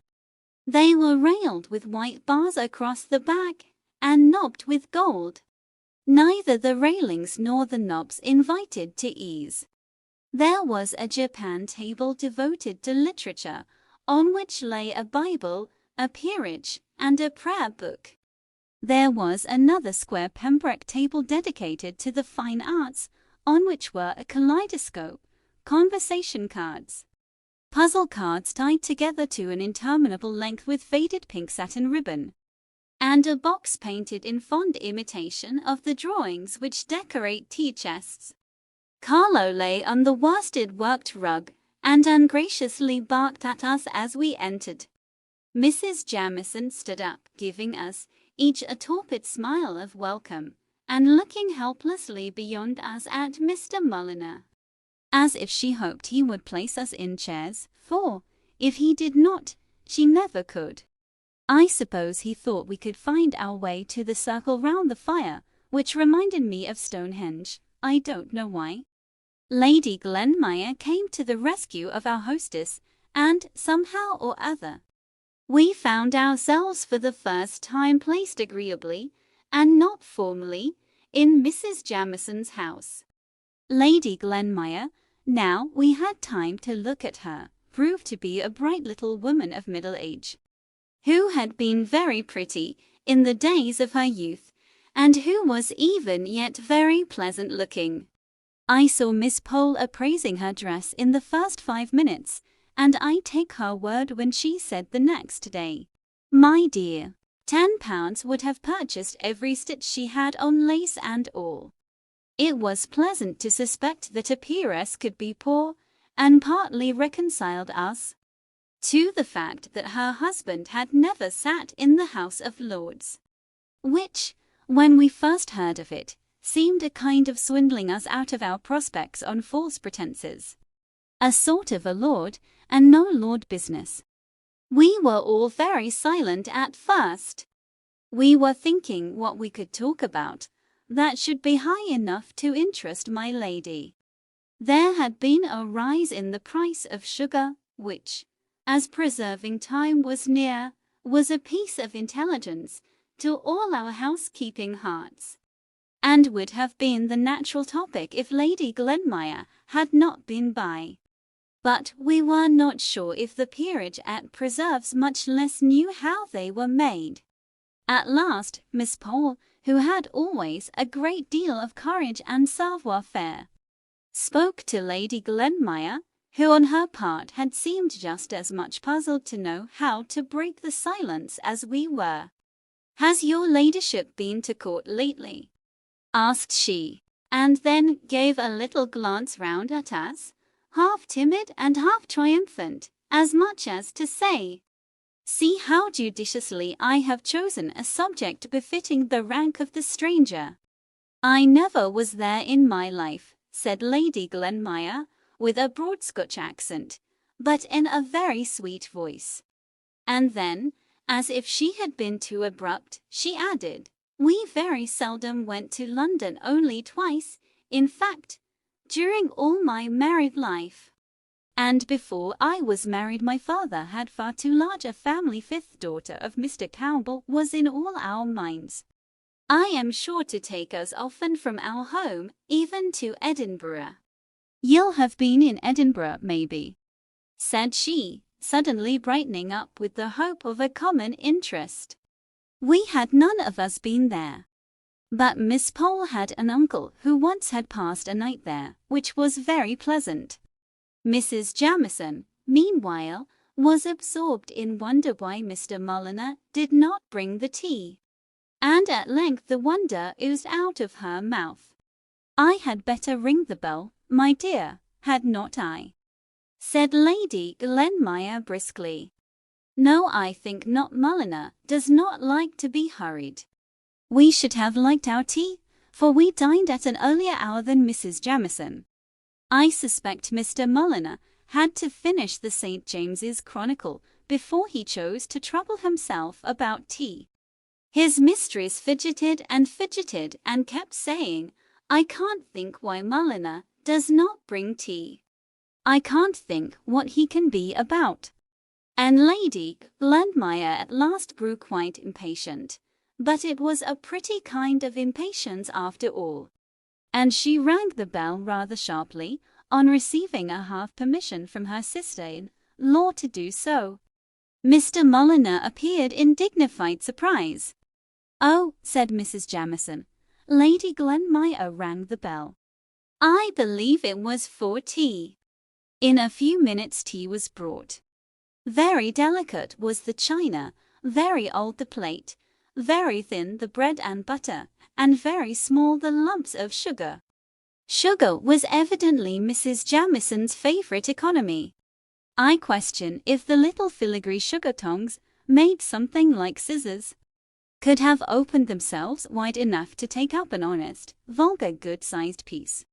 And when I tried to seize two little minikin pieces at once, so as not to be detected in too many returns to the sugar basin, they absolutely dropped one, with a little sharp clatter, quite in a malicious and unnatural manner.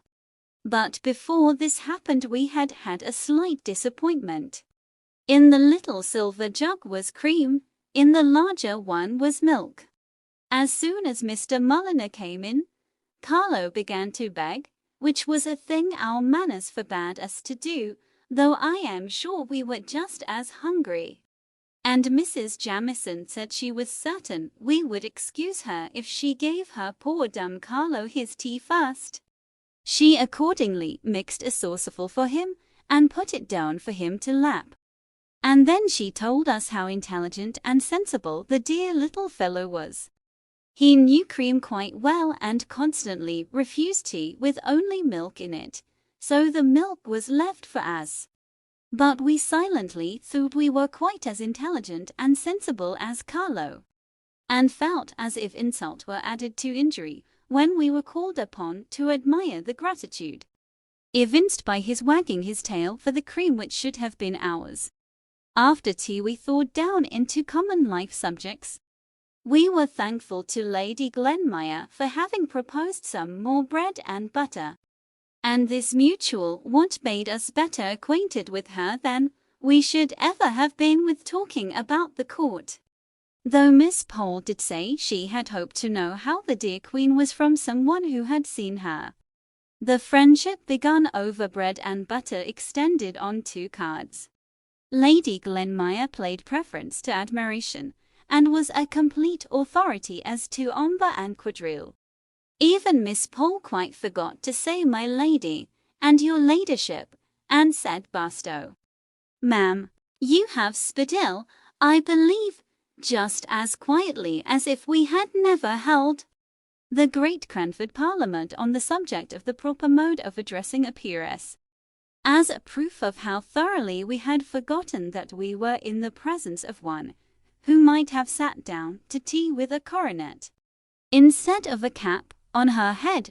Mrs. Forrester related a curious little fact to Lady Glenmire, an anecdote known to the circle of her intimate friends, but of which even Mrs. Jamieson was not aware. It related to some fine old lace, the sole relic of better days, which Lady Glenmire was admiring on Mrs. Forrester's collar. Yes, said that lady, such lace cannot be got now for either love or money. Made by the nuns abroad, they tell me. They say that they can't make it now even there. But perhaps they can, now they've passed the Catholic Emancipation Bill. I should not wonder. But, in the meantime, I treasure up my lace very much. I daren't even trust the washing of it to my maid, the little charity school girl I have named before, but who sounded well as my maid. I always wash it myself. And once it had a narrow escape. Of course, your ladyship knows that such lace must never be starched or ironed.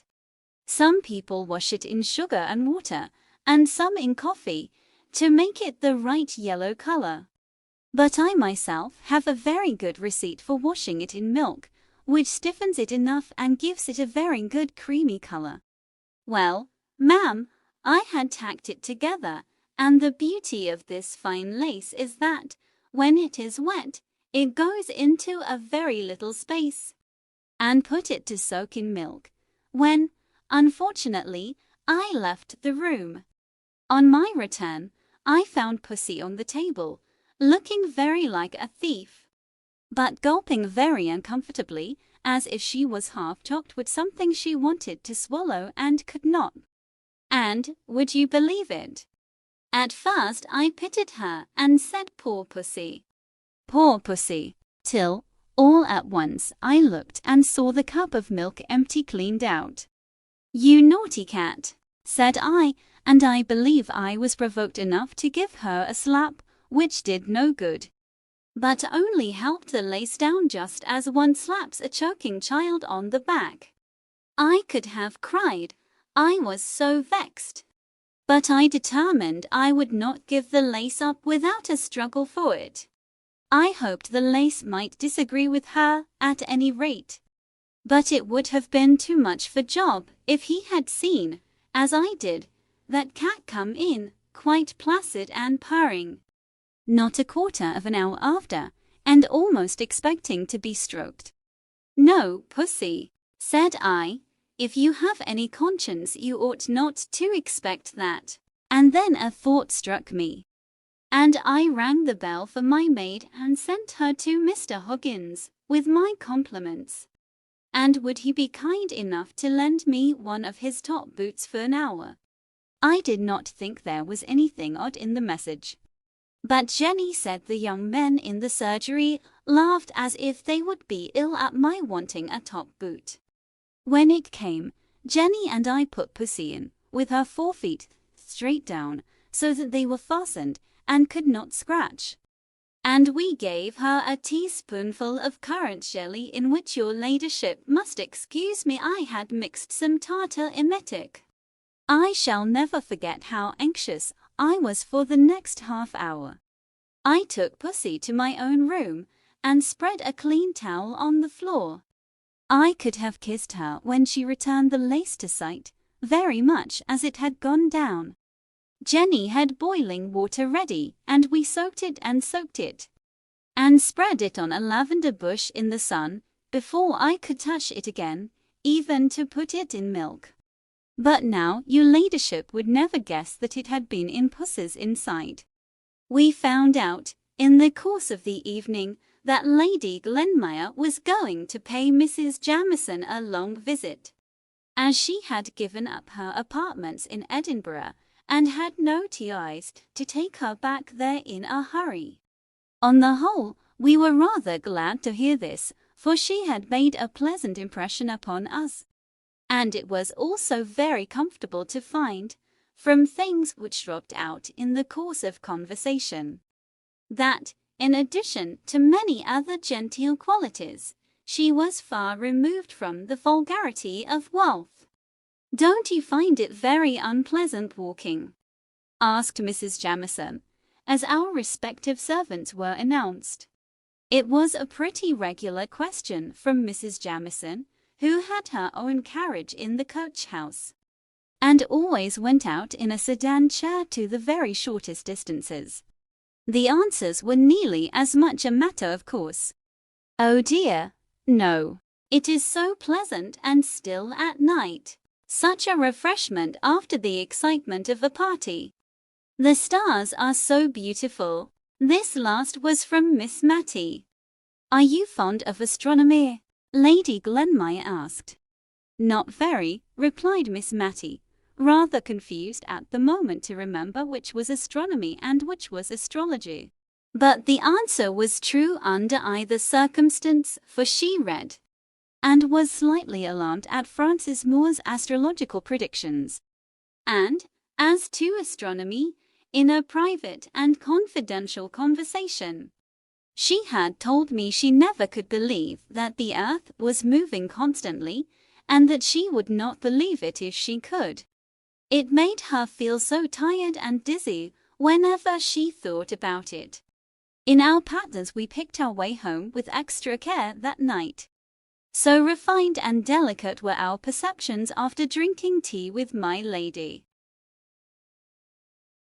Chapter 9. Signor Brunoni. Soon after the events of which I gave an account in my last paper, I was summoned home by my father's illness, and for a time I forgot, in anxiety about him, to wonder how my dear friends at Cranford were getting on, or how Lady Glenmire could reconcile herself to the dullness of the long visit which she was still paying to her sister-in-law, Mrs. Jamieson. When my father grew a little stronger, I accompanied him to the seaside, so that altogether I seemed banished from Cranford, and was deprived of the opportunity of hearing any chance intelligence of the dear little town for the greater part of that year. Late in November, when we had returned home again, and my father was once more in good health, I received a letter from Miss Matty, and a very mysterious letter it was. She began many sentences without ending them, running them one into another, in much the same confused sort of way in which written words run together on blotting paper. All I could make out was that, if my father was better, which she hoped he was, and would take warning, and wear a greatcoat from Michaelmas to Lady Day, if turbans were in fashion, could I tell her?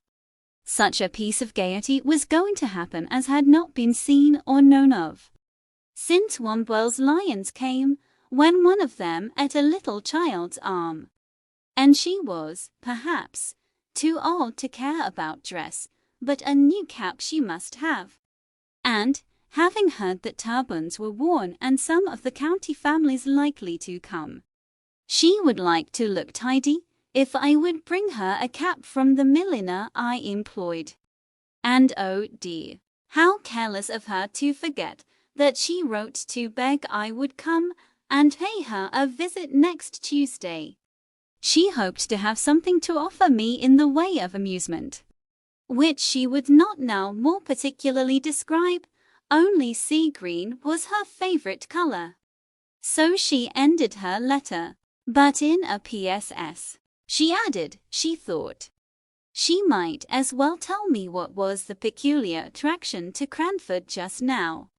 Signor Brunoni was going to exhibit his wonderful magic in the Cranford Assembly Rooms on Wednesday and Friday evening in the following week.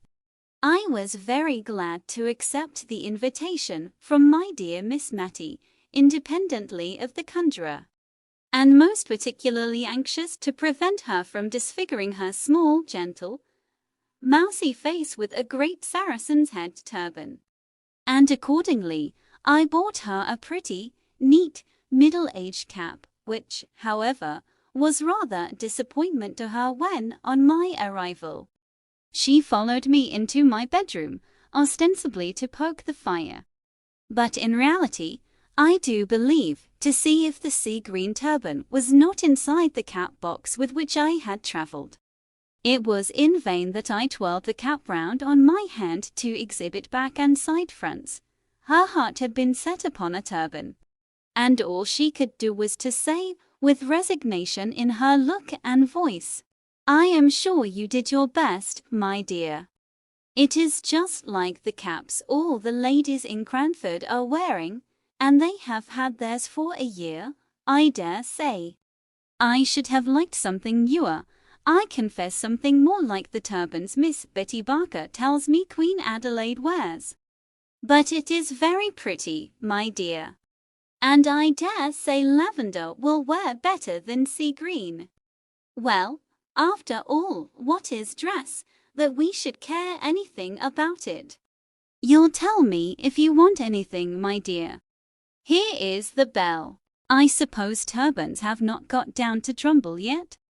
So saying, the dear old lady gently bemoaned herself out of the room, leaving me to dress for the evening, when, as she informed me, she expected Miss Pole and Mrs. Forrester, and she hoped I should not feel myself too much tired to join the party. Of course I should not, and I made some haste to unpack and arrange my dress. But, with all my speed, I heard the arrivals and the buzz of conversation in the next room before I was ready. Just as I opened the door, I caught the words, "I was foolish to expect anything very genteel out of the Drumble shops." Poor girl, she did her best, I've no doubt. But, for all that, I had rather that she blamed Drumble and me than disfigured herself with a turban.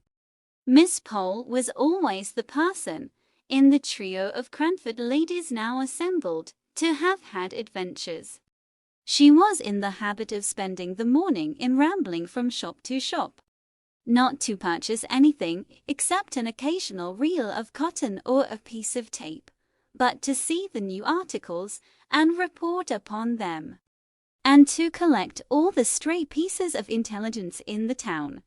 She had a way, too, of demurely popping hither and thither into all sorts of places to gratify her curiosity on any point away which, if she had not looked so very genteel and prim, might have been considered impertinent.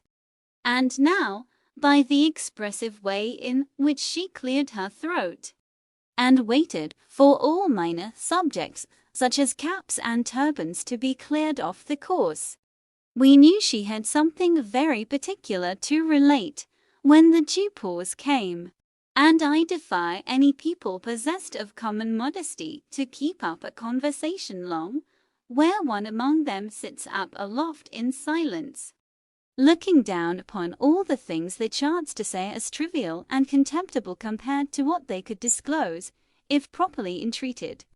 Miss Pole began.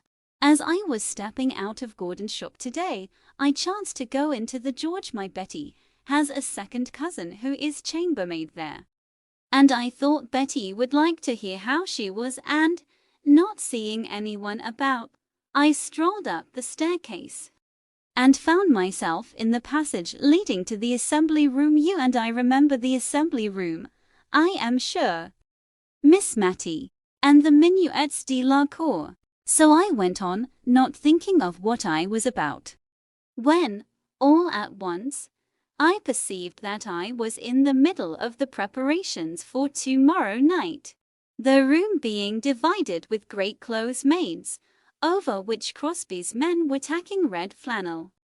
Very dark and odd it seemed. It quite bewildered me, and I was going on behind the screens, in my absence of mind, when a gentleman, quite the gentleman, I can assure you stepped forwards and asked if I had any business he could arrange for me. He spoke such pretty broken English, I could not help thinking of Thaddeus of Warsaw and the Hungarian brothers and Santo Sebastiani. And while I was busy picturing his past life to myself, he had bowed me out of the room.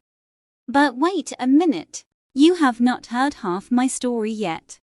I was going downstairs, when who should I meet but Betty's second cousin. So, of course, I stopped to speak to her for Betty's sake. And she told me that I had really seen the conjurer. The gentleman who spoke broken English was Signor Brunoni himself. Just at this moment he passed us on the stairs, making such a graceful bow. In reply to which I dropped a curtsy. All foreigners have such polite manners, one catches something of it. But when he had gone downstairs, I bethought me that I had dropped my glove in the assembly room. It was safe in my muff all the time, but I never found it till afterwards. So I went back, and, just as I was creeping up the passage left, on one side of the great screen that goes nearly across the room, who should I see but the very same gentleman that had met me before, and passed me on the stairs, coming now forwards from the inner part of the room, to which there is no entrance, you remember, Miss Matty, and just repeating, in his pretty broken English, the inquiry if I had any business there. I don't mean that he put it quite so bluntly, but he seemed very determined that I should not pass the screen, so, of course, I explained about my glove, which, curiously enough, I found at that very moment. Miss Pole, then, had seen the conjurer, the real, live conjurer, and numerous were the questions we all asked her. Had he a beard? Was he young or old? Fair or dark? Did he look unable to shape my question prudently? I put it in another form. How did he look? In short, Miss Pole was the heroine of the evening, owing to her morning's encounter.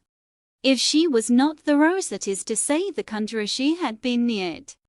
Conjuration, sleight of hand, magic, witchcraft, were the subjects of the evening. Miss Pole was slightly skeptical, and inclined to think there might be a scientific solution found for even the proceedings of the Witch of Endor. Mrs. Forrester believed everything, from ghosts to death watches. Miss Matty ranged between the two, always convinced by the last speaker. I think she was naturally more inclined to Mrs. Forrester's side, but a desire of proving herself a worthy sister to Miss Jenkins kept her equally balanced. Miss Jenkins, who would never allow a servant to call the little rolls of tallow that formed themselves round candles winding sheets, but insisted on their being spoken of as roly-polies, a sister of hers to be superstitious. It would never do. After tea, I was dispatched downstairs into the dining parlour for that volume of the old encyclopedia which contained the nouns beginning with C, in order that Miss Pole might cram herself with scientific explanations for the tricks of the following evening. It spoilt the Pole at preference, which Miss Matty and Mrs. Forrester had been looking forward to. For Miss Pole became so much absorbed in her subject and the plates by which it was illustrated, that we felt it would be cruel to disturb her otherwise than by one or two well-timed yawns which I threw in now and then. For I was really touched by the meek way in which the two ladies were bearing their disappointment. But Miss Pole only read the more zealously, imparting to us no more information than this. Ah, I see. I comprehend perfectly. A represents the ball. Put A between B and D, no, between C and F, and turn the second joint of the third finger of your left hand over the wrist of your right H. Very clear indeed. My dear Mrs. Forrester, conjuring and witchcraft is a mere affair of the alphabet. Do let me read you this one passage. Mrs. Forrester implored Miss Pole to spare her, saying, from a child upwards, she never could understand being read aloud to. And I dropped the pack of cards, which I had been shuffling very audibly. And by this discreet movement I obliged Miss Pole to perceive that preference was to have been the order of the evening, and to propose, rather unwillingly, that the pool should commence. The pleasant brightness that stole over the other two ladies' faces on this. Miss Matty had 1 or 2 twinges of self-reproach for having interrupted Miss Pole in her studies, and did not remember her cards well, or give her full attention to the game, until she had soothed her conscience by offering to lend the volume of the encyclopedia to Miss Pole, who accepted it thankfully, and said Betty should take it home when she came with the lantern. The next evening we were all in a little gentle flutter at the idea of the gaiety before us. Miss Matty went up to dress betimes, and hurried me until I was ready, when we found we had an hour and a half to wait before the doors opened at 7 precisely, and we had only 20 yards to go. However, as Miss Matty said, it would not do to get too much absorbed in anything, and forget the time. So she thought we had better sit quietly, without lighting the candles, till 5 minutes to 7. So Miss Matty dozed, and I knitted.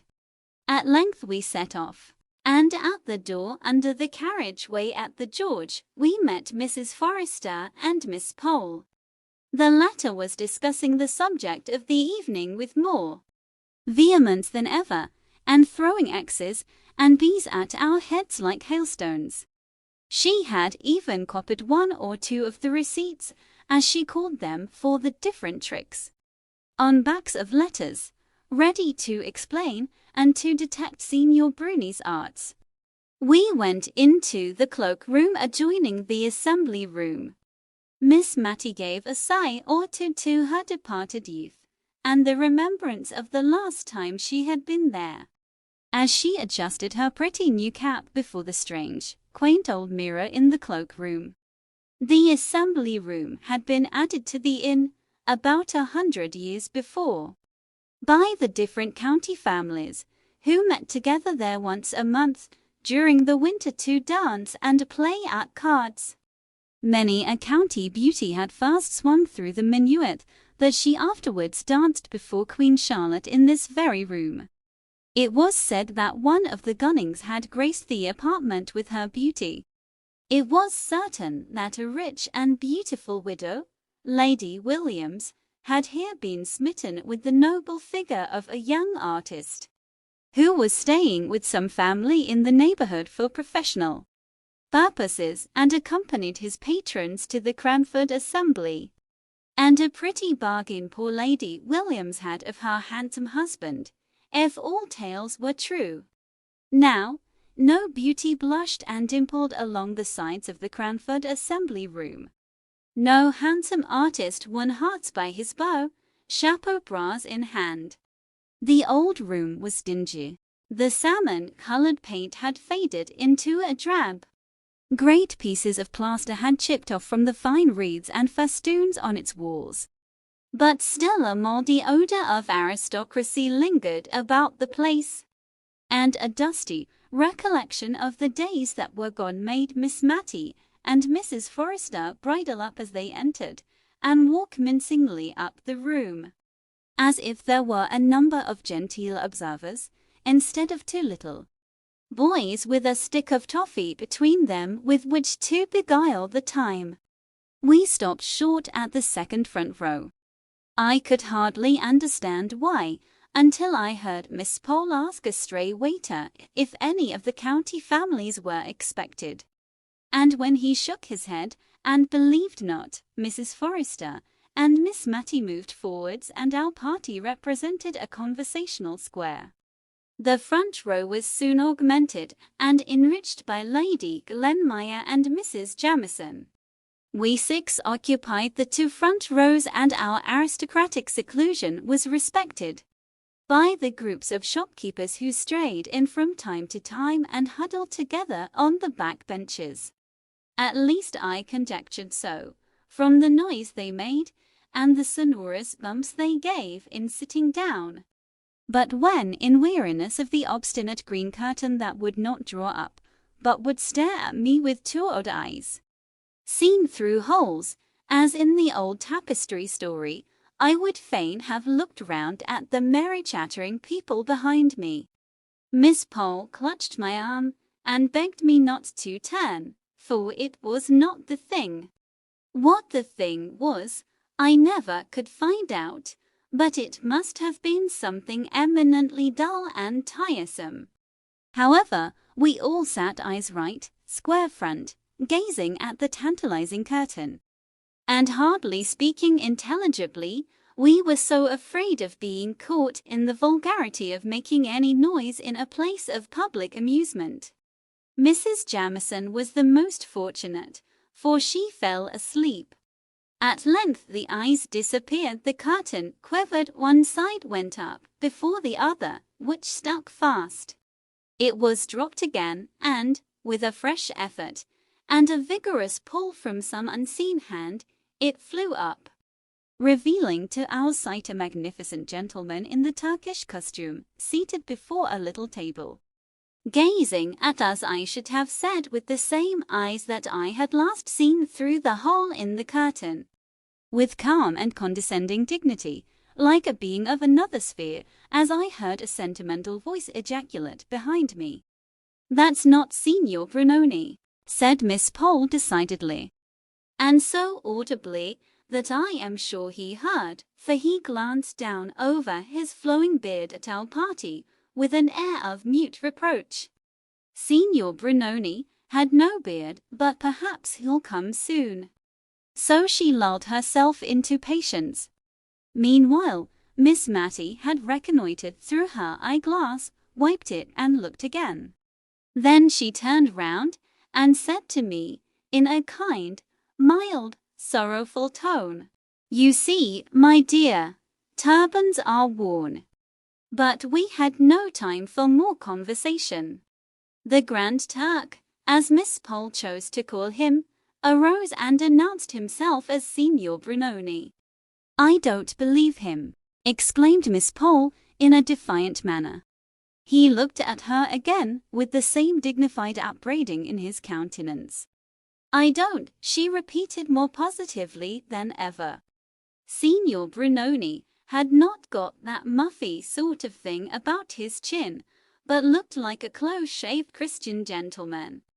Miss Pole's energetic speeches had the good effect of wakening up Mrs. Jamieson, who opened her eyes wide, in sign of the deepest attention, a proceeding which silenced Miss Pole and encouraged the Grand Turk to proceed, which he did in very broken English, so broken that there was no cohesion between the parts of his sentences, a fact which he himself perceived at last, and so left off speaking and proceeded to action.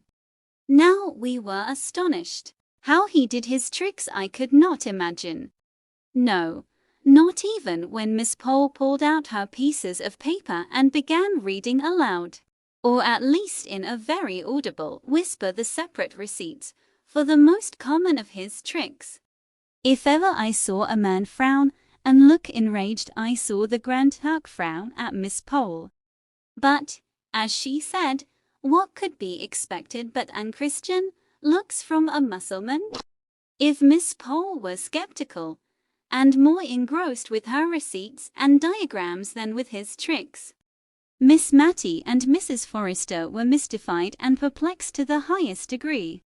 Mrs. Jamieson kept taking her spectacles off and wiping them, as if she thought it was something defective in them which made the legerdemain. And Lady Glenmire, who had seen many curious sights in Edinburgh, was very much struck with the tricks, and would not at all agree with Miss Pole, who declared that anybody could do them with a little practice, and that she would, herself, undertake to do all he did with 2 hours given to study the encyclopedia and make her third finger flexible. At last Miss Matty and Mrs. Forrester became perfectly awe-stricken. They whispered together. I sat just behind them, so I could not help hearing what they were saying. Miss Matty asked Mrs. Forrester if she thought it was quite right to have come to see such things. She could not help fearing they were lending encouragement to something that was not quite. A little shake of the head filled up the blank. Mrs. Forrester replied that the same thought had crossed her mind. She too was feeling very uncomfortable. It was so very strange. She was quite certain that it was her pocket handkerchief which was in that loaf just now, and it had been in her own hand not 5 minutes before. She wondered who had furnished the bread. She was sure it could not be Darkin, because he was the churchwarden. Suddenly Miss Matty half turned towards me. Will you look, my dear, you are a stranger in the town, and it won't give rise to unpleasant reports. Will you just look round and see if the rector is here? If he is, I think we may conclude that this wonderful man is sanctioned by the church, and that will be a great relief to my mind. I looked, and I saw the tall, thin, dry, dusty rector, sitting surrounded by national school boys, guarded by troops of his own sex from any approach of the many Cranford spinsters. His kind face was all agape with broad smiles, and the boys around him were in chinks of laughing. I told Miss Matty that the church was smiling approval, which set her mind at ease. I have never named Mr. Hayter, the rector, because I, as a well-to-do and happy young woman, never came in contact with him. He was an old bachelor, but as afraid of matrimonial reports getting abroad about him as any girl of 18. And he would rush into a shop or dive down an entry sooner than encounter any of the Cranford ladies in the street. And, as for the preference parties, I did not wonder at his not accepting invitations to them. To tell the truth, I always suspected Miss Pole of having given very vigorous chase to Mr. Hayter when he first came to Cranford, and not the less because now she appeared to share so vividly in his dread lest her name should ever be coupled with his. He found all his interests among the poor and helpless. He had treated the national school boys this very night to the performance, and virtue was for once its own reward, for they guarded him right and left and clung round him as if he had been the queen bee and they the swarm. He felt so safe in their environment that he could even afford to give our party a bow as we filed out. Miss Pole ignored his presence and pretended to be absorbed in convincing us that we had been cheated and had not seen Signor Brunoni after all. Chapter 10. The Panic. I think a series of circumstances dated from Signor Bruni's visit to Cranford, which seemed at the time connected in our minds with him, though I don't know that he had anything really to do with them. All at once all sorts of uncomfortable rumors got afloat in the town. There were 1 or 2 robberies, real bona fide robberies. Men had up before the magistrates and committed for trial, and that seemed to make us all afraid of being robbed. And for a long time, at Miss Matty's, I know, we used to make a regular expedition all round the kitchens and cellars every night. Miss Matty leading the way, armed with the poker, I following with the hearth-brush, and Martha carrying the shovel and fire irons with which to sound the alarm. And by the accidental hitting together of them she often frightened us so much that we bolted ourselves up, all 3 together, in the back kitchen, or storeroom, or wherever we happened to be till, when our fright was over, we recollected ourselves and set out afresh with double valiance. By day we heard strange stories from the shopkeepers and cottagers of carts that went about in the dead of night, drawn by horses shod with felt and guarded by men in dark clothes, going round the town, no doubt in search of some unwatched house or some unfastened door. Miss Pole, who affected great bravery herself, was the principal person to collect and arrange these reports so as to make them assume their most fearful aspect. But we discovered that she had begged one of Mr. Hoggins's worn-out hats to hang up in her lobby, and we, at least I, had doubts as to whether she really would enjoy the little adventure of having her house broken into, as she protested she should. Miss Matty made no secret of being an arrant coward, but she went regularly through her housekeeper's duty of inspection. Only the hour for this became earlier and earlier, till at last we went the rounds at 6:30, and Miss Matty adjourned to bed soon after 7, in order to get the night over the sooner. Cranford had so long piqued itself on being an honest and moral town that it had grown to fancy itself too genteel and well bred to be otherwise, and felt the stain upon its character at this time doubly. But we comforted ourselves with the assurance which we gave to each other, that the robberies could never have been committed by any Cranford person. It must have been a stranger or strangers who brought this disgrace upon the town, and occasioned as many precautions as if we were living among the Red Indians or the French. This last comparison of our nightly state of defense and fortification was made by Mrs. Forrester, whose father had served under General Burgoyne in the American War, and whose husband had fought the French in Spain. She indeed inclined to the idea that, in some way, the French were connected with the small thefts, which were ascertained facts, and the burglaries and highway robberies, which were rumors.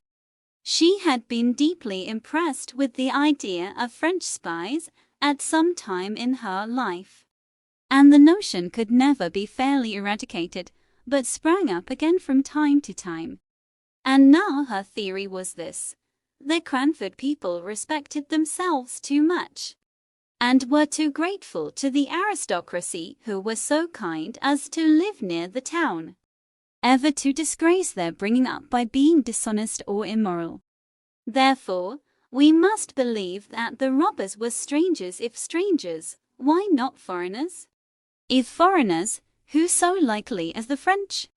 Signor Brunoni spoke broken English like a Frenchman, and, though he wore a turban like a Turk, Mrs. Forrester had seen a print of Madame de Staël with a turban on, and another of Mr. Dillon in just such a dress as that in which the conjurer had made his appearance, showing clearly that the French, as well as the Turks, wore turbans. There could be no doubt Signor Brunoni was a Frenchman, a French spy, come to discover the weak and undefended places of England, and doubtless he had his accomplices. For her part, she, Mrs. Forrester, had always had her own opinion of Miss Pole's adventure at the George in seeing to men where only one was believed to be. French people had ways and means which, she was thankful to say, the English knew nothing about, and she had never felt quite easy in her mind about going to see that conjurer. It was rather too much like a forbidden thing, though the rector was there. In short, Mrs. Forrester grew more excited than we had ever known her before, and, being an officer's daughter and widow, we looked up to her opinion, of course. Really, I do not know how much was true or false in the reports which flew about like wildfire just at this time, but it seemed to me then that there was every reason to believe that at Modern, a small town about 8 miles from Cranford, houses and shops were entered by holes made in the walls, the bricks being silently carried away in the dead of the night, and all done so quietly that no sound was heard either in or out of the house. Miss Matty gave it up in despair when she heard of this. What was the use, said she, of locks and bolts, and bells to the windows, and going round the house every night. That last trick was fit for a conjurer. Now she did believe that Signor Brunoni was at the bottom of it. One afternoon, about 5 o'clock, we were startled by our hasty knock at the door. Miss Matty bade me run and tell Martha on no account to open the door till Miss Matty had reconnoitred through the window, and she armed herself with a footstool to drop down on the head of the visitor, in case he should show a face covered with black crape, as he looked up in answer to her inquiry of who was there. But it was nobody but Miss Pole and Betty. The former came upstairs, carrying a little hand basket, and she was evidently in a state of great agitation. "Take care of that," said she to me, as I offered to relieve her of her basket. "It's my plate. I am sure there is a plan to rob my house tonight. I am come to throw myself on your hospitality, Miss Matty. Betty is going to sleep with her cousin at the George. I can sit up here all night if you will allow me. But my house is so far from any neighbors, and I don't believe we could be heard if we screamed ever so." "But," said Miss Matty, "what has alarmed you so much? Have you seen any men lurking about the house?" "Oh, yes," answered Miss Pole. "Two very bad-looking men have gone 3 times past the house, very slowly. And an Irish beggar woman came not half an hour ago, and all but forced herself in past Betty, saying her children were starving and she must speak to the mistress. You see, she said mistress, though there was a hat hanging up in the hall, and it would have been more natural to have said master. But Betty shut the door in her face and came up to me, and we got the spoons together, and sat in the parlor window watching till we saw Thomas Jones going from his work, when we called to him and asked him to take care of us into the town. We might have triumphed over Miss Pole, who had professed such bravery until she was frightened. But we were too glad to perceive that she shared in the weaknesses of humanity to exult over her. And I gave up my room to her very willingly, and shared Miss Matty's bed for the night. But before we retired, the 2 ladies rummaged up, out of the recesses of their memory, such horrid stories of robbery and murder that I quite quaked in my shoes. Miss Pole was evidently anxious to prove that such terrible events had occurred. Within her experience, that she was justified in her sudden panic. And Miss Matty did not like to be outdone, and capped every story with one yet more horrible, till it reminded me, oddly enough, of an old story I had read somewhere, of a nightingale and a musician, who strove one against the other, which could produce the most admirable music, till poor Philomel dropped down dead. One of the stories that haunted me for a long time afterwards was of a girl who was left in charge of a great house in Cumberland on some particular fair day, when the other servants all went off to the gaieties. The family were away in London, and a peddler came by and asked to leave his large and heavy pack in the kitchen, saying he would call for it again at night. And the girl, a gamekeeper's daughter, roaming about in search of amusement, chanced to hit upon a gun hanging up in the hall, and took it down to look at the chasing. And it went off through the open kitchen door, hit the pack, and a slow dark thread of blood came oozing out. How Miss Pole enjoyed this part of the story, dwelling on each word as if she loved it. She rather hurried over the further account of the girl's bravery, and I have but a confused idea that, somehow, she baffled the robbers with Italian irons, heated red hot, and then restored to blackness by being dipped in grease. We parted for the night with an awe-stricken wonder as to what we should hear of in the morning, and, on my part, with a vehement desire for the night to be over and gone, I was so afraid lest the robbers should have seen, from some dark lurking place, that Miss Pole had carried off our plate, and thus have a double motive for attacking our house. But until Lady Glenmire came to call next day, we heard of nothing unusual. The kitchen fire irons were in exactly the same position against the back door as when Martha and I had skillfully piled them up, like spillikins, ready to fall with an awful clatter if only a cat had touched the outside panels. I had wondered what we should all do if thus awakened and alarmed, and had proposed to Miss Matty that we should cover up our faces under the bed clothes so that there should be no danger of the robbers thinking that we could identify them. But Miss Matty, who was trembling very much, scouted this idea, and said we owed it to society to apprehend them, and that she should certainly do her best to lay hold of them and lock them up in the garret till morning. When Lady Glenmire came, we almost felt jealous of her. Mrs. Jamison's house had really been attacked. At least there were men's footsteps to be seen on the flower borders, underneath the kitchen windows, where any men should be. And Carlo had barked all through the night as if strangers were abroad. Mrs. Jamison had been awakened by Lady Glenmire, and they had rung the bell which communicated with Mr. Mulliner's room in the third story. And when his night-capped head had appeared over the banisters, in answer to the summons, they had told him of their alarm and the reasons for it. Whereupon he retreated into his bedroom and locked the door for fear of draughts, as he informed them in the morning, and opened the window and called out valiantly to say, if the supposed robbers would come to him, he would fight them.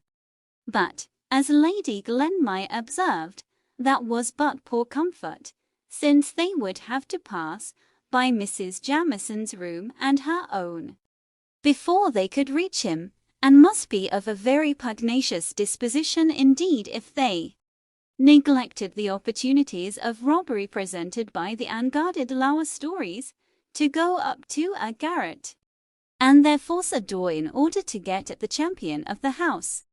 Lady Glenmire, after waiting and listening for some time in the drawing-room, had proposed to Mrs. Jamison that they should go to bed, but that lady said she should not feel comfortable unless she sat up and watched, and, accordingly, she packed herself warmly up on the sofa, where she was found by the housemaid, when she came into the room at 6 o'clock, fast asleep. But Lady Glenmire went to bed and kept awake all night. When Miss Pole heard of this, she nodded her head in great satisfaction. She had been sure we should hear of something happening in Cranford that night. And we had heard. It was clear enough they had first proposed to attack her house. But when they saw that she and Betty were on their guard and had carried off the plate, they had changed their tactics and gone to Mrs. Jamison's, and no one knew what might have happened if Carlo had not barked, like a good dog as he was. Poor Carlo! His barking days were nearly over. Whether the gang who infested the neighborhood were afraid of him, or whether they were revengeful enough for the way in which he had baffled them on the night in question to poison him, or whether, as some among the more uneducated people thought, he died of apoplexy brought on by too much feeding and too little exercise. At any rate, it is certain that, 2 days after this eventful night, Carlo was found dead, with his poor legs stretched out stiff in the attitude of running, as if by such unusual exertion he could escape the sure pursuer, death. We were all sorry for Carlo, the old familiar friend who had snapped at us for so many years, and the mysterious mode of his death made us very uncomfortable. Could Signor Brunoni be at the bottom of this? He had apparently killed a canary with only a word of command. His will seemed of deadly force. Who knew but what he might yet be lingering in the neighborhood willing all sorts of awful things? We whispered these fancies among ourselves in the evenings. But in the mornings our courage came back with the daylight, and in a week's time we had got over the shock of Carlo's death. All but Mrs. Jamieson. She, poor thing, felt it as she had felt no event since her husband's death. Indeed, Miss Paul said that as the Honourable Mr. Jamieson drank a good deal, and occasioned her much uneasiness, it was possible that Carlo's death might be the greater affliction. But there was always a tinge of cynicism in Miss Pole's remarks. However, one thing was clear and certain: it was necessary for Mrs. Jamieson to have some change of scene. And Mr. Mulliner was very impressive on this point, shaking his head whenever we inquired after his mistress, and speaking of her loss of appetite and bad nights very ominously. And with justice too, for if she had two characteristics in her natural state of health, they were a facility of eating and sleeping. If she could neither eat nor sleep, she must be indeed out of spirits and out of health. Lady Glenmire, who had evidently taken very kindly to Cranford, did not like the idea of Mrs. Jamieson's going to Cheltenham, and more than once insinuated pretty plainly that it was Mr. Mulliner's doing, who had been much alarmed on the occasion of the house being attacked, and since had said, more than once, that he felt it a very responsible charge to have to defend so many women. Be that as it might, Mrs. Jamieson went to Cheltenham, escorted by Mr. Mulliner, and Lady Glenmire remained in possession of the house, her ostensible office being to take care that the maidservants did not pick up followers. She made a very pleasant-looking dragon, and, as soon as it was arranged for her stay in Cranford, she found out that Mrs. Jamieson's visit to Cheltenham was just the best thing in the world. She had let her house in Edinburgh, and was for the time houseless, so the charge of her sister-in-law's comfortable abode was very convenient and acceptable. Miss Pole was very much inclined to install herself as a heroine, because of the decided steps she had taken in flying from the 2 men and 1 woman, whom she entitled that murderous gang. She described their appearance in glowing colors, and I noticed that every time she went over the story some fresh trait of villainy was added to their appearance. One was tall; he grew to be gigantic in height before we had done with him. He, of course, had black hair, and by it hung in elf locks over his forehead and down his back. The other was short and broad, and a hump sprouted out on his shoulder before we heard the last of him. He had red hair which deepened into carroty, and she was almost sure he had a cast in the eye, a decided squint. As for the woman, her eyes glared, and she was masculine, looking a perfect virago. Most probably a man dressed in woman's clothes. Afterwards, we heard of a beard on her chin, and a manly voice and a stride. If Miss Pole was delighted to recount the events of that afternoon to all inquirers, others were not so proud of their adventures in the robbery line. Mr. Hoggins, the surgeon, had been attacked at his own door by 2 ruffians, who were concealed in the shadow of the porch, and so effectually silenced him that he was robbed in the interval between ringing his bell and the servants answering it. Miss Pole was sure it would turn out that this robbery had been committed by her men, and went the very day she heard the report to have her teeth examined and to question Mr. Hoggins. She came to us afterwards, so we heard what she had heard, straight and direct from the source, while we were yet in the excitement and flutter of the agitation caused by the first intelligence, for the event had only occurred the night before. "Well," said Miss Pole, sitting down with the decision of a person who has made up her mind as to the nature of life and the world and such.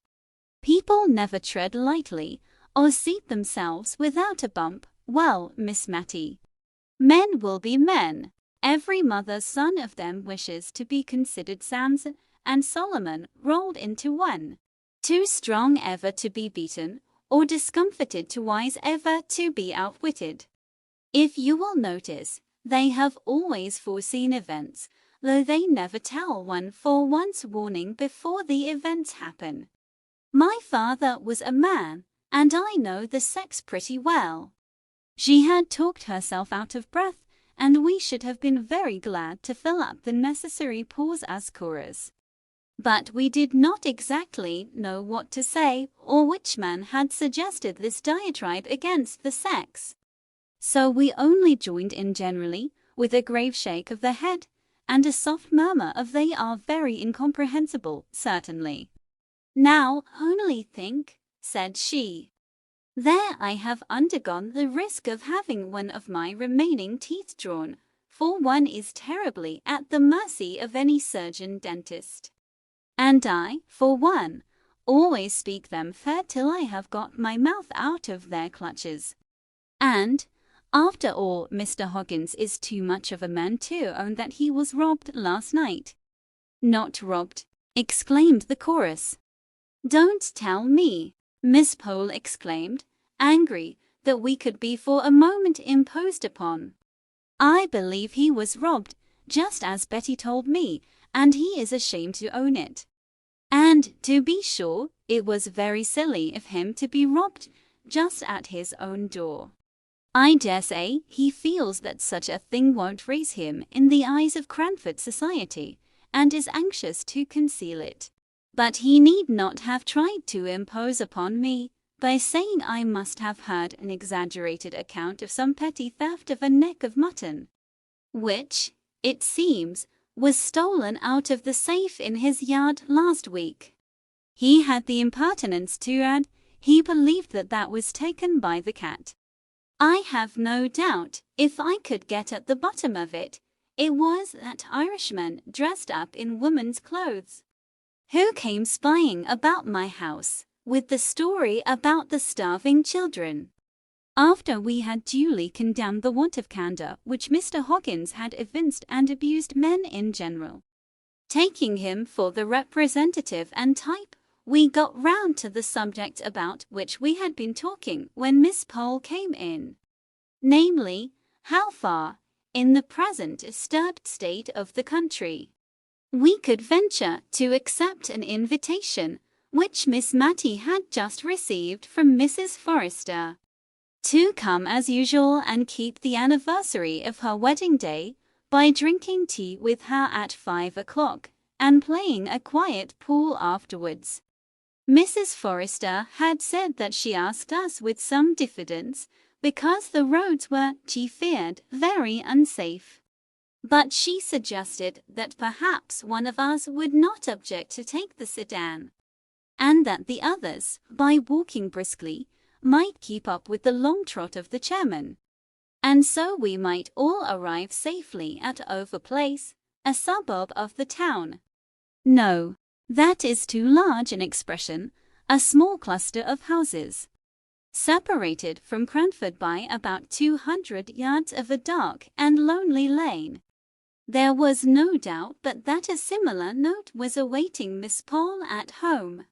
So her call was a very fortunate affair, as it enabled us to consult together. We would all much rather have declined this invitation, but we felt that it would not be quite kind to Mrs. Forrester, who would otherwise be left to a solitary retrospect of her not very happy or fortunate life. Miss Matty and Miss Pole had been visitors on this occasion for many years, and now they gallantly determined to nail their colours to the mast, and to go through Darkness Lane rather than fail in loyalty to their friend. But when the evening came, Miss Matty, for it was she who was voted into the chair, as she had a cold before being shot down in the sedan, like Jack in a box, implored the chairman, whatever might befall, not to run away and leave her fastened up there to be murdered. And even after they had promised, I saw her tighten her features into the stern determination of a martyr. And she gave me a melancholy and ominous shake of the head through the glass. However, we got there safely, only rather out of breath, for it was who could trot hardest through Darkness Lane, and I am afraid poor Miss Matty was sadly jolted.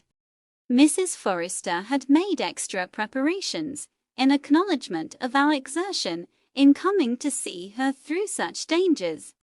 The usual forms of genteel ignorance as to what her servants might send up were all gone through, and harmony and preference seemed likely to be the order of the evening. But for an interesting conversation that began I don't know how, but which had relation, of course, to the robbers who infested the neighborhood of Cranford, having braved the dangers of Darkness Lane, and thus having a little stock of reputation for courage to fall back upon, and also, I dare say, desirous of proving ourselves superior to men videlicet Mr. Hawkins in the article of candor. We began to relate our individual fears and the private precautions we each of us took.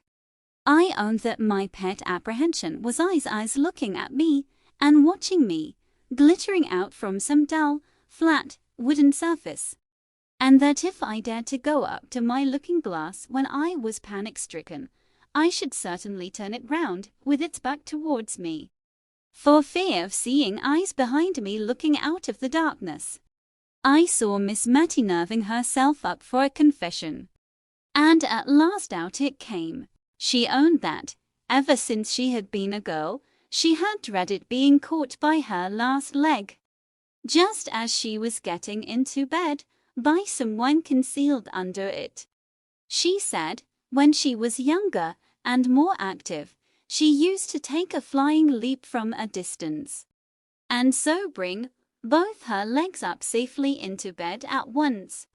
But that this had always annoyed Deborah, who piqued herself upon getting into bed gracefully, and she had given it up in consequence. But now the old terror would often come over her, especially since Miss Pole's house had been attacked. We had got quite to believe in the fact of the attack having taken place, and yet it was very unpleasant to think of looking under a bed and seeing a man concealed, with a great, fierce face staring out at you. So she had bethought herself of something. Perhaps I had noticed that she had told Martha to buy her a penny ball, such as children play with, and now she rolled this ball under the bed every night. If it came out on the other side, well and good. If not, she always took care to have her hand on the bell rope, and meant to call out John and Harry, just as if she expected men servants to answer her ring. We all applauded this ingenious contrivance, and Miss Matty sank back into satisfied silence, with a look at Mrs. Forrester as if to ask for her private weakness. Mrs. Forrester looked askance at Miss Pole, and tried to change the subject a little by telling us that she had borrowed a boy from one of the neighboring cottages and promised his parents 100 weight of coals at Christmas, and his supper every evening, for the loan of him at nights. She had instructed him in his possible duties when he first came, and, finding him sensible, she had given him the Major's sword. The Major was her late husband, and desired him to put it very carefully behind his pillow at night, turning the edge towards the head of the pillow. He was a sharp lad, she was sure, for, spying out the Major's cocked hat, he had said, if he might have that to wear, he was sure he could frighten 2 Englishmen or 4 Frenchmen any day.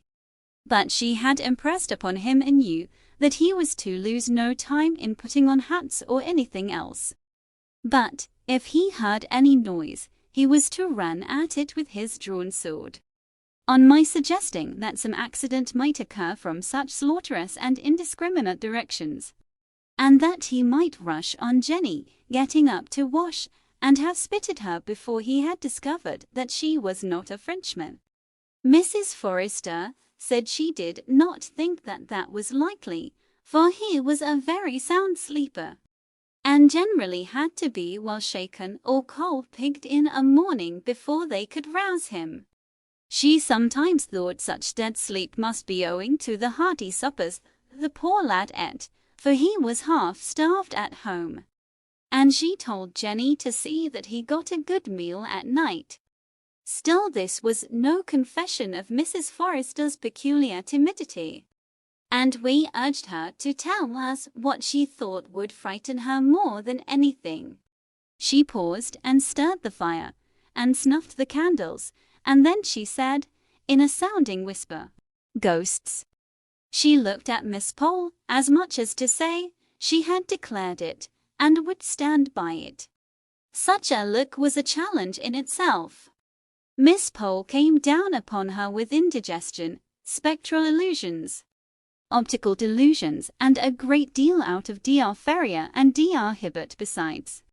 Miss Matty had rather a leaning to ghosts, as I have mentioned before, and what little she did say was all on Mrs. Forrester's side, who, emboldened by sympathy, protested that ghosts were a part of her religion, that surely she, the widow of a major in the army, knew what to be frightened at and what not.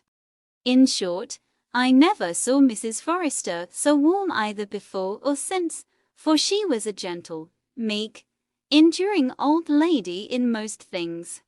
Not all the elder wine that ever was mulled could this night wash out the remembrance of this difference between Miss Pole and her hostess. Indeed, when the elder wine was brought in, it gave rise to a new burst of discussion. For Jenny, the little maiden who staggered under the tray, had to give evidence of having seen a ghost with her own eyes not so many nights ago, in Darkness Lane, the very lane we were to go through on our way home. In spite of the uncomfortable feeling which this last consideration gave me, I could not help being amused at Jenny's position, which was exceedingly like that of a witness being examined and cross-examined by two counsel who are not at all scrupulous about asking leading questions. The conclusion I arrived at was that Jenny had certainly seen something beyond what a fit of indigestion would have caused. A lady all in white, and without her head, was what she deposed and adhered to, supported by a consciousness of the secret sympathy of her mistress under the withering scorn with which Miss Pole regarded her. And not only she, but many others, had seen this headless lady, who sat by the roadside wringing her hands as in deep grief. Mrs. Forrester looked at us from time to time with an air of conscious triumph. But then she had not to pass through Darkness Lane before she could bury herself beneath her own familiar bedclothes. We preserved a discreet silence as to the headless lady while we were putting on our things to go home, for there was no knowing how near the ghostly head and ears might be, or what spiritual connection they might be keeping up with the unhappy body in Darkness Lane, and, therefore, even Miss Pole felt that it was as well not to speak lightly on such subjects, for fear of vexing or insulting that woebegone trunk. At least, so I conjecture.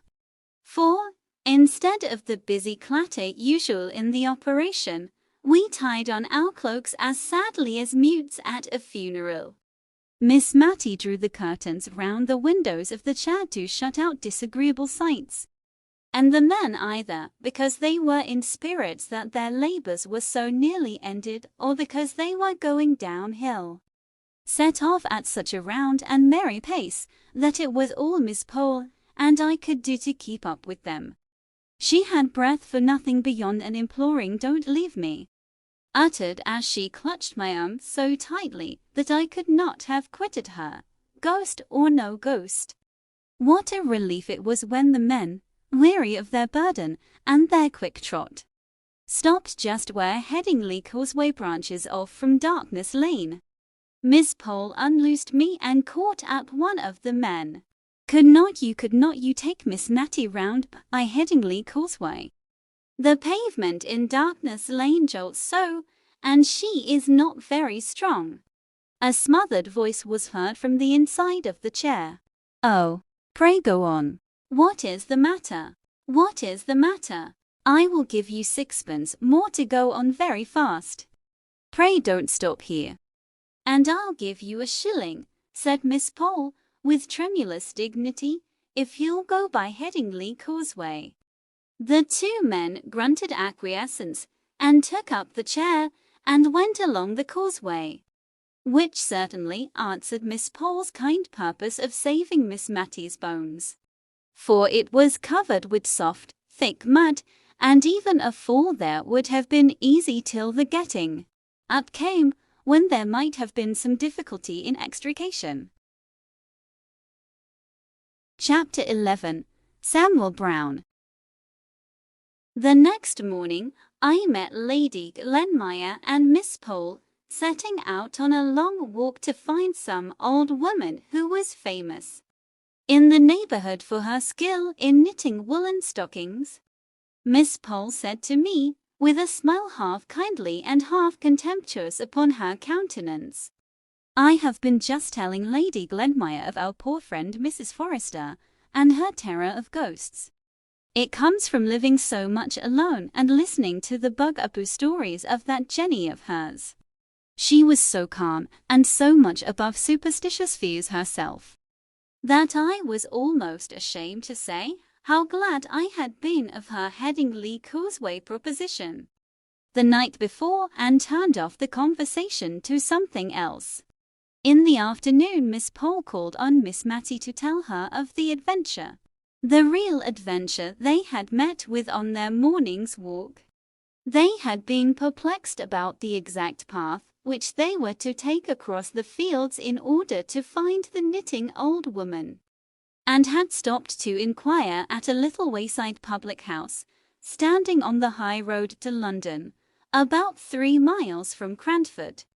The good woman had asked them to sit down and rest themselves while she fetched her husband, who could direct them better than she could.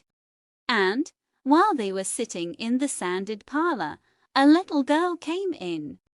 They thought that she belonged to the landlady, and began some trifling conversation with her.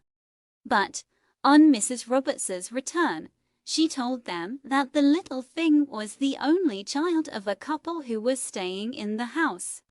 And then she began a long story, out of which Lady Glenmire and Miss Pole could only gather 1 or 2 decided facts, which were that, about 6 weeks ago, a light spring cart had broken down just before their door, in which there were 2 men, 1 woman, and this child.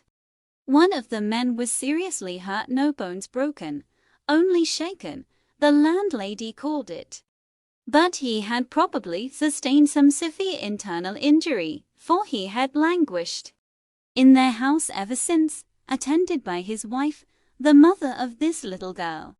Miss Pole had asked what he was, what he looked like, and Mrs. Roberts had made answer that he was not like a gentleman, nor yet like a common person.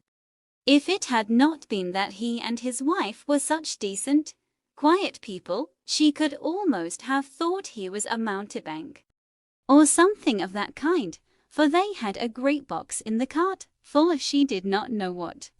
She had helped to unpack it, and take out their linen and clothes. When the other man, his twin brother, she believed he had gone off with the horse and cart. Miss Pole had begun to have her suspicions at this point, and expressed her idea that it was rather strange that the box and cart and horse and all should have disappeared. But good Mrs. Roberts seemed to have become quite indignant at Miss Pole's implied suggestion. In fact, Miss Pole said she was as angry as if Miss Pole had told her that she herself was a swindler, As the best way of convincing the ladies, she bethought her of begging them to see the wife. And, as Miss Pole said, there was no doubting the honest, worn, bronzed face of the woman who, at the first tender word from Lady Glenmire, burst into tears, which she was too weak to check until some word from the landlady made her swallow down her sobs, in order that she might testify to the Christian kindness shown by Mr. and Mrs. Roberts.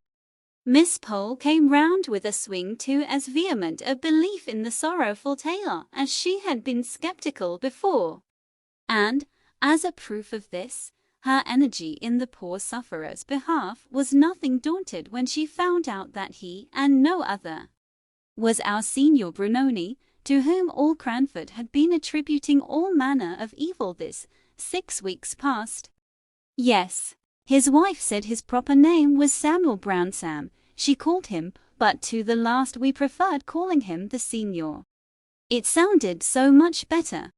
The end of their conversation with the Signora Brunoni was that it was agreed that he should be placed under medical advice, and for any expense incurred in procuring this Lady Glenmire promised to hold herself responsible, and had accordingly gone to Mr. Hoggins to beg him to ride over to the Rising Sun that very afternoon and examine into the Signor's real state, and, as Miss Pole said, if it was desirable to remove him to Cranford to be more immediately under Mr. Hoggins's eye, she would undertake to see for lodgings and arrange about the rent.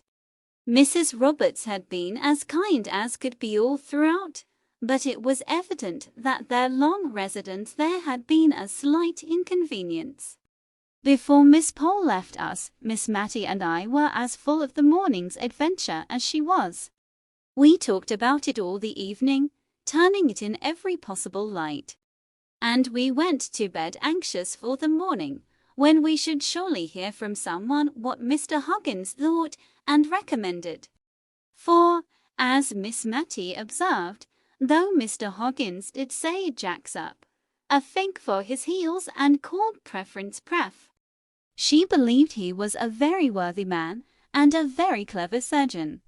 Indeed, we were rather proud of our doctor at Cranford, as a doctor. We often wished, when we heard of Queen Adelaide or the Duke of Wellington being ill, that they would send for Mr. Hoggins. But, on consideration, we were rather glad they did not, for, if we were ailing, what should we do if Mr. Hoggins had been appointed physician in ordinary to the royal family? As a surgeon, we were proud of him. But as a man, or rather, I should say, as a gentleman, we could only shake our heads over his name and himself, and wished that he had read Lord Chesterfield's letters in the days when his manners were susceptible of improvement. Nevertheless, we all regarded his dictum in the Signor's case as infallible, and when he said that with care and attention he might rally, we had no more fear for him. But, although we had no more fear, everybody did as much as if there was great cause for anxiety, as indeed there was until Mr. Hoggins took charge of him. Miss Pole looked out clean and comfortable, if homely, lodgings. Miss Matty sent the sedan chair for him, and Martha and I aired it well before it left Cranford by holding a warming pan full of red-hot coals in it, and then shutting it up close, smoke and all, until the time when he should get into it at the Rising Sun. Lady Glenmire undertook the medical department under Mr. Hoggins's directions, and rummaged up all Mrs. Jamison's medicine glasses and spoons and bed tables in a free and easy way that made Miss Matty feel a little anxious as to what that lady and Mr. Mulliner might say if they knew. Mrs. Forrester made some of the bread jelly, for which she was so famous, to have ready as a refreshment in the lodgings when he should arrive. A present of this bread jelly was the highest mark of favour dear Mrs. Forrester could confer. Miss Pole had once asked her for the receipt, but she had met with a very decided rebuff. That lady told her that she could not part with it to anyone during her life, and that after her death it was bequeathed, as her executors would find, to Miss Mattie. What Miss Mattie, or, as Mrs. Forrester called her, remembering the clause in her will and the dignity of the occasion, Miss Matilda Jenkins, might choose to do with the receipt when it came into her possession, whether to make it public or to hand it down as an heirloom, she did not know, nor would she dictate. And a mould of this admirable, digestible, unique bread jelly was sent by Mrs. Forrester to our poor sick conjurer. Who says that the aristocracy are proud? Here was a lady by birth a Tyrrell, and descended from the great Sir Walter that shot King Rufus, and in whose veins ran the blood of him who murdered the little princes in the Tower, going every day to see what dainty dishes she could prepare for Samuel Brown, a mountebank. But, indeed, it was wonderful to see what kind feelings were called out by this poor man's coming amongst us, and also wonderful to see how the great Cranford panic, which had been occasioned by his first coming in his Turkish dress, melted away into thin air on his second coming, pale and feeble, and with his heavy, filmy eyes, that only brightened a very little when they fell upon the countenance of his faithful wife, or their pale and sorrowful little girl. Somehow we all forgot to be afraid. I dare say it was that finding out that he, who had first excited our love of the marvellous by his unprecedented arts, had not sufficient everyday gifts to manage a shying horse, made us feel as if we were ourselves again. Miss Pole came with her little basket at all hours of the evening, as if her lonely house and the unfrequented road to it had never been infested by that murderous gang. Mrs. Forrester said she thought that neither Jenny nor she need mind the headless lady who wept and wailed in Darkness Lane, for surely the power was never given to such beings to harm those who went about to try to do what little good was in their power, to which Jenny tremblingly assented. But the mistress's theory had little effect on the maid's practice, until she had sewn to pieces of red flannel in the shape of a cross on her inner garment. I found Miss Mattie covering her penny ball, the ball that she used to roll under her bed, with gay-coloured worsted in rainbow stripes. "My dear," said she, "my heart is sad for that little careworn child.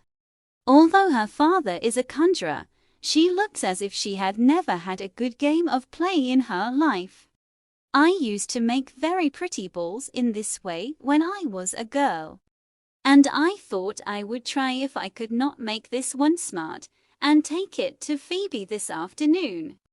I think the gang must have left the neighbourhood, for one does not hear any more of their violence and robbery now. We were all of us far too full of the signor's precarious state to talk either about robbers or ghosts.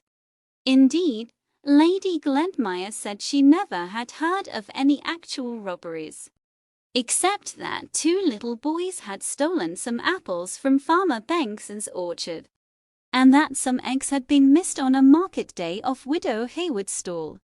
But that was expecting too much of us. We could not acknowledge that we had only had this small foundation for all our panic. Miss Pole drew herself up at this remark of Lady Glenmire's, and said that she wished she could agree with her as to the very small reason we had had for alarm. But with the recollection of a man disguised as a woman who had endeavoured to force himself into her house while his confederates waited outside, with the knowledge gained from Lady Glenmire herself of the footprints seen on Mrs. Jamison's flower borders, with the fact before her of the audacious robbery committed on Mr. Hoggins at his own door. But here Lady Glenmire broke in with a very strong expression of doubt as to whether this last story was not an entire fabrication founded upon the theft of a cat. She grew so red while she was saying all this that I was not surprised at Miss Paul's manner of bridling up, and I am certain, if Lady Glenmire had not been her ladyship, we should have had a more emphatic contradiction than the "well, to be sure," and similar fragmentary ejaculations, which were all that she ventured upon in my lady's presence. But when she was gone, Miss Pole began a long congratulation to Miss Matty that so far they had escaped marriage, which she noticed always made people credulous to the last degree. Indeed, she thought it argued great natural credulity in a woman if she could not keep herself from being married. And in what Lady Glenmire had said about Mr. Hoggins's robbery we had a specimen of what people came to if they gave way to such a weakness. Evidently Lady Glenmire would swallow anything if she could believe the poor vamped-up story about a neck of mutton and a pussy with which he had tried to impose on Miss Pole, only she had always been on her guard against believing too much of what men said. We were thankful, as Miss Pole desired us to be, that we had never been married. But I think, of the two, we were even more thankful that the robbers had left Cranford. At least I judge so from a speech of Miss Matty's that evening, as we sat over the fire, in which she evidently looked upon a husband as a great protector against thieves, burglars, and ghosts, and said that she did not think that she should dare to be always warning young people against matrimony, as Miss Pole did continually. To be sure, marriage was a risk, as she saw, now she had had some experience. But she remembered the time when she had looked forward to being married as much as any one. "Not to any particular person, my dear," said she, hastily checking herself up, as if she were afraid of having admitted too much. "Only the old story, you know, of ladies always saying, 'When I marry,' and gentlemen, 'if I marry.'" It was a joke spoken in rather a sad tone, and I doubt if either of us smiled. But I could not see Miss Matty's face by the flickering firelight. In a little while she continued, "But, after all, I have not told you the truth. It is so long ago, and no one ever knew how much I thought of it at the time, unless, indeed, my dear mother guessed. But I may say that there was a time when I did not think I should have been only Miss Matty Jenkins all my life. For even if I did meet with anyone who wished to marry me now, and, as Miss Pole says, one is never too safe, I could not take him. I hope he would not take it too much to heart, but I could not take him or anyone but the person I once thought I should be married to. And he is dead and gone, and he never knew how it all came about. That I said no, when I had thought many and many a time. Well, it's no matter what I thought. God ordains it all, and I am very happy, my dear. No one has such kind friends as I," continued she, taking my hand and holding it in hers. "If I had never known of Mr. Holbrook, I could have said something in this pause. But as I had, I could not think of anything that would come in naturally, and so we both kept silence for a little time. My father once made us," she began, "keep a diary, in 2 columns. On one side we were to put down, in the morning, what we thought would be the course and events of the coming day, and at night we were to put down on the other side what really had happened. It would be to some people rather a sad way of telling their lives." A tear dropped upon my hand at these words. "I don't mean that mine has been sad, only so very different to what I expected. I remember one winter's evening, sitting over our bedroom fire with Deborah. I remember it as if it were yesterday. And we were planning our future lives. Both of us were planning, though only she talked about it. She said she should like to marry an archdeacon and write his charges. And you know, my dear, she never was married, and, for aught I know, she never spoke to an unmarried archdeacon in her life. I never was ambitious, nor could I have written charges, but I thought I could manage a house. My mother used to call me her right hand. And I was always so fond of little children. The shyest babies would stretch out their little arms to come to me. When I was a girl, I was half my leisure time nursing in the neighboring cottages. But I don't know how it was when I grew sad and grave, which I did a year or two after this time, the little things drew back from me. And I am afraid I lost the knack, though I am just as fond of children as ever, and have a strange yearning at my heart whenever I see a mother with her baby in her arms. Nay, my dear, and by a sudden blaze which sprang up from a fall of the unstirred coals, I saw that her eyes were full of tears, gazing intently on some vision of what might have been. Do you know, I dream sometimes that I have a little child, always the same, a little girl of about 2 years old. She never grows older, though I have dreamt about her for many years. I don't think I ever dream of any words or sounds she makes. She is very noiseless and still, but she comes to me when she is very sorry or very glad. And I have wakened with the clasp of her dear little arms round my neck. Only last night, perhaps, because I had gone to sleep thinking of this ball for Phoebe, my little darling came in my dream and put up her mouth to be kissed, just as I have seen real babies do to real mothers before going to bed. But all this is nonsense, dear. Only don't be frightened by Miss Pole from being married. I can fancy it may be a very happy state, and a little credulity helps one on through life very smoothly. Better than always doubting and seeing difficulties and disagreeables in everything. If I had been inclined to be daunted from matrimony, it would not have been Miss Pole to do it. It would have been the lot of poor Signor Brunoni and his wife. And yet again, it was an encouragement to see how, through all their cares and sorrows, they thought of each other and not of themselves. And how keen were their joys if they only passed through each other, or through the little Phoebe.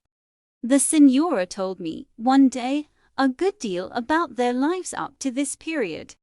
It began by my asking her whether Miss Pole's story of the twin brothers were true. It sounded so wonderful a likeness that I should have had my doubts if Miss Pole had not been unmarried. But the Signora, or as we found out she preferred to be called Mrs. Brown, said it was quite true. That her brother-in-law was by many taken for her husband, which was of great assistance to them in their profession. Though, she continued, how people can mistake Thomas for the real Signor Brunoni, I can't conceive. But he says they do, so I suppose I must believe him. Not but what he is a very good man. I am sure I don't know how we should have paid our bill at the Rising Sun but for the money he sends. But people must know very little about art if they can take him for my husband. Why, miss, in the bull trick, where my husband spreads his fingers wide and throws out his little finger with quite an air and a grace, Thomas just clumps up his hand like a fist, and might have ever so many balls hidden in it. Besides, he has never been in India, and knows nothing of the proper sit of a turban. Have you been in India? Said I, rather astonished. Oh, yes, many a year, ma'am. Sam was a sergeant in the 31st. And when the regiment was ordered to India, I drew a lot to go, and I was more thankful than I can tell. For it seemed as if it would only be a slow death to me to part from my husband. But, indeed, ma'am, if I had known all, I don't know whether I would not rather have died there and then than gone through what I have done since. To be sure, I've been able to comfort Sam, and to be with him. But, ma'am, I've lost 6 children, said she, looking up at me with those strange eyes that I've never noticed but in mothers of dead children, with a kind of wild look in them, as if seeking for what they never more might find. Yes, 6 children died off, like little buds nipped untimely, in that cruel India. I thought, as each died, I never would love a child again. And when the next came, it had not only its own love, but the deeper love that came from the thoughts of its little dead brothers and sisters. And when Phoebe was coming, I said to my husband, Sam, when the child is born, and I am strong, I shall leave you. It will cut my heart cruel.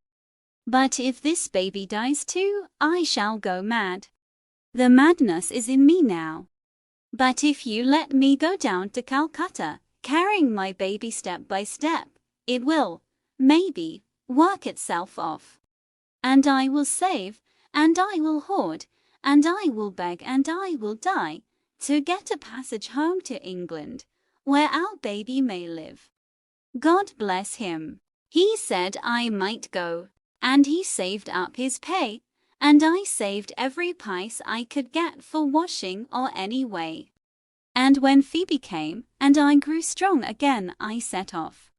It was very lonely, through the thick forests, dark again with their heavy trees, along by the river's side, but I had been brought up near the Avon in Warwickshire, so that flowing noise sounded like home from station to station, from Indian village to village. I went along, carrying my child. I had seen one of the officers' ladies with a little picture, ma'am, done by a Catholic foreigner, ma'am, of the Virgin and the little Saviour, ma'am. She had him on her arm, and her form was softly curled round him, and their cheeks touched. Well, when I went to bid good-bye to this lady, for whom I had washed, she cried sadly. For she, too, had lost her children, but she had not another to save, like me.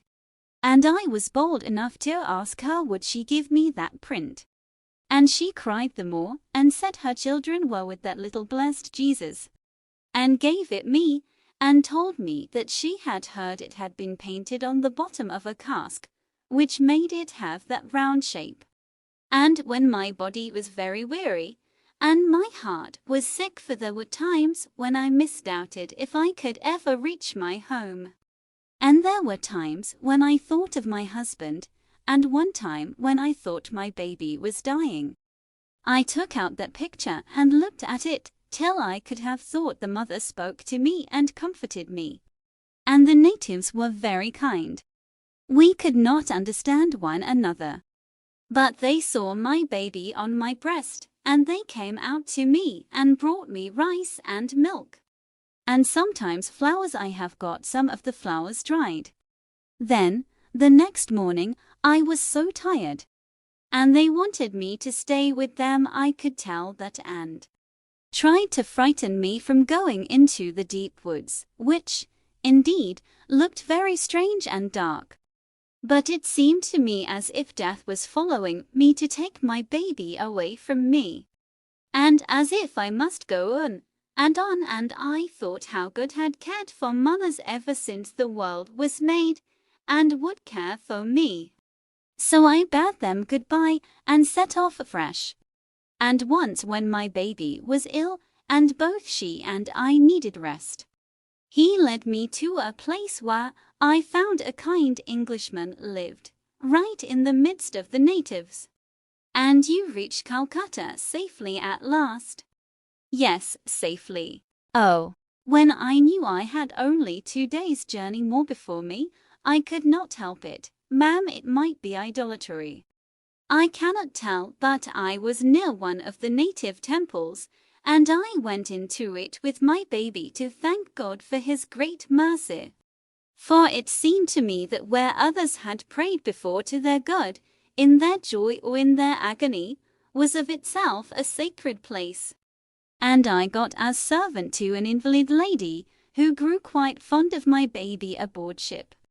And, in 2 years' time, Sam earned his discharge, and came home to me, and to our child. Then he had to fix on a trade. But he knew of none. And once upon a time, he had learnt some tricks from an Indian juggler. So he set up conjuring, and it answered so well that he took Thomas to help him as his man, you know. Not as another conjurer, though Thomas has set it up now on his own hook. But it has been a great help to us, that likeness between the twins, and made a good many tricks go off well that they made up together. And Thomas is a good brother, only he has not the fine carriage of my husband. So that I can't think how he can be taken for Signor Brunoni himself, as he says he is. Poor little Phoebe, said I, my thoughts going back to the baby she carried all those 100 miles. Ah, you may say so. I never thought I should have reared her, though, when she fell ill at Chandrabadid. But that good, kind Aga Jenkins took us in, which I believe was the very saving of her. Jenkins, said I. Yes, Jenkins. I shall think all people of that name are kind. For here is that nice old lady who comes every day to take Phoebe a walk. But an idea had flashed through my head. Could the Aga Jenkins be the lost Peter? True, he was reported by many to be dead. But, equally true, some had said that he had arrived at the dignity of Great Lama of Thibet. Miss Matty thought he was alive. I would make further inquiry. Chapter 12. Engaged to be married. Was the poor Peter of Cranford the Aga Jenkins of Chandrabadid, or was he not? As somebody says, that was the question.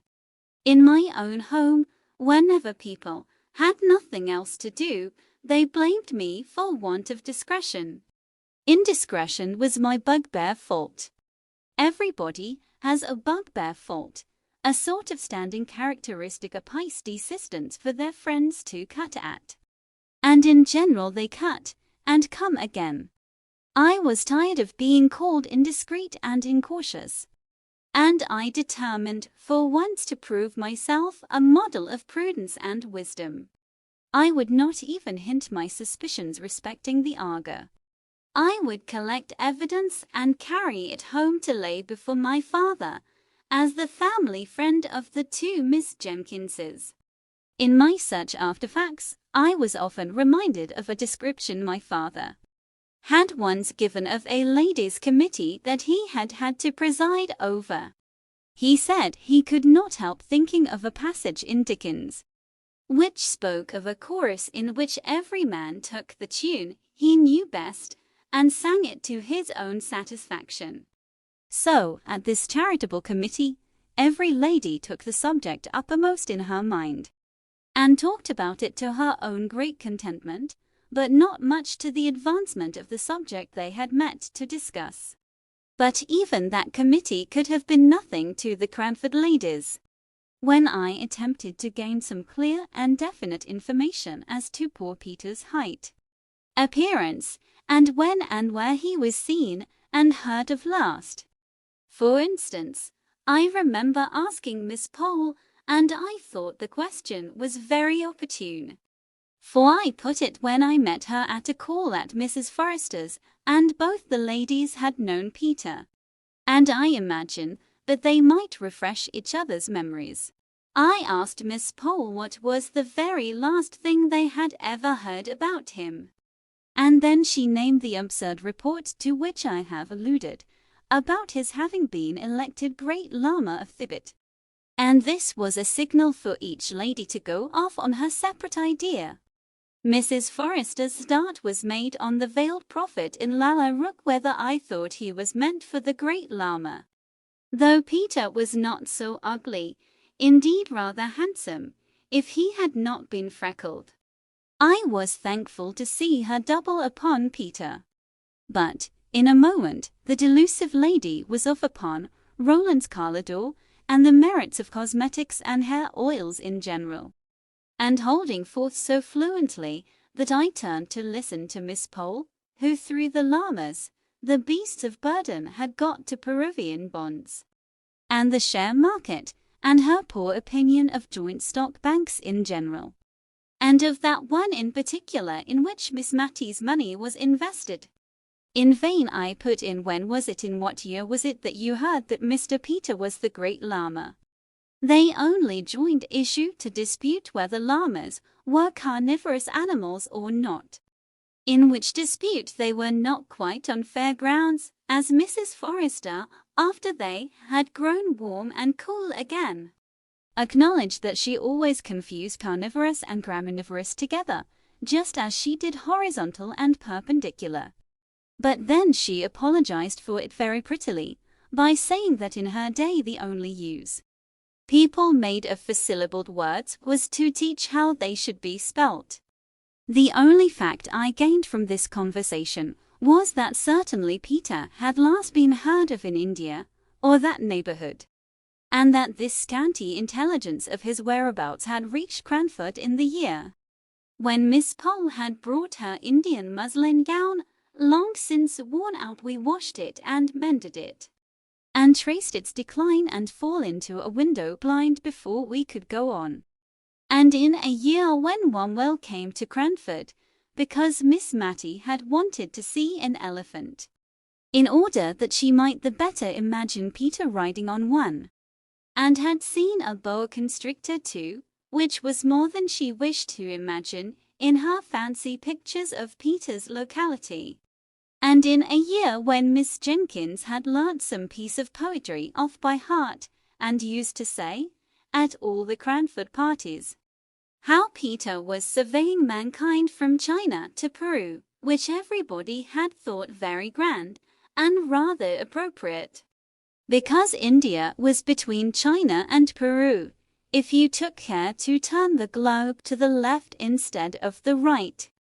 I suppose all these inquiries of mine, and the consequent curiosity excited in the minds of my friends, made us blind and deaf to what was going on around us. It seemed to me as if the sun rose and shone, and as if the rain rained on Cranford, just as usual. And I did not notice any sign of the times that could be considered as a prognostic of any uncommon event. And, to the best of my belief, not only Miss Mattie and Mrs. Forrester, but even Miss Pole herself, whom we looked upon as a kind of prophetess, from the knack she had of foreseeing things before they came to pass, although she did not like to disturb her friends by telling them her foreknowledge. Even Miss Pole herself was breathless with astonishment when she came to tell us of the astounding piece of news. But I must recover myself. The contemplation of it, even at this distance of time, has taken away my breath and my grammar, and unless I subdue my emotion, my spelling will go too. We were sitting, Miss Mattie and I, much as usual, she in the blue chintz easy chair, with her back to the light, and her knitting in her hand, I reading aloud the St. James's Chronicle. A few minutes more, and we should have gone to make the little alterations in dress usual, before calling time 12 o'clock in Cranford. I remember the scene and the date well. We had been talking of the senior's rapid recovery since the warmer weather had set in, and praising Mr. Hoggins's skill, and lamenting his want of refinement and manner. It seems a curious coincidence that this should have been our subject, but so it was. When a knock was heard, a caller's knock, 3 distinct taps, and we were flying. That is to say, Miss Matty could not walk very fast. Having had a touch of rheumatism to our rooms, to change cap and collars, when Miss Paul arrested us by calling out, as she came up the stairs, "Don't go, I can't wait, it is not 12, I know, but never mind your dress, I must speak to you." We did our best to look as if it was not we who had made the hurried movement, the sound of which she had heard. For, of course, we did not like to have it supposed that we had any old clothes, that it was convenient to wear out in the sanctuary of home, as Miss Jenkins once prettily called the back parlour, where she was tying up preserves. So we threw our gentility with double force into our manners, and very genteel we were for 2 minutes, while Miss Paul recovered breath, and excited our curiosity strongly by lifting up her hands in amazement, and bringing them down in silence, as if what she had to say was too big for words, and could only be expressed by pantomime. "What do you think, Miss Matty? What do you think? Lady Glenmire is to be married, I mean. Lady Glenmire, Mr. Hoggins is going to marry Lady Glenmire." "Marry," said we. "Marry. Madness." "Marry," said Miss Paul, with the decision that belonged to her character. I said marry, as you do, and I also said, "What a fool my lady is going to make of herself." I could have said madness, but I controlled myself, for it was in a public shop that I heard of it. Where feminine delicacy is gone to, I don't know. You and I, Miss Matty, would have been ashamed to have known that our marriage was spoken of in a grocer's shop, in the hearing of shopmen. "But," said Miss Matty, sighing as one recovering from a blow, "perhaps it is not true. Perhaps we are doing her injustice." "No," said Miss Paul, "I have taken care to ascertain that.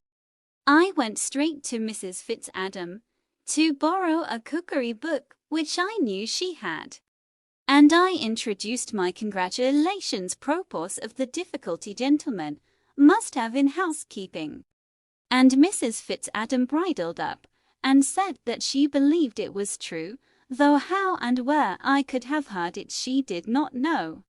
She said her brother and Lady Glenmire had come to an understanding at last. Understanding, such a coarse word, but my lady will have to come down to many a want of refinement. I have reason to believe Mr. Hoggins sups on bread and cheese and beer every night." "Marry," said Miss Matty once again. "Well, I never thought of it. To people that we know going to be married. It's coming very near. So near that my heart stopped beating when I heard of it, while you might have counted 12, said Miss Pole. "One does not know whose turn may come next. Here in Cranford, poor Lady Glenmire might have thought herself safe," said Miss Matty, with a gentle pity in her tones. "Bah!" said Miss Pole, with a toss of her head. "Don't you remember poor dear Captain Brown's song Tibby Fowler, and the line, 'Set her on the Tintock tap. The wind will blow a man till her'? That was because Tibby Fowler was rich, I think. Well, there was a kind of attraction about Lady Glenmire that I, for one, should be ashamed to have." I put in my wonder. "But how can she have fancied Mr. Hoggins? I am not surprised that Mr. Hoggins has liked her." "Oh, I don't know. Mr. Hoggins is rich and very pleasant-looking," said Miss Matty, "and very good-tempered and kind-hearted. She has married for an establishment, that's it." "I suppose she takes the surgery with it," said Miss Pole, with a little dry laugh at her own joke. But, like many people who think they have made a severe and sarcastic speech, which yet is clever of its kind, She began to relax in her grimness from the moment when she made this allusion to the surgery. And we turned to speculate on the way in which Mrs. Jamieson would receive the news.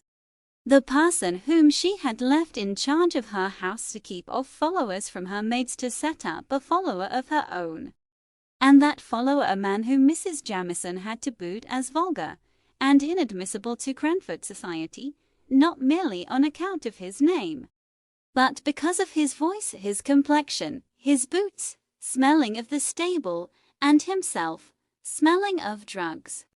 Had he ever been to see Lady Glenmire at Mrs. Jamieson's? Chloride of lime would not purify the house in its owner's estimation if he had. Or had their interviews been confined to the occasional meetings in the chamber of the poor sick conjurer, to whom, with all our sense of them salience, we could not help allowing that they had both been exceedingly kind. And now it turned out that a servant of Mrs. Jamieson's had been ill, and Mr. Hoggins had been attending her for some weeks. So the wolf had got into the fold, and now he was carrying off the shepherdess. What would Mrs. Jamieson say? We looked into the darkness of futurity as a child gazes after a rocket up in the cloudy sky, full of wondering expectation of the rattle, the discharge, and the brilliant shower of sparks and light. Then we brought ourselves down to earth, and the present time by questioning each other, being all equally ignorant, and all equally without the slightest data to build any conclusions upon as to when it would take place, where, how much a year Mr. Hoggins had, whether she would drop her title, and how Martha and the other correct servants in Cranford would ever be brought to announce a married couple as Lady Glenmire and Mr. Hoggins. But would they be visited? Would Mrs. Jamieson let us? Or must we choose between the Honourable Mrs. Jamieson and the degraded Lady Glenmire? We all liked Lady Glenmire the best. She was bright and kind and sociable and agreeable, and Mrs. Jamieson was dull and inert and pompous and tiresome. But we had acknowledged the sway of the latter so long that it seemed like a kind of disloyalty now even to meditate disobedience to the prohibition we anticipated.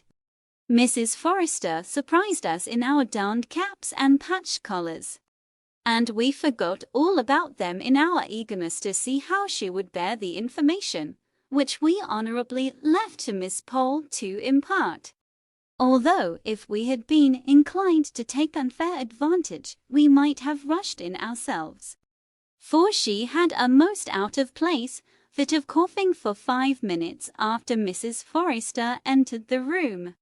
I shall never forget the imploring expression of her eyes as she looked at us over her pocket-handkerchief. They said, as plain as words could speak, "Don't let nature deprive me of the treasure which is mine, although for a time I can make no use of it." And we did not. Mrs. Forrester's surprise was equal to ours, and her sense of injury rather greater, because she had to feel for her order, and saw more fully than we could do how such conduct brought stains on the aristocracy. When she and Miss Pole left us, we endeavoured to subside into calmness, but Miss Mattie was really upset by the intelligence she had heard. She reckoned it up, and it was more than 15 years since she had heard of any of her acquaintance going to be married, with the one exception of Miss Jessie Brown. And, as she said, it gave her quite a shock, and made her feel as if she could not think what would happen next.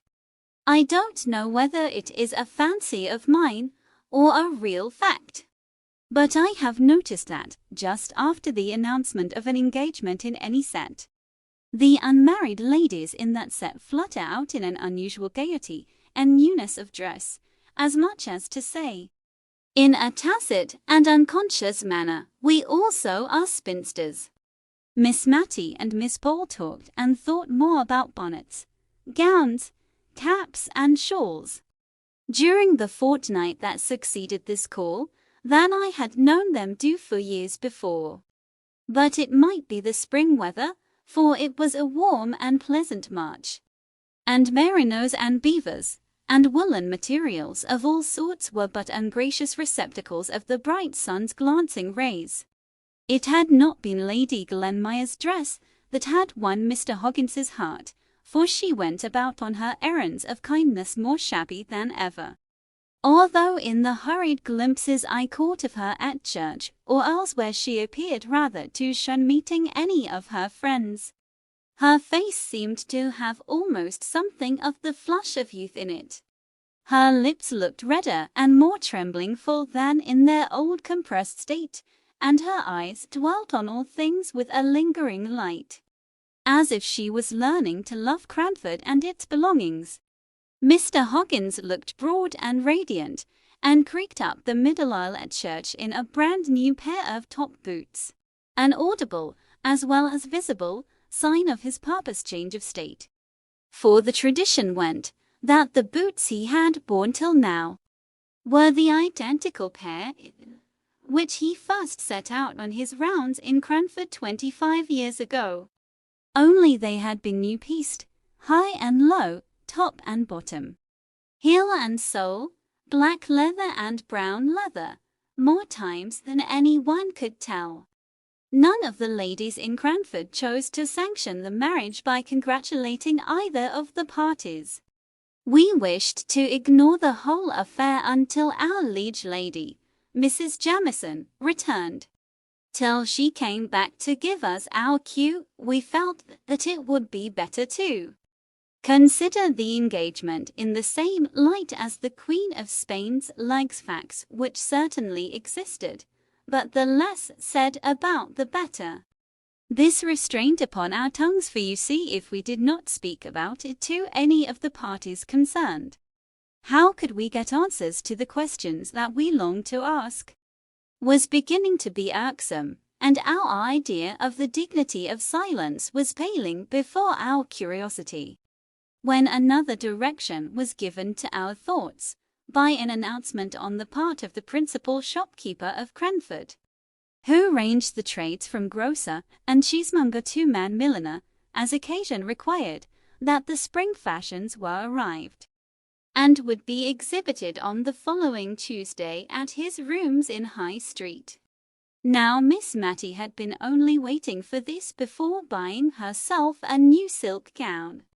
I had offered, it is true, to send to Drumble for patterns, but she had rejected my proposal, gently implying that she had not forgotten her disappointment about the sea-green turban. I was thankful that I was on the spot now to counteract the dazzling fascination of any yellow or scarlet silk. I must say a word or two here about myself. I have spoken of my father's old friendship for the Jenkins family. Indeed, I am not sure if there was not some distant relationship.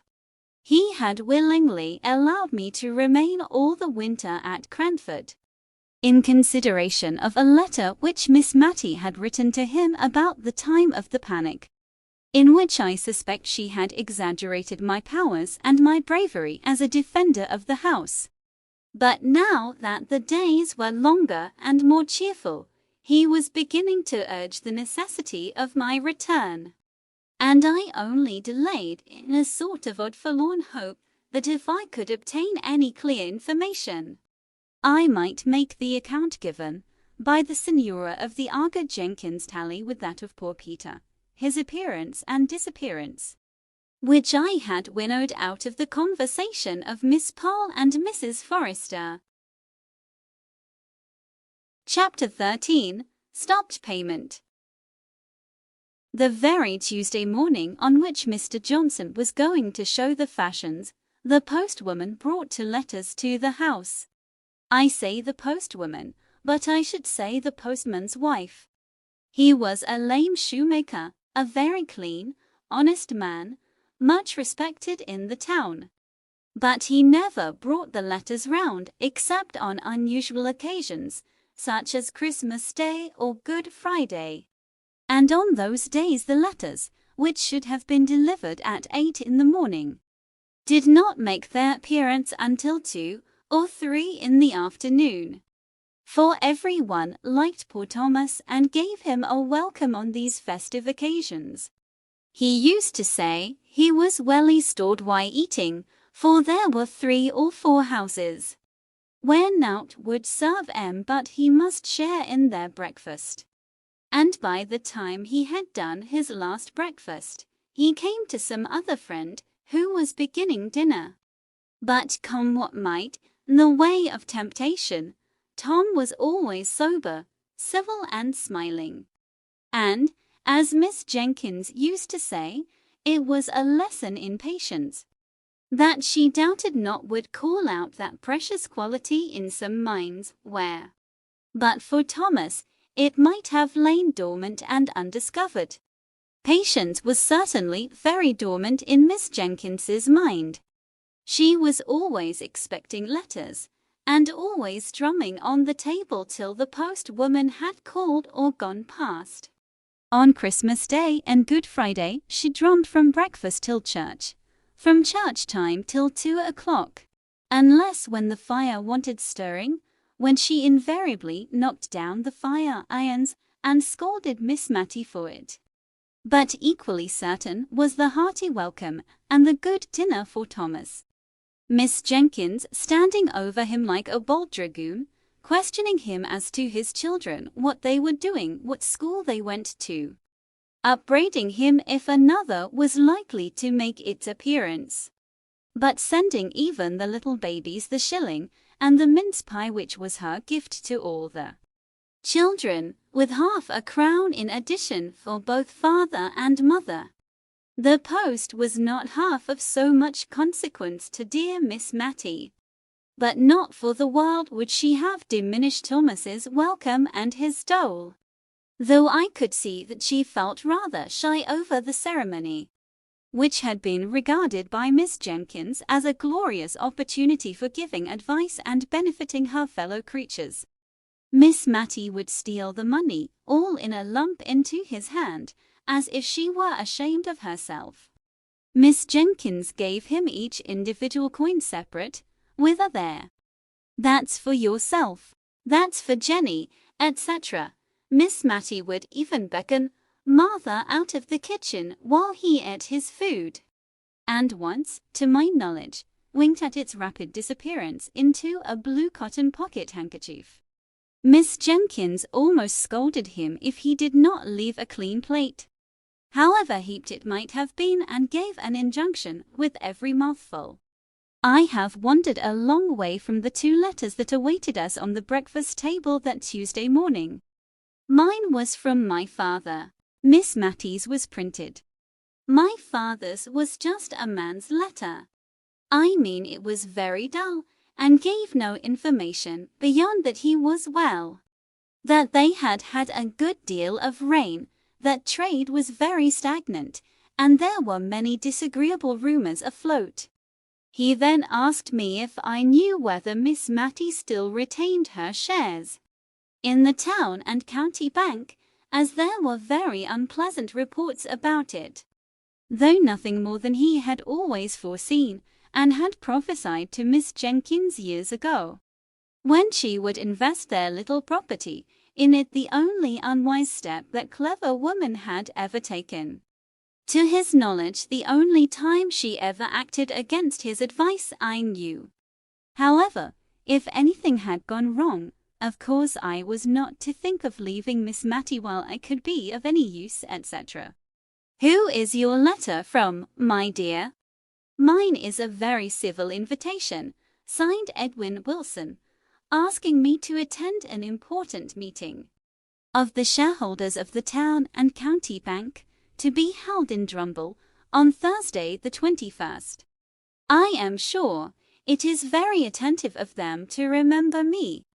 I did not like to hear of this important meeting, for, though I did not know much about business, I feared it confirmed what my father said. However, I thought ill news always came fast enough. So I resolved to say nothing about my alarm and merely told her that my father was well and sent his kind regards to her. She kept turning over and admiring her letter. At last she spoke. I remember their sending one to Deborah just like this. But that I did not wonder at, for everybody knew she was so clear-headed. I am afraid I could not help them much. Indeed, if they came to accounts, I should be quite in the way, for I never could do sums in my head.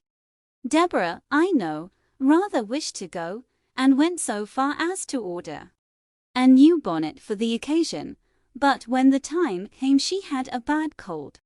So they sent her a very polite account of what they had done. Chosen a director, I think it was. Do you think they want me to help them to choose a director? I am sure I should choose your father at once. My father has no shares in the bank, said I. Oh, no. I remember. He objected very much to Deborah's buying any, I believe. But she was quite the woman of business, and always judged for herself. And here you see, they have paid 8%. All these years. It was a very uncomfortable subject to me, with my half-knowledge. So I thought I would change the conversation, and I asked at what time she thought we had better go and see the fashions. Well, my dear, she said, the thing is this, it is not etiquette to go till after 12. But then, you see, all Cranford will be there, and one does not like to be too curious about dress and trimmings and caps with all the world looking on. It is never genteel to be over-curious on these occasions. Deborah had the knack of always looking as if the latest fashion was nothing new to her. A manner she had caught from Lady Arley, who did see all the new modes in London, you know. So I thought we would just slip down, for I do want this morning, soon after breakfast, half a pound of tea. And then we could go up and examine the things at our leisure, and see exactly how my new silk gown must be made. And then, after 12, we could go with our minds disengaged and free from thoughts of dress. We began to talk of Miss Mattie's new silk gown. I discovered that it would be really the first time in her life that she had had to choose anything of consequence for herself. For Miss Jenkins had always been the more decided character, whatever her taste might have been. And it is astonishing how such people carry the world before them by the mere force of will.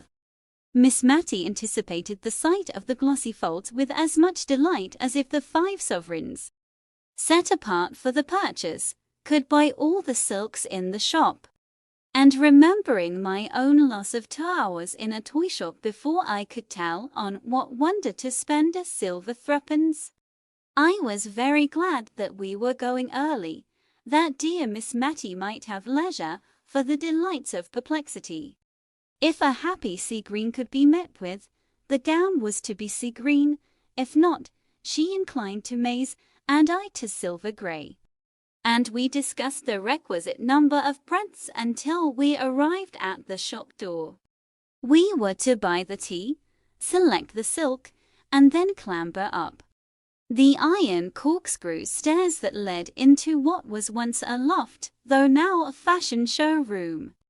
The young men at Mr. Johnson's had on their best looks and their best cravats, and pivoted themselves over the counter with surprising activity. They wanted to show us upstairs at once. But on the principle of business first and pleasure afterwards, we stayed to purchase the tea. Here Miss Mattie's absence of mind betrayed itself. If she was made aware that she had been drinking green tea at any time, she always thought it her duty to lie awake half through the night afterward. I have known her take it in ignorance many a time without such effects, and consequently green tea was prohibited the house. Yet the day she herself asked for the obnoxious article, under the impression that she was talking about the silk. However, the mistake was soon rectified, and then the silks were unrolled in good truth. By this time the shop was pretty well filled, for it was Cranford market day, and many of the farmers and country people from the neighborhood round came in, sleeking down their hair, and glancing shyly about from under their eyelids, as anxious to take back some notion of the unusual gaiety to the mistress, or the lasses at home, and yet feeling that they were out of place among the smart shopmen and gay shawls and summer prints. One honest-looking man, however, made his way up to the counter at which we stood, and boldly asked to look at a shawl or two. The other country folk confined themselves to the grocery side, but our neighbor was evidently too full of some kind intention towards mistress, wife or daughter, to be shy, and it soon became a question with me whether he or Miss Matty would keep their shopman the longest time. He thought each shawl more beautiful than the last, and as for Miss Matty, she smiled and sighed over each fresh bale that was brought out. One color set off another, and the heap together would, as she said, make even the rainbow look poor. "I'm afraid," said she, hesitating, "whichever I choose I shall wish I had taken another. Look at this lovely crimson. It would be so warm in winter. But spring is coming on, you know. I wish I could have a gown for every season," said she, dropping her voice, as we all did in Cranford whenever we talked of anything we wished for but could not afford. However, she continued in a louder and more cheerful tone, "It would give me a great deal of trouble to take care of them if I had them. So, I think, I'll only take one. But which must it be, my dear?" And now she hovered over a lilac with yellow spots, while I pulled out a quiet sage green that had faded into insignificance under the more brilliant colors, but which was nevertheless a good silk in its humble way. Our attention was called off to our neighbor. He had chosen a shawl of about 30 shillings value, and his face looked broadly happy under the anticipation, no doubt, of the pleasant surprise he would give to some Molly or Jenny at home. He had tugged a leathern purse out of his breeches pocket and had offered a £5 note in payment for the shawl, and for some parcels which had been brought round to him from the grocery counter. And it was just at this point that he attracted our notice.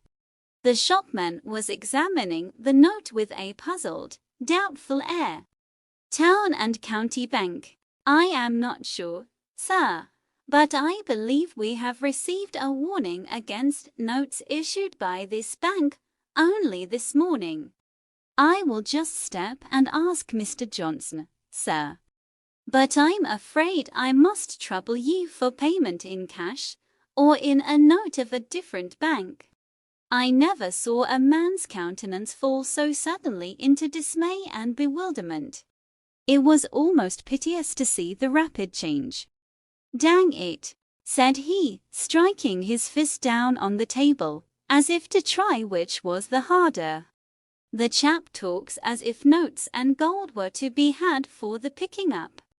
Miss Matty had forgotten her silk gown in her interest for the man. I don't think she had caught the name of the bank, and in my nervous cowardice I was anxious that she should not. And so I began admiring the yellow-spotted lilac gown that I had been utterly condemning only a minute before. But it was of no use. What bank was it? I mean, what bank did your note belong to? "Town and County Bank." "Let me see it," said she quietly to the shopman, gently taking it out of his hand as he brought it back to return it to the farmer. Mr. Johnson was very sorry, but, from information he had received, the notes issued by the bank were little better than waste paper. "I don't understand it," said Miss Matty to me in a low voice. That is our bank, is it not? The town and county bank? Yes, said I. This lilac silk will just match the ribbons in your new cap, I believe, I continued, holding up the folds so as to catch the light and wishing that the man would make haste and be gone. And yet having a new wonder that had only just sprung up, how far it was wise or right in me to allow Miss Matty to make this expensive purchase, if the affairs of the bank were really so bad as the refusal of the note implied. But Miss Matty put on the soft dignified manner peculiar to her, rarely used, and yet which became her so well, and laying her hand gently on mine, she said, "Never mind the silks for a few minutes, dear. I don't understand you, sir," turning now to the shopman, who had been attending to the farmer.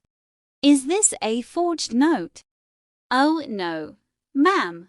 It is a true note of its kind. But you see, ma'am, it is a joint stock bank, and there are reports out that it is likely to break. Mr. Johnson is only doing his duty, ma'am, as I am sure Mr. Dobson knows." But Mr. Dobson could not respond to the appealing bow by any answering smile. He was turning the note absently over in his fingers, looking gloomily enough at the parcel containing the lately chosen shawl. "It's hard upon a poor man," said he, as earned every farthing with the sweat of his brow. "However, there's no help for it. You must take back your shawl, my man. Lizzle must go on with her cloak for a while. And yon figs for the little ones, I promised them to I'll take them. But the bacco, and the other things, I will give you 5 sovereigns for your note, my good man," said Miss Matty. "I think there is some great mistake about it, for I am one of the shareholders, and I'm sure they would have told me if things had not been going on right." The shopman whispered a word or two across the table to Miss Matty. She looked at him with a dubious air. "Perhaps so," said she, "but I don't pretend to understand business. I only know that if it is going to fail, and if honest people are to lose their money because they have taken our notes, I can't explain myself," said she, suddenly becoming aware that she had got into a long sentence with "for people" for audience.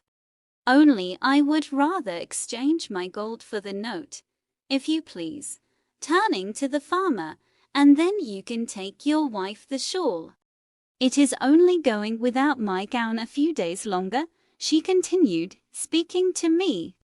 "Then, I have no doubt, everything will be cleared up."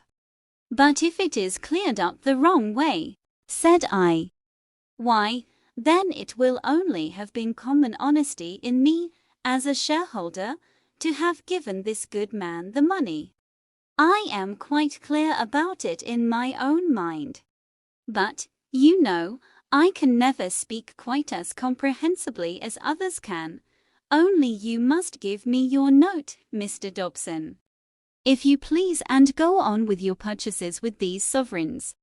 The man looked at her with silent gratitude, too awkward to put his thanks into words. But he hung back for a minute or two, fumbling with his note. "I'm loath to make another one lose instead of me, if it is a loss.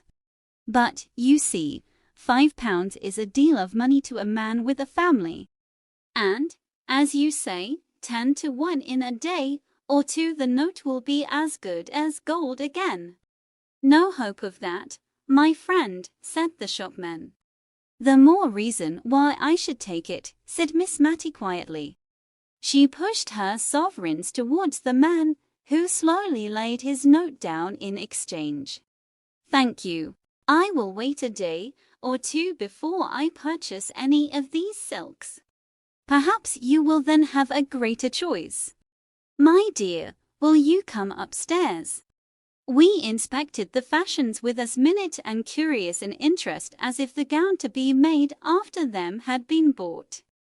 I could not see that the little event in the shop below had in the least damped Miss Mattie's curiosity as to the make of sleeves or the sit of skirts. She once or twice exchanged congratulations with me on our private and leisurely view of the bonnets and shawls. But I was, all the time, not so sure that our examination was so utterly private. For I caught glimpses of a figure dodging behind the cloaks and mantles. And, by a dexterous move, I came face to face with Miss Pole. Also in morning costume, the principal feature of which was her being without teeth and wearing a veil to conceal the deficiency, come on the same errand as ourselves. But she quickly took her departure, because, as she said, she had a bad headache and did not feel herself up to conversation. As we came down through the shop, the civil Mr. Johnson was awaiting us. He had been informed of the exchange of the note for gold, and with much good feeling and real kindness. But with a little want of tact, he wished to condole with Miss Mattie and impress upon her the true state of the case. I could only hope that he had heard an exaggerated rumor, for he said that her shares were worse than nothing, and that the bank could not pay a shilling in the pound. I was glad that Miss Mattie seemed still a little incredulous.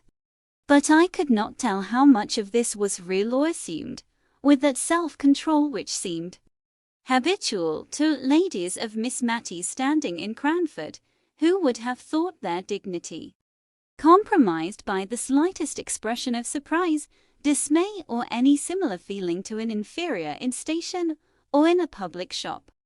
However, we walked home very silently. I am ashamed to say, I believe I was rather vexed and annoyed at Miss Mattie's conduct in taking the note to herself so decidedly. I had so set my heart upon her having a new silk gown, which she wanted sadly. In general, she was so undecided anybody might turn her round. In this case I had felt that it was no use attempting it, but I was not the less put out at the result. Somehow, after 12 o'clock, we both acknowledged to a sated curiosity about the fashions, and to a certain fatigue of body which was, in fact, depression of mind that indisposed us to go out again. But still we never spoke of the note, till, all at once, something possessed me to ask Miss Mattie if she would think it her duty to offer sovereigns for all the notes of the town and county bank she met with. I could have bitten my tongue out the minute I had said it. She looked up rather sadly, and as if I had thrown a new perplexity into her already distressed mind. And for a minute or two she did not speak. Then she said, "My own dear Miss Mattie," without a shade of reproach in her voice. "My dear, I never feel as if my mind was what people call very strong. And it's often hard enough work for me to settle what I ought to do with the case right before me. I was very thankful that I saw my duty this morning with the poor man standing by me. But it's rather a strain upon me to keep thinking and thinking what I should do if such and such a thing happened. And I believe I had rather wait and see what really does come. And I don't doubt I shall be helped than if I don't fidget myself and get too anxious beforehand. You know, love, I'm not like Deborah. If Deborah had lived, I've no doubt she would have sinned after them before they had got themselves into this state. We had neither of us much appetite for dinner, though we tried to talk cheerfully about indifferent things. When we returned into the drawing-room, Miss Mattie unlocked her desk and began to look over her account books. I was so penitent for what I had said in the morning that I did not choose to take upon myself the presumption to suppose that I could assist her. I rather left her alone as, with puzzled brow, I followed her pen up and down the ruled page. By and by she shut the book, locked the desk, and came and drew a chair to mine, where I sat in moody sorrow over the fire. I stole my hand into hers. She clasped it, but did not speak a word. At last she said, with forced composure in her voice, "If that bank goes wrong, I shall lose £149 13 shillings and fourpence a year. I shall only have £13 a year left." I squeezed her hand hard and tight. I did not know what to say. Presently it was too dark to see her face. I felt her fingers work convulsively in my grasp, and I knew she was going to speak again. I heard the sobs in her voice as she said, "I hope it's not wrong, not wicked, but oh, I am so glad poor Deborah is spared this. She could not have borne to come down in the world. She had such a noble, lofty spirit." This was all she said about the sister who had insisted upon investing their little property in that unlucky bank. We were later in lighting the candle than usual that night, and until that light shamed us into speaking, we sat together very silently and sadly. However, we took to our work after tea with a kind of forced cheerfulness which soon became real as far as it went. Talking of that never-ending wonder, Lady Glenmire's engagement, Miss Matty was almost coming round to think it a good thing. I don't mean to deny that men are troublesome in a house. I don't judge from my own experience, for my father was neatness itself, and wiped his shoes on coming in as carefully as any woman. But still a man has a sort of knowledge of what should be done in difficulties, that it is very pleasant to have one at hand ready to lean upon. Now, Lady Glenmire, instead of being tossed about and wondering where she is to settle, will be certain of a home among pleasant and kind people, such as our good Miss Pole and Mrs. Forrester. And Mr. Hoggins is really a very personable man. And as for his manners, why, if they are not very polished, I have known people with very good hearts and very clever minds too, who were not what some people reckoned refined, but who were both true and tender. She fell off into a soft reverie about Mr. Holbrook, and I did not interrupt her. I was so busy maturing a plan I had had in my mind for some days, but which this threatened failure of the bank had brought to a crisis. That night, after Miss Matty went to bed, I treacherously lighted the candle again, and sat down in the drawing-room to compose a letter to the Arthur Jenkins, a letter which should affect him if he were Peter, and yet seem a mere statement of dry facts if he were a stranger. The church clock pealed out 2 before I had done. The next morning news came, both official and otherwise, that the town and county bank had stopped payment. Miss Matty was ruined. She tried to speak quietly to me, but when she came to the actual fact that she would have but about 5 shillings a week to live upon, she could not restrain a few tears. "I am not crying for myself, dear," said she, wiping them away. "I believe I am crying for the very silly thought of how my mother would grieve if she could know. She always cared for us so much more than for herself. But many a poor person has less, and I am not very extravagant, and, thank God, when the neck of mutton and Martha's wages and the rent are paid, I have not a farthing owing. Poor Martha, I think she'll be sorry to leave me." Miss Matty smiled at me through her tears, and she would fain have had me see only the smile, not the tears. Chapter 14. Friends in Need. It was an example to me, and I fancy it might be to many others, to see how immediately Miss Matty set about the retrenchment which she knew to be right under her altered circumstances. While she went down to speak to Martha and break the intelligence to her, I stole out with my letter to the Aga Jenkins, and went to the senior's lodgings to obtain the exact address.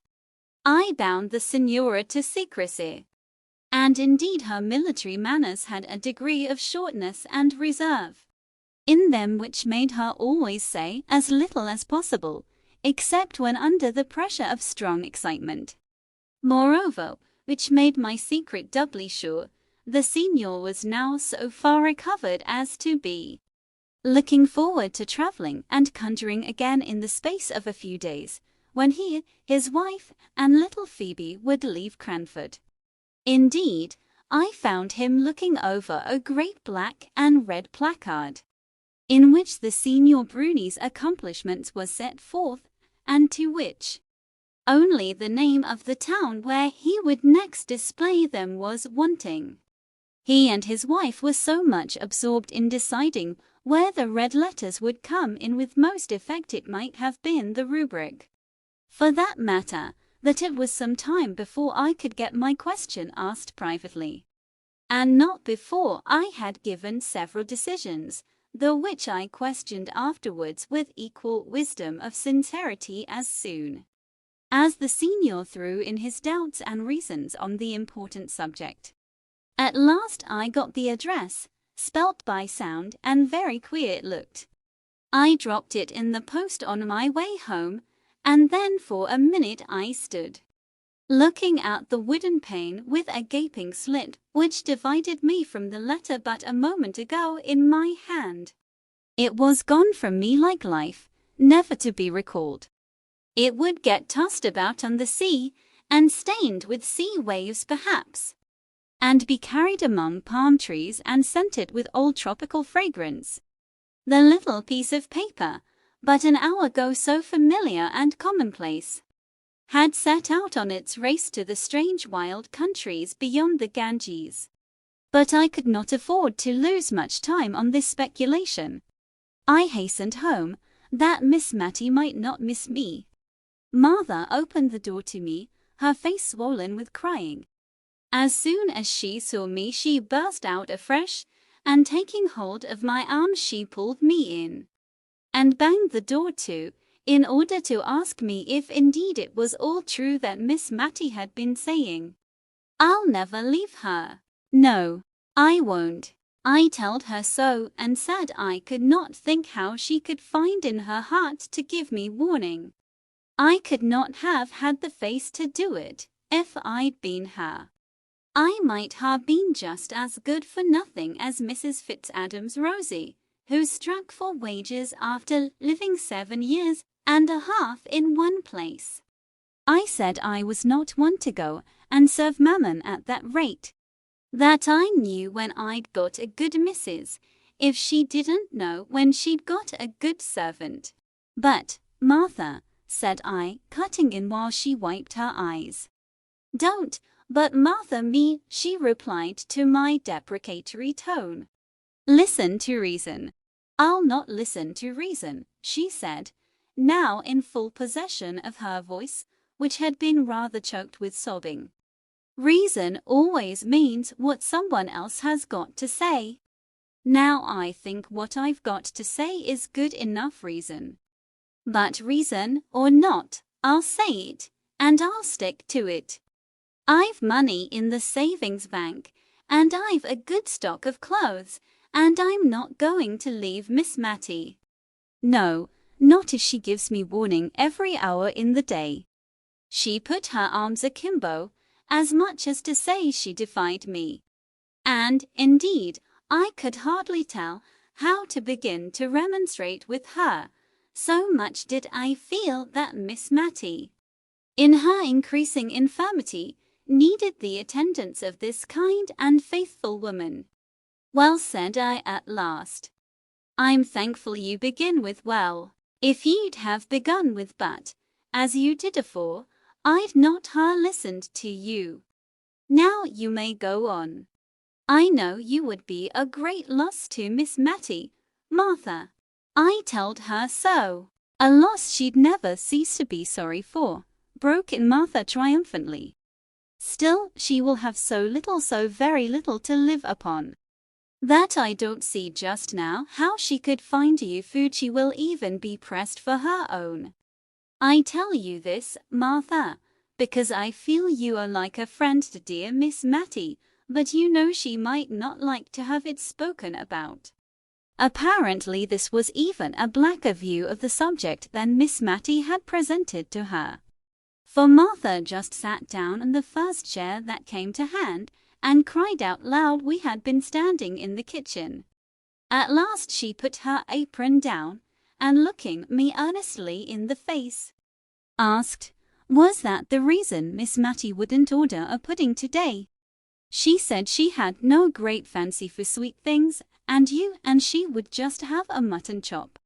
But I'll be up to her. Never you tell, but I'll make her a pudding, and a pudding she'll like too, and I'll pay for it myself. So mind you see she eats it. Many a one has been comforted in their sorrow by seeing a good dish come upon the table. I was rather glad that Martha's energy had taken the immediate and practical direction of pudding making, for it staved off the quarrelsome discussion as to whether she should or should not leave Miss Matty's service. She began to tie on a clean apron, and otherwise prepare herself for going to the shop for the butter, eggs, and what else she might require. She would not use a scrap of the articles already in the house for her cookery, but went to an old teapot in which her private store of money was deposited, and took out what she wanted. I found Miss Matty very quiet, and not a little sad. But by and by she tried to smile for my sake. It was settled that I was to write to my father, and asked him to come over and hold a consultation.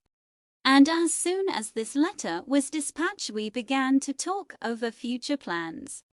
Miss Matty's idea was to take a single room and retain as much of her furniture as would be necessary to fit up this, and sell the rest, and there to quietly exist upon what would remain after paying the rent. For my part, I was more ambitious and less contented. I thought of all the things by which a woman, past middle age, and with the education common to ladies 50 years ago, could earn or add to a living without materially losing caste. But at length I put even this last clause on one side, and wondered what in the world Miss Matty could do. Teaching was, of course, the first thing that suggested itself. If Miss Matty could teach children anything, it would throw her among the little elves in whom her soul delighted. I ran over her accomplishments. Once upon a time I had heard her say she could play Vous dirigez, maman, on the piano, but that was long, long ago. That faint shadow of musical acquirement had died out years before. She had also once been able to trace out patterns very nicely for muslin embroidery, by dint of placing a piece of silver paper over the design to be copied, and holding both against the window pane while she marked the scallop and eyelet holes. But that was her nearest approach to the accomplishment of drawing, and I did not think it would go very far. Then again, as to the branches of a solid English education, fancy work, and the use of the globes, such as the mistress of the ladies' seminary, to which all the tradespeople in Cranford sent their daughters, professed to teach, Miss Matty's eyes were failing her, and I doubted if she could discover the number of threads in a worsted work pattern, or rightly appreciate the different shades required for Queen Adelaide's face in the loyal wool work now fashionable in Cranford. As for the use of the globes, I had never been able to find it out myself. So perhaps I was not a good judge of Miss Matty's capability of instructing in this branch of education. But it struck me that equators and tropics and such mystical circles were very imaginary lines indeed to her, and that she looked upon the signs of the zodiac as so many remnants of the black art she piqued herself upon, as art in which she excelled was making candle lighters, or spills as she preferred calling them, of colored paper, cut so as to resemble feathers, and knitting garters in a variety of dainty stitches. I had once said, on receiving a present of an elaborate pair, that I should feel quite tempted to drop one of them in the street, in order to have it admired. But I found this little joke, and it was a very little one, was such a distress to her sense of propriety, and was taken with such anxious, earnest alarm, lest the temptation might some day prove too strong for me, that I quite regretted having ventured upon it. A present of these delicately wrought garters, a bunch of gay spills, or a set of cards on which sewing silk was wound in a mystical manner, were the well-known tokens of Miss Matty's favour. But would anyone pay to have their children taught these arts? Or, indeed, would Miss Matty sell, for filthy lucre, the knack and the skill with which she made trifles of value to those who loved her? I had to come down to reading, writing, and arithmetic. And, in reading the chapter every morning, she always coughed before coming to long words. I doubted her power of getting through a genealogical chapter with any number of coughs. Writing she did well and delicately, but spelling, she seemed to think that the more out of the way this was, and the more trouble it cost her, the greater the compliment she paid to her correspondent. And words that she would spell quite correctly in her letters to me became perfect enigmas when she wrote to my father. No, there was nothing she could teach to the rising generation of Cranford, unless they had been quick learners and ready imitators of her patience, her humility, her sweetness, her quiet contentment with all that she could not do. I pondered and pondered until dinner was announced by Martha, with a face all blubbered and swollen with crying.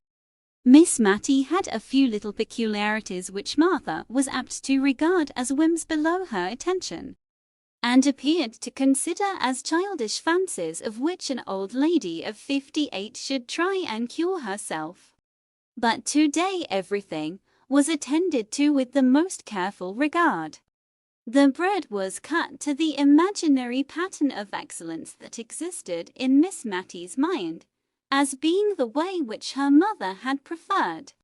The curtain was drawn so as to exclude the dead brick wall of a neighbour's stable, and yet left so as to show every tender leaf of the poplar, which was bursting into spring beauty.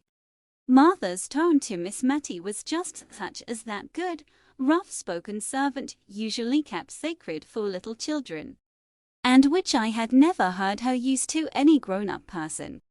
I had forgotten to tell Miss Matty about the pudding, and I was afraid she might not do justice to it, for she had evidently very little appetite this day. So I seized the opportunity of letting her into the secret while Martha took away the meat. Miss Matty's eyes filled with tears, and she could not speak, either to express surprise or delight, when Martha returned bearing it aloft, made in the most wonderful representation of a lion couchant that ever was moulded. Martha's face gleamed with triumph as she set it down before Miss Matty. With an exultant there, Miss Matty wanted to speak her thanks, but could not. So she took Martha's hand and shook it warmly, which set Martha off crying, and I myself could hardly keep up the necessary composure. Martha burst out of the room, and Miss Matty had to clear her voice once or twice before she could speak. At last she said, "I should like to keep this pudding under a glass shade, my dear." And the notion of the lion couchant, with his currant eyes, being hoisted up to the place of honour on a mantelpiece, tickled my hysterical fancy, and I began to laugh, which rather surprised Miss Matty. "I am sure, dear, I have seen uglier things under a glass shade before now," said she.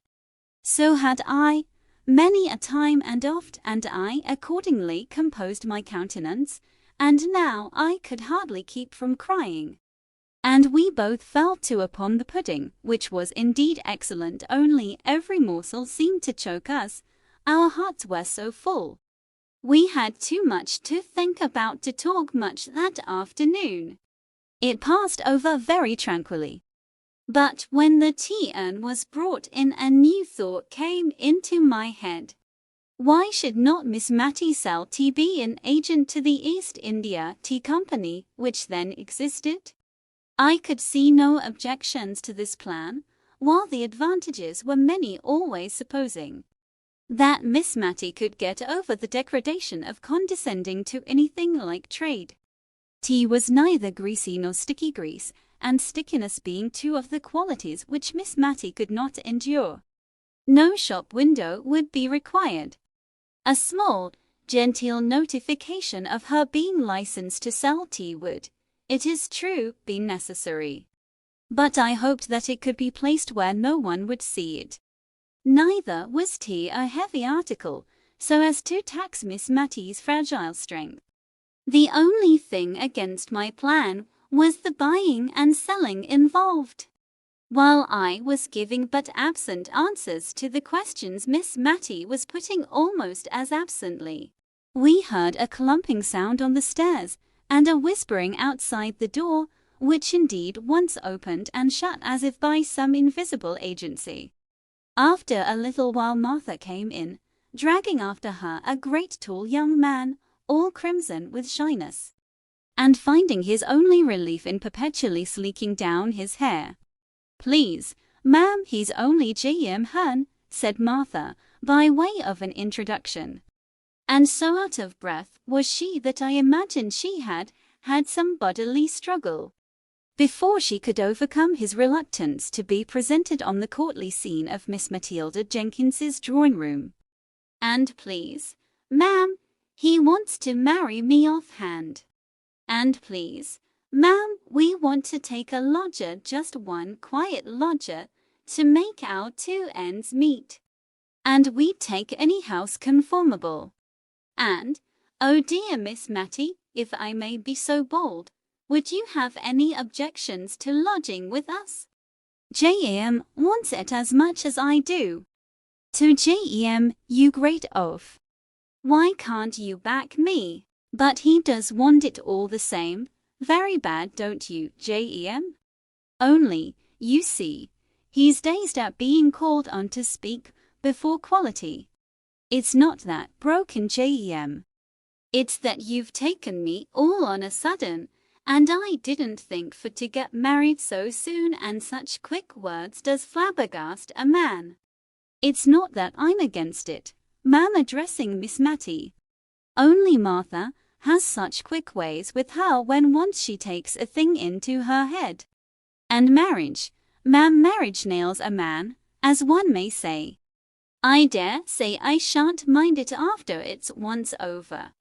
"Please, ma'am," said Martha, who had plucked at his sleeve and nudged him with her elbow, and otherwise tried to interrupt him all the time he had been speaking. "Don't mind him, he'll come too. TWA's only last night he was an axing me, and all the more because I said I could not think of it for years to come. And now he's only taken aback with the suddenness of the joy. But you know, J.M., you are just as full as me about wanting a lodger." Another great nudge. If Miss Matty would lodge with us, otherwise I've no mind to be cumbered with strange folk in the house," said J.M., with a want of tact which I could see enraged Martha, who was trying to represent a lodger as the great object they wished to obtain, and that, in fact, Miss Matty would be smoothing their path and conferring a favor if she would only come and live with them. Miss Matty herself was bewildered by the pair. There, or rather Martha's sudden resolution in favor of matrimony staggered her, and stood between her and the contemplation of the plan which Martha had at heart. Miss Matty began. "Marriage is a very solemn thing, Martha." "It is indeed, ma'am," quoth Jem. "Not that I've no objections to Martha. You've never let me be for asking me for to fix when I would be married," said Martha, her face all afire, and ready to cry with vexation, "and now you're shaming me before my missus and all." "Nay, now, Martha, don't don't only a man likes to have breathing time," said Jem, trying to possess himself of her hand, but in vain. Then, seeing that she was more seriously hurt than he had imagined, he seemed to try to rally his scattered faculties, and with more straightforward dignity than, 10 minutes before, I should have thought it possible for him to assume, he turned to Miss Matty and said, "I hope, ma'am, you know that I am bound to respect every one who has been kind to Martha. I always looked on her as to be my wife some time, and she has often and often spoken of you as the kindest lady that ever was.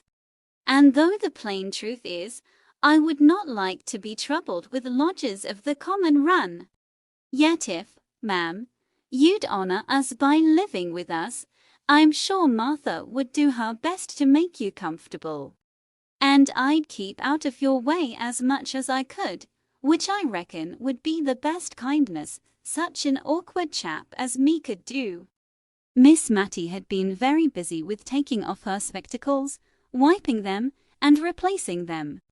But all she could say was, "Don't let any thought of me hurry you into marriage. Pray don't. Marriage is such a very solemn thing." "But Miss Matilda will think of your plan, Martha," said I, struck with the advantages that it offered, and unwilling to lose the opportunity of considering about it. "And I'm sure neither she nor I can ever forget your kindness." "Nor yours either, Jem." "Why, yes, ma'am, I'm sure I mean kindly, though I'm a bit fluttered by being pushed straight ahead into matrimony, as it were, and mayn't express myself conformable. But I'm sure I'm willing enough, and give me time to get accustomed. So, Martha, wench, what's the use of crying so, and slapping me if I come near?" This last was sotto voce, and had the effect of making Martha bounce out of the room, to be followed and soothed by her lover. Whereupon Miss Matty sat down and cried very heartily, and accounted for it by saying that the thought of Martha being married so soon gave her quite a shock, and that she should never forgive herself if she thought she was hurrying the poor creature. I think my pity was more for Jem of the two, but both Miss Matty and I appreciated to the full the kindness of the honest couple, although we said little about this, and a good deal about the chances and dangers of matrimony. The next morning, very early, I received a note from Miss Pole, so mysteriously wrapped up, and with so many seals on it to secure secrecy, that I had to tear the paper before I could unfold it. And when I came to the writing, I could hardly understand the meaning, it was so involved and oracular. I made out, however, that I was to go to Miss Pole's at 11 o'clock, the number 11 being written in full length as well as in numerals and a C, militars, twice dashed under, as if I were very likely to come at 11 at night, when all Cranford was usually abed and asleep by 10. There was no signature except Miss Pole's initials reversed, P.E. But as Martha had given me the note, with Miss Pole's kind regards, it needed no wizard to find out who sent it. And if the writer's name was to be kept secret, it was very well that I was alone when Martha delivered it. I went as requested to Miss Pole's. The door was opened to me by her little maid Lizzie in Sunday trim, as if some grand event was impending over this work day. And the drawing room upstairs was arranged in accordance with this idea. The table was set out with the best green cardcloth and writing materials upon it. On the little chiffonier was a tray with a newly decanted bottle of cowslip wine and some ladies' finger biscuits. Miss Pole herself was in solemn array, as if to receive visitors, although it was only 11 o'clock. Mrs. Forrester was there, crying quietly and sadly, and my arrival seemed only to call forth fresh tears. Before we had finished our greetings, performed with lugubrious mystery of demeanor, there was another rat-tat-tat. And Mrs. Fitzadam appeared, crimson with walking and excitement. It seemed as if this was all the company expected. For now Miss Pole made several demonstrations of being about to open the business of the meeting by stirring the fire, opening and shutting the door, and coughing and blowing her nose. Then she arranged us all round the table, taking care to place me opposite to her. And last of all, she inquired of me if the sad report was true, as she feared it was, that Miss Matty had lost all her fortune. Of course, I had but one answer to make. And I never saw more unaffected sorrow depicted on any countenances than I did there on the three before me. "I wish Mrs. Jamieson was here," said Mrs. Forrester at last. But to judge from Mrs. Fitzadam's face, she could not second the wish. "But without Mrs. Jamieson," said Miss Pole, with just a sound of offended merit in her voice. "We, the ladies of Cranford, in my drawing-room assembled, can resolve upon something. I imagine we are none of us what may be called rich, though we all possess a genteel competency, sufficient for tastes that are elegant and refined, and would not, if they could, be vulgarly ostentatious." Here I observed Miss Pole refer to a small card concealed in her hand, on which I imagined she had put down a few notes. "Miss Smith," she continued, addressing me familiarly, known as Mary to all the company assembled. "But this was a state occasion. I have conversed in private, I made it my business to do so yesterday afternoon, with these ladies on the misfortune which has happened to our friend. And one and all of us have agreed that while we have a superfluity, it is not only a duty, but a pleasure, a true pleasure." Mary, her voice was rather choked just here, and she had to wipe her spectacles before she could go on to give what we can to assist her Miss Matilda Jenkins, only in consideration of the feelings of delicate independence existing in the mind of every refined female. I was sure she had got back to the card. "Now we wish to contribute our mites in a secret and concealed manner, so as not to hurt the feelings I have referred to.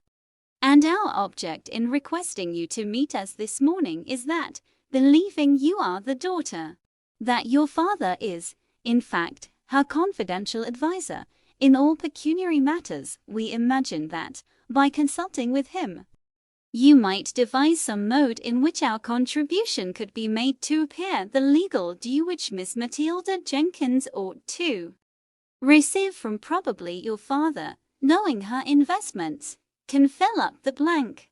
Miss Pole concluded her address and looked round for approval and agreement.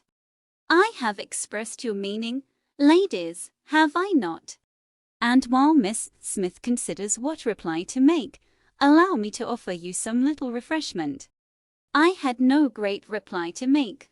I had more thankfulness at my heart for their kind thoughts than I cared to put into words, and so I only mumbled out something to the effect that I would name what Miss Pole had said to my father, and that if anything could be arranged for dear Miss Matty. And here I broke down utterly, and had to be refreshed with a glass of cowslip wine, before I could check the crying which had been repressed for the last 2 or 3 days. The worst was, all the ladies cried in concert. Even Miss Pole cried, who had said 100 times that to betray emotion before anyone was a sign of weakness and want of self-control. She recovered herself into a slight degree of impatient anger, directed against me as having set them all off. And, moreover, I think she was vexed that I could not make a speech back in return for hers.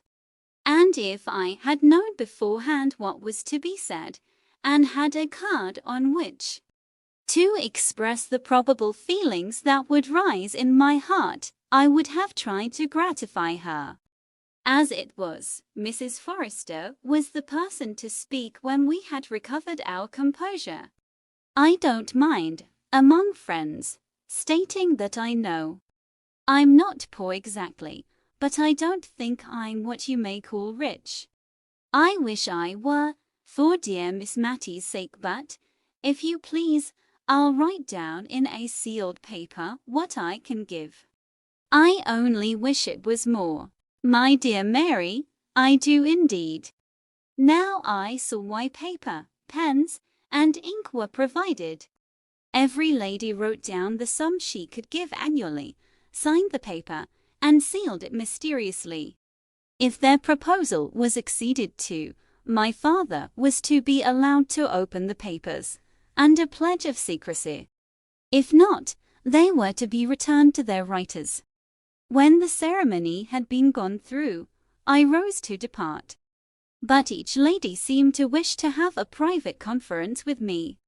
Miss Pole kept me in the drawing-room to explain why, in Mrs. Jamison's absence, she had taken the lead in this movement, as she was pleased to call it, and also to inform me that she had heard from good sources that Mrs. Jamison was coming home directly, in a state of high displeasure against her sister-in-law, who was forthwith to leave her house, and was, she believed, to return to Edinburgh that very afternoon.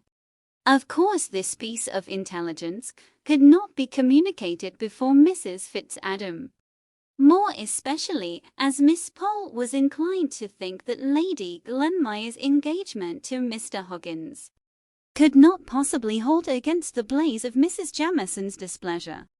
A few hearty inquiries after Miss Mattie's health concluded my interview with Miss Pole.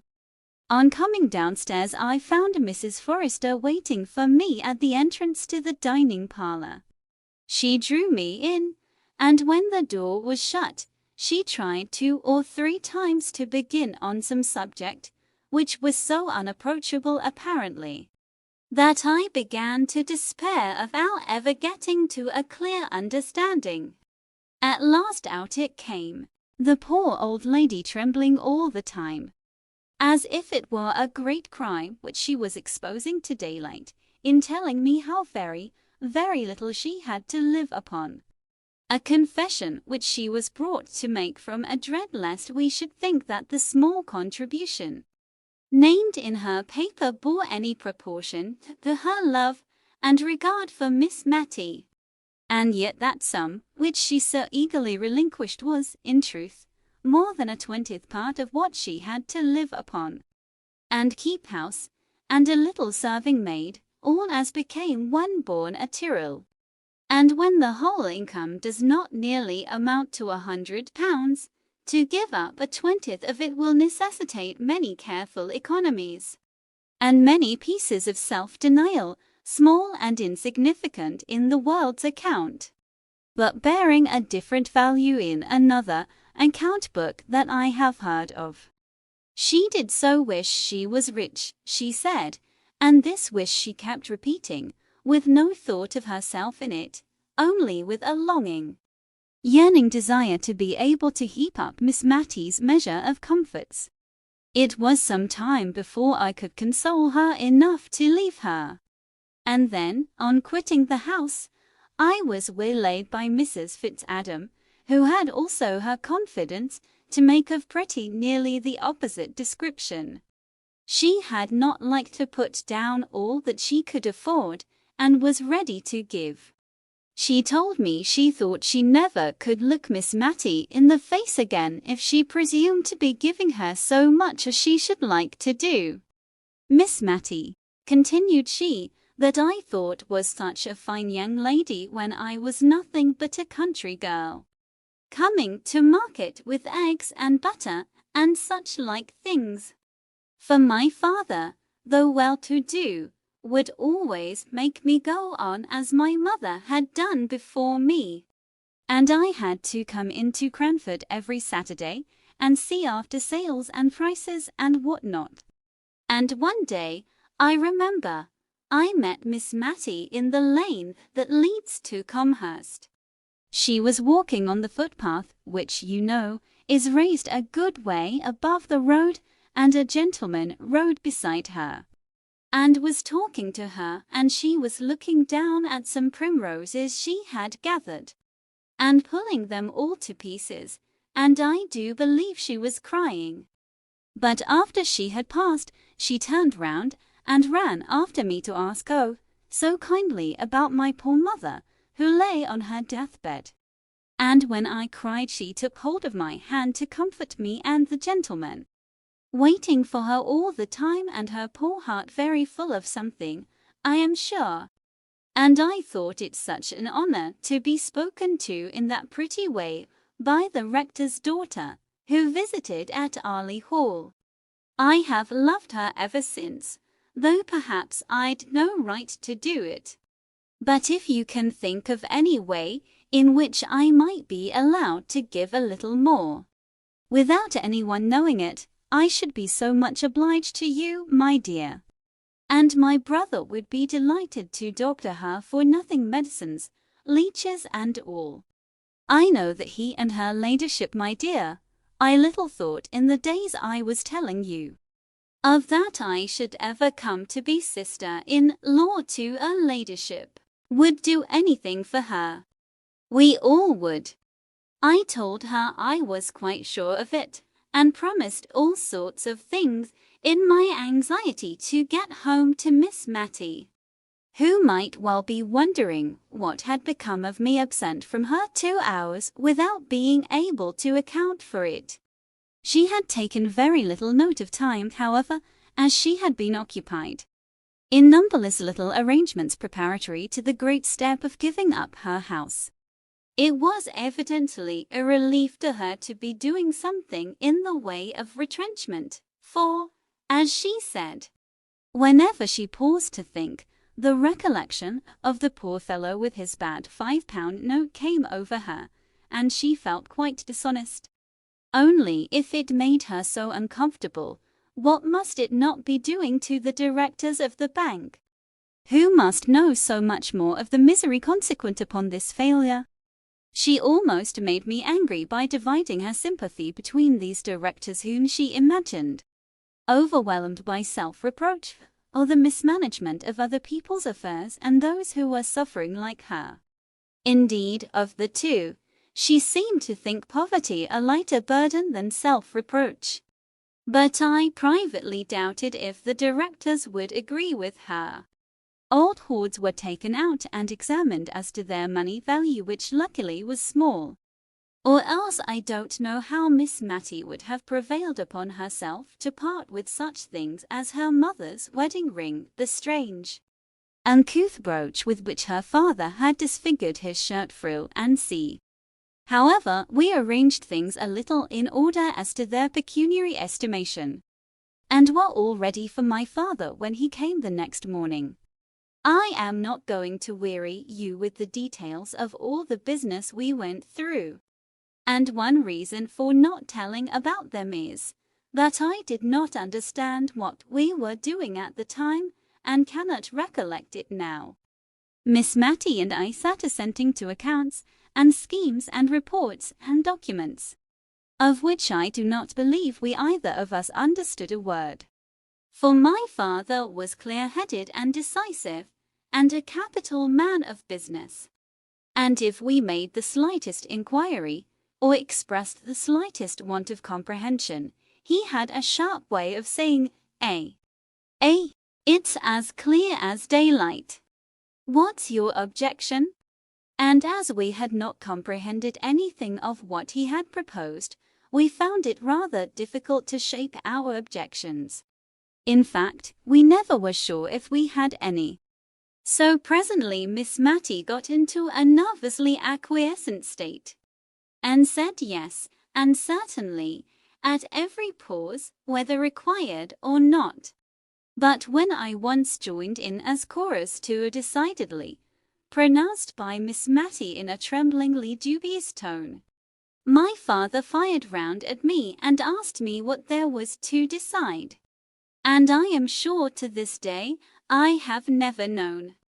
But, in justice to him, I must say he had come over from Drumble to help Miss Matty, when he could ill spare the time, and when his own affairs were in a very anxious state, while Miss Matty was out of the room giving orders for luncheon, and sadly perplexed between her desire of honouring my father by a delicate, dainty meal, and her conviction that she had no right, now that all her money was gone, to indulge this desire.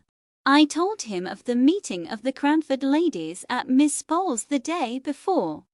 He kept brushing his hand before his eyes as I spoke, and when I went back to Martha's offer the evening before of receiving Miss Matty as a lodger, he fairly walked away from me to the window and began drumming with his fingers upon it.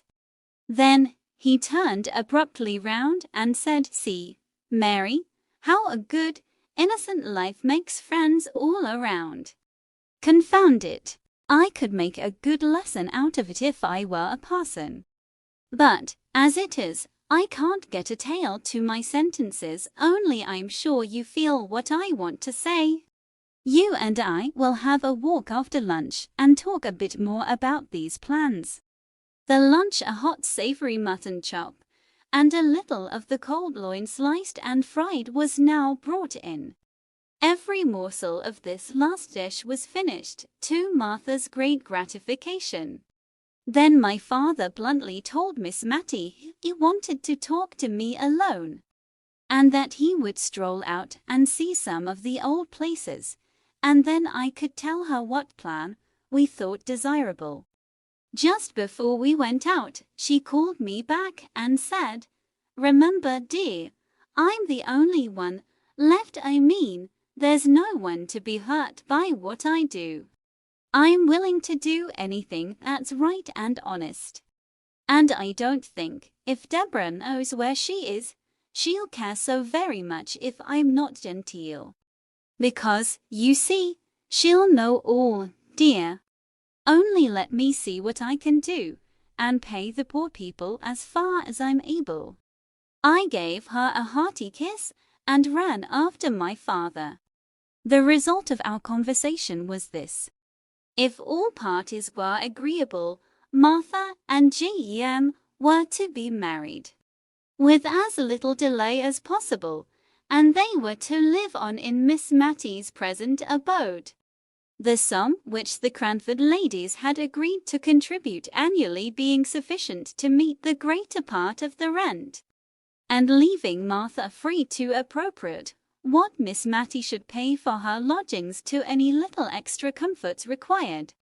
About the sale, my father was dubious at first. He said the old rectory furniture, however carefully used and reverently treated, would fetch very little, and that little would be but as a drop in the sea of the debts of the town and county bank. But when I represented how Miss Matty's tender conscience would be soothed by feeling that she had done what she could, he gave way, especially after I had told him the £5 note adventure, and he had scolded me well for allowing it. I then alluded to my idea that she might add to her small income by selling tea, and to my surprise, for I had nearly given up the plan, my father grasped at it with all the energy of a tradesman.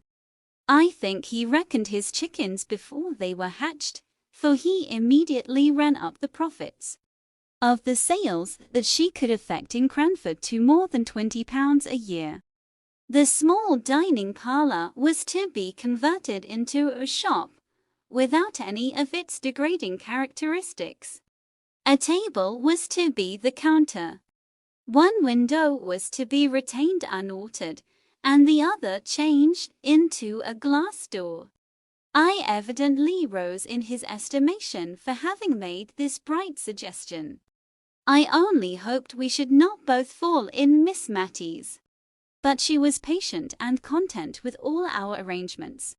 She knew, she said, that we should do the best we could for her. And she only hoped, only stipulated, that she should pay every farthing that she could be said to owe.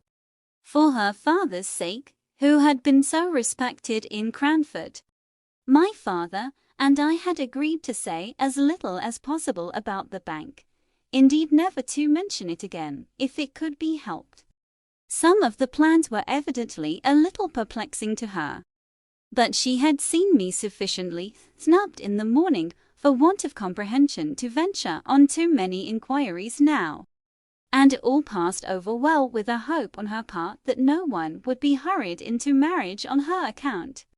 When we came to the proposal that she should sell tea, I could see it was rather a shock to her. Not on account of any personal loss of gentility involved, but only because she distrusted her own powers of action in a new line of life, and would timidly have preferred a little more privation to any exertion for which she feared she was unfitted. However, when she saw my father was bent upon it, she sighed, and said she would try. And if she did not do well, of course she might give it up. One good thing about it was, she did not think men ever bought tea. And it was of men particularly she was afraid. They had such sharp loud ways with them, and did up accounts and counted their change so quickly.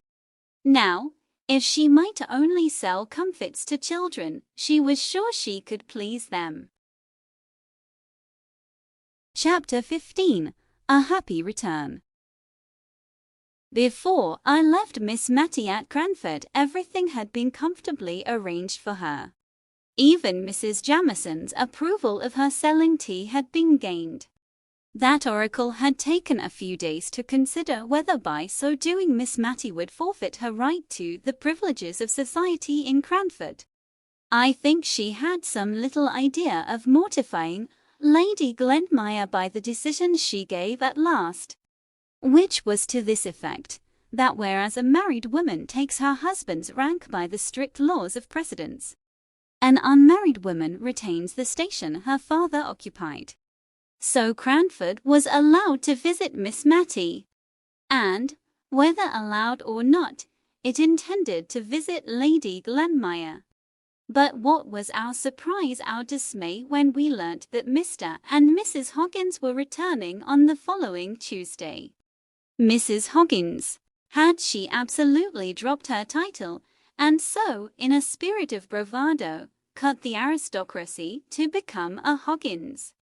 She, who might have been called Lady Glenmire to her dying day. Mrs. Jamison was pleased. She said it only convinced her of what she had known from the first, that the creature had a low taste. But the creature looked very happy on Sunday at church. Nor did we see it necessary to keep our veils down on that side of our bonnets on which Mr. and Mrs. Hoggins sat, as Mrs. Jamison did, thereby missing all the smiling glory of his face and all the becoming blushes of hers. I am not sure if Martha and Jem looked more radiant in the afternoon when they, too, made their first appearance. Mrs. Jamison soothed the turbulence of her soul by having the blinds of her windows drawn down, as if for a funeral, on the day when Mr. and Mrs. Hoggins received callers. And it was with some difficulty that she was prevailed upon to continue the St. James's Chronicle. So indignant was she with its having inserted the announcement of the marriage. Miss Matty's sale went off famously. She retained the furniture of her sitting-room and bedroom. the former of which she was to occupy till Martha could meet with a lodger who might wish to take it. And into this sitting room and bedroom she had to cram all sorts of things, which were the auctioneer assured her bought in for her at the sale by an unknown friend. I always suspected Mrs. Fitzadam of this, that she must have had an accessory who knew what articles were particularly regarded by Miss Matty on account of their associations with her early days. The rest of the house looked rather bare, to be sure, all except one tiny bedroom, of which my father allowed me to purchase the furniture for my occasional use in case of Miss Matty's illness. I had expended my own small store in buying all manner of comfits and lozenges, in order to tempt the little people whom Miss Matty loved so much to come about her. Tea in bright green canisters and comfits in tumblers, Miss Matty and I felt quite proud as we looked round us on the evening before the shop was to be opened. Martha had scoured the boarded floor to a white cleanness, and it was adorned with a brilliant piece of oilcloth, on which customers were to stand before the table counter. The wholesome smell of plaster and whitewash pervaded the apartment. A very small Matilda Jenkins, licensed to sell tea, was hidden under the lintel of the new door, and 2 boxes of tea, with cabalistic inscriptions all over them, stood ready to disgorge their contents into the canisters. Miss Matty, as I ought to have mentioned before, had had some scruples of conscience at selling tea when there was already Mr. Johnson in the town, who included it among his numerous commodities, and, before she could quite reconcile herself to the adoption of her new business, she had trotted down to his shop, unknown to me, to tell him of the project that was entertained, and to inquire if it was likely to injure his business. My father called this idea of hers great nonsense, and wondered how tradespeople were to get on if there was to be a continual consulting of each other's interests, which would put a stop to all competition directly. And, perhaps, it would not have done in Drumble, but in Cranford it answered very well. For not only did Mr. Johnson kindly put at rest all Miss Matty's scruples and fear of injuring his business, but I have reason to know he repeatedly sent customers to her, saying that the teas he kept were of a common kind, but that Miss Jenkins had all the choice sorts. And expensive tea is a very favourite luxury with well-to-do tradespeople and rich farmers' wives, who turn up their noses at the Congo and Souchong prevalent at many tables of gentility, and will have nothing else than gunpowder and pekoe for themselves. But to return to Miss Matty, it was really very pleasant to see how her unselfishness and simple sense of justice called out the same good qualities in others. She never seemed to think anyone would impose upon her, because she should be so grieved to do it to them. I have heard her put a stop to the asseverations of the man who brought her coals, by quietly saying, "I am sure you would be sorry to bring me wrong weight." And if the coals were short measure that time, I don't believe they ever were again. People would have felt as much ashamed of presuming on her good faith as they would have done on that of a child. But my father says such simplicity might be very well in Cranford, but would never do in the world.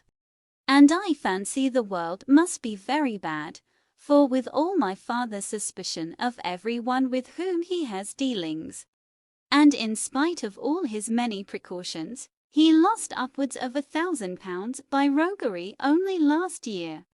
I just stayed long enough to establish Miss Matty in her new mode of life, and to pack up the library which the rector had purchased. He had written a very kind letter to Miss Matty, saying how glad he should be to take a library. so well selected as he knew that the late Mr. Jenkins's must have been, at any valuation put upon them. And when she agreed to this, with a touch of sorrowful gladness that they would go back to the rectory and be arranged on the accustomed walls once more, he sent word that he feared that he had not room for them all, and perhaps Miss Matty would kindly allow him to leave some volumes on her shelves. But Miss Matty said that she had her Bible and Johnson's dictionary, and should not have much time for reading, she was afraid. Still, I retained a few books out of consideration for the rector's kindness. The money which he had paid, and that produced by the sale, was partly expended in the stock of tea, and part of it was invested against a rainy day, i.e., old age or illness. It was but a small sum, it is true, and it occasioned a few evasions of truth and white lies, all of which I think very wrong indeed in theory, and would rather not put them in practice, for we knew Miss Matty would be perplexed as to her duty if she were aware of any little reserve fund being made for her while the debts of the bank remained unpaid. Moreover, she had never been told of the way in which her friends were contributing to pay the rent. I should have liked to tell her this, but the mystery of the affair gave a piquancy to their deed of kindness which the ladies were unwilling to give up. And at first Martha had to shirk many a perplexed question as to her ways and means of living in such a house.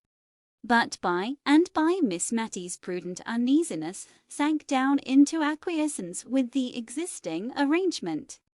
I left Miss Matty with a good heart. Her sales of tea during the first 2 days had surpassed my most sanguine expectations. The whole country round seemed to be all out of tea at once. The only alteration I could have desired in Miss Matty's way of doing business was that she should not have so plaintively entreated some of her customers not to buy green tea, running it down as a slow poison, sure to destroy the nerves and produce all manner of evil.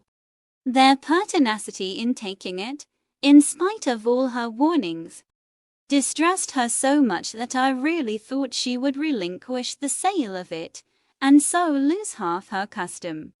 And I was driven to my wits' end for instances of longevity entirely attributable to a persevering use of green tea. But the final argument, which settled the question, was a happy reference of mine to the train, oil and tallow candles, which the Esquimaux not only enjoy but digest. After that she acknowledged that one man's meat might be another man's poison, and contented herself thenceforward with an occasional remonstrance, when she thought the purchaser was too young and innocent to be acquainted with the evil effects green tea produced on some constitutions, and an habitual sigh when people old enough to choose more wisely would prefer it. I went over from Drumble once a quarter at least to settle the accounts and see after the necessary business letters. And, speaking of letters, I began to be very much ashamed of remembering my letter to the Aga Jenkins, and very glad I had never named my writing to anyone. I only hoped the letter was lost. No answer came, no sign was made. About a year after Miss Matty set up shop, I received one of Martha's hieroglyphics, begging me to come to Cranford very soon. I was afraid that Miss Matty was ill, and went off that very afternoon, and took Martha by surprise when she saw me on opening the door.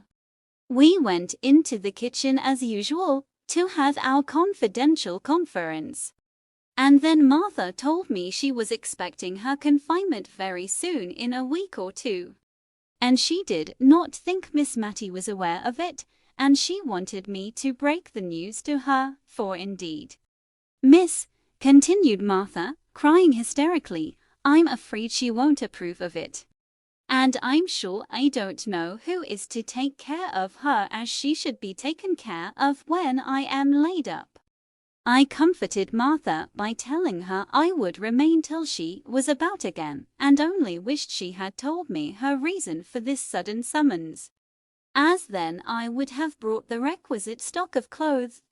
But Martha was so tearful and tender-spirited, and unlike her usual self, that I said as little as possible about myself, and endeavored rather to comfort Martha under all the probable and possible misfortunes which came crowding upon her imagination.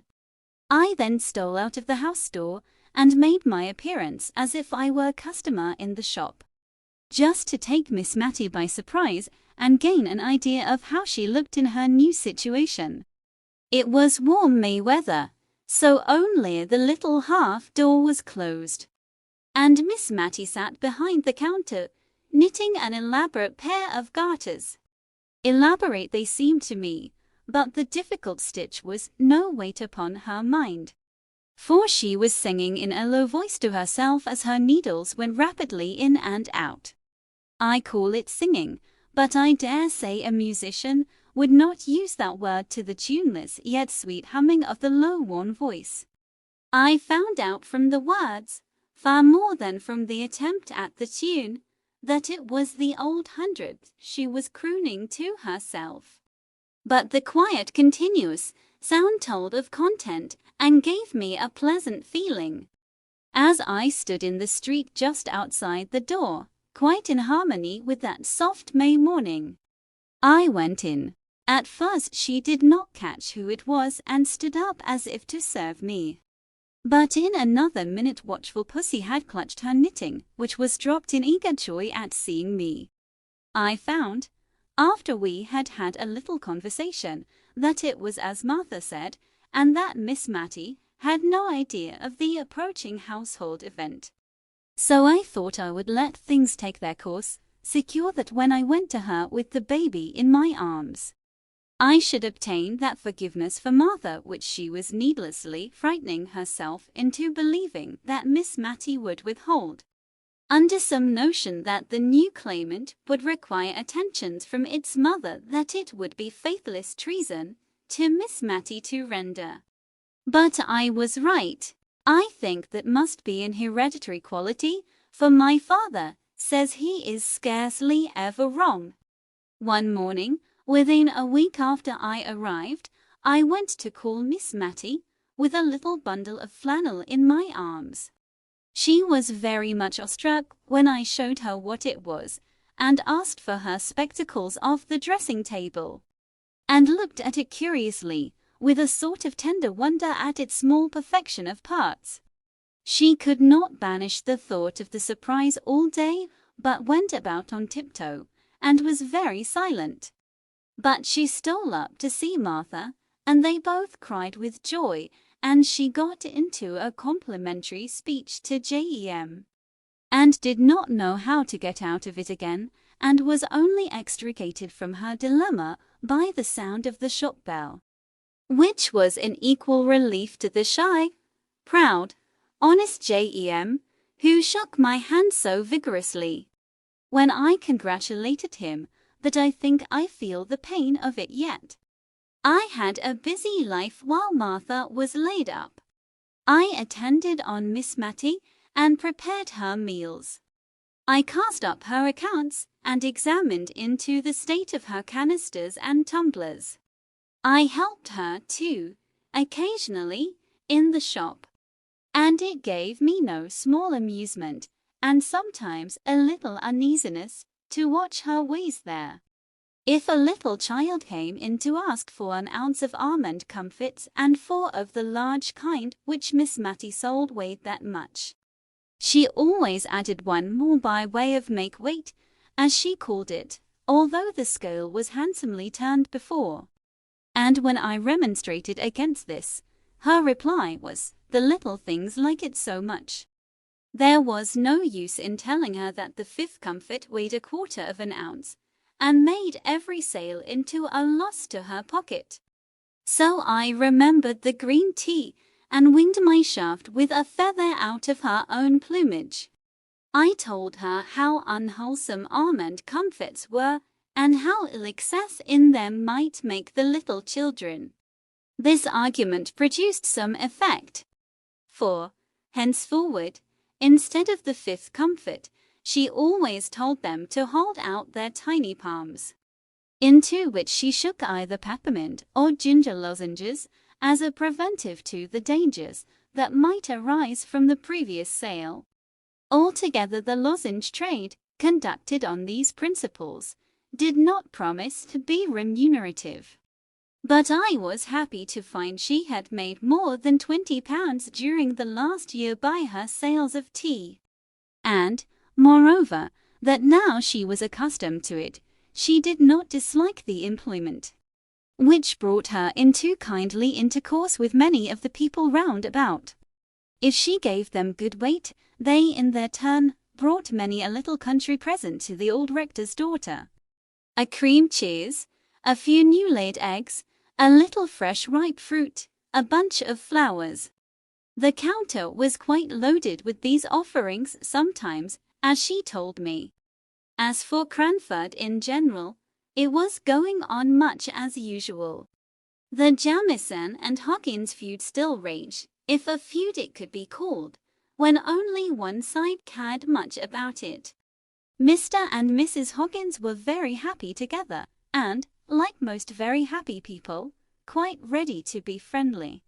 Indeed, Mrs. Hoggins was really desirous to be restored to Mrs. Jamison's good graces because of the former intimacy. But Mrs. Jamison considered their very happiness an insult to the Glenmire family, to which she had still the honor to belong, and she doggedly refused and rejected every advance. Mr. Mulliner, like a faithful clansman, espoused his mistress' side with ardor. If he saw either Mr. or Mrs. Hoggins, he would cross the street and appear absorbed in the contemplation of life in general, and his own path in particular, until he had passed them by. Miss Pole used to amuse herself with wondering what in the world Mrs. Jamison would do if either she or Mr. Mulliner or any other member of her household was taken ill. She could hardly have the face to call in Mr. Hoggins after the way she had behaved to them. Miss Pole grew quite impatient for some indisposition or accident to befall Mrs. Jamison or her dependents, in order that Cranford might see how she would act under the perplexing circumstances. Martha was beginning to go about again, and I had already fixed a limit, not very far distant, to my visit, when one afternoon, as I was sitting in the shop parlor with Miss Mattie, I remember the weather was colder now than it had been in May, 3 weeks before, and we had a fire and kept the door fully closed, we saw a gentleman go slowly past the window, and then stand opposite to the door, as if looking out for the name which we had so carefully hidden. He took out a double eyeglass and peered about for some time before he could discover it. Then he came in, and, all on a sudden, it flashed across me that it was the Aga himself.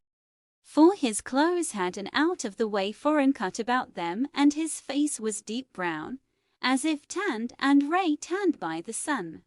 His complexion contrasted oddly with his plentiful snow-white hair, his eyes were dark and piercing, and he had an odd way of contracting them and puckering up his cheeks into innumerable wrinkles when he looked earnestly at objects.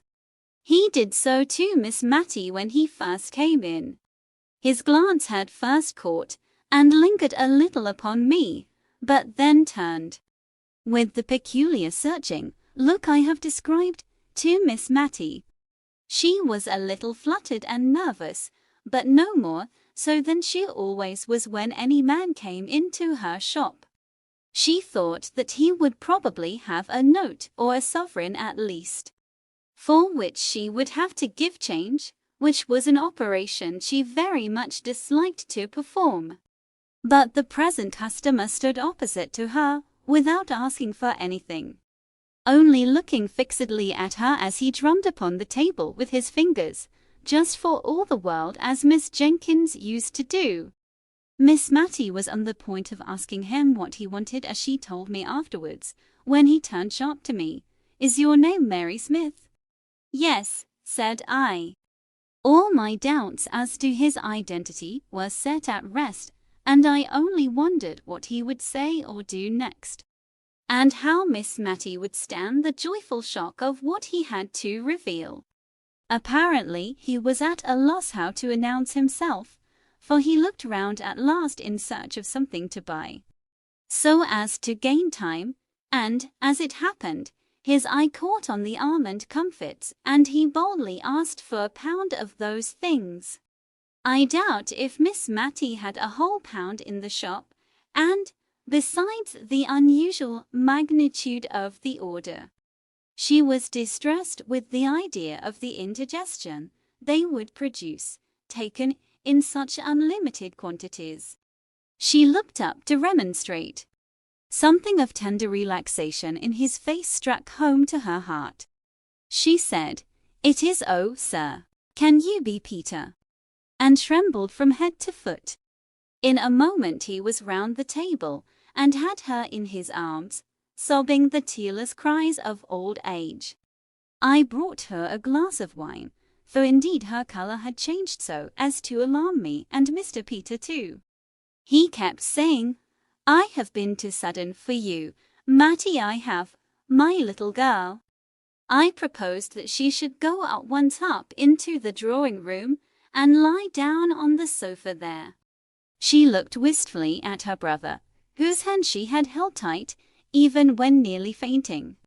But on his assuring her that he would not leave her, she allowed him to carry her upstairs. I thought that the best I could do was to run and put the kettle on the fire for early tea, and then to attend to the shop, leaving the brother and sister to exchange some of the many thousand things they must have to say. I had also to break the news to Martha, who received it with a burst of tears which nearly infected me. She kept recovering herself to ask if I was sure it was indeed Miss Matty's brother, for I had mentioned that he had grey hair, and she had always heard that he was a very handsome young man. Something of the same kind perplexed Miss Matty at tea time, when she was installed in the great easy-chair opposite to Mr. Jenkins in order to gaze her fill. She could hardly drink for looking at him, and as for eating, that was out of the question. "I suppose hot climates age people very quickly," said she, almost to herself. "When you left Cranford you had not a grey hair in your head." "But how many years ago is that?" said Mr. Peter, smiling. "Ah, true. Yes, I suppose you and I are getting old. But still I did not think we were so very old. But white hair is very becoming to you, Peter," she continued, a little afraid lest she had hurt him by revealing how his appearance had impressed her. "I suppose I forgot dates too, Matty, for what do you think I have brought for you from India? I have an Indian muslin gown and a pearl necklace for you somewhere in my chest at Portsmouth." He smiled as if amused at the idea of the incongruity of his presence with the appearance of his sister.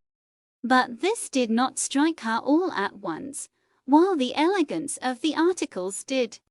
I could see that for a moment her imagination dwelt complacently on the idea of herself thus attired, and instinctively she put her hand up to her throat, that little delicate throat, which, as Miss Pole had told me, had been one of her youthful charms. But the hand met the touch of folds of soft muslin in which she was always swathed up to her chin, and the sensation recalled a sense of the unsuitableness of a pearl necklace to her age. She said, "I'm afraid I'm too old. But it was very kind of you to think of it. They are just what I should have liked years ago when I was young. So I thought, my little Matty, I remembered your tastes. They were so like my dear mother's." At the mention of that name the brother and sister clasped each other's hands yet more fondly, and Although they were perfectly silent, I fancied they might have something to say if they were unchecked by my presence, and I got up to arrange my room for Mr. Peter's occupation that night, intending myself to share Miss Mattie's bed. But at my movement, he started up. "I must go and settle about a room at the George. My carpet bag is there too." "No," said Miss Mattie, in great distress, "you must not go. Please, dear Peter, pray, Mary, oh, you must not go." She was so much agitated that we both promised everything she wished. Peter sat down again and gave her his hand, which for better security she held in both of hers, and I left the room to accomplish my arrangements. Long into the night, far into the morning, did Miss Mattie and I talk. She had much to tell me of her brother's life and adventures, which he had communicated to her as they had sat alone. She said all was thoroughly clear to her, but I never quite understood the whole story. And when in after days I lost my awe of Mr. Peter enough to question him myself, he laughed at my curiosity, and told me stories that sounded so very much like Baron Munchausen's that I was sure he was making fun of me. What I heard from Miss Mattie was that he had been a volunteer at the siege of Rangoon, had been taken prisoner by the Burmese, and somehow obtained favor and eventual freedom from knowing how to bleed the chief of the small tribe in some case of dangerous illness. That on his release from years of captivity he had had his letters returned from England with the ominous word "dead" marked upon them, and, believing himself to be the last of his race, he had settled down as an indigo planter, and had proposed to spend the remainder of his life in the country to whose inhabitants and modes of life he had become habituated when my letter had reached him, and, with the odd vehemence which characterized him in age as it had done in youth, he had sold his land and all his possessions to the first purchaser, and come home to the poor old sister, who was more glad and rich than any princess when she looked at him. She talked me to sleep at last, and then I was awakened by a slight sound at the door, for which she begged my pardon as she crept penitently into bed.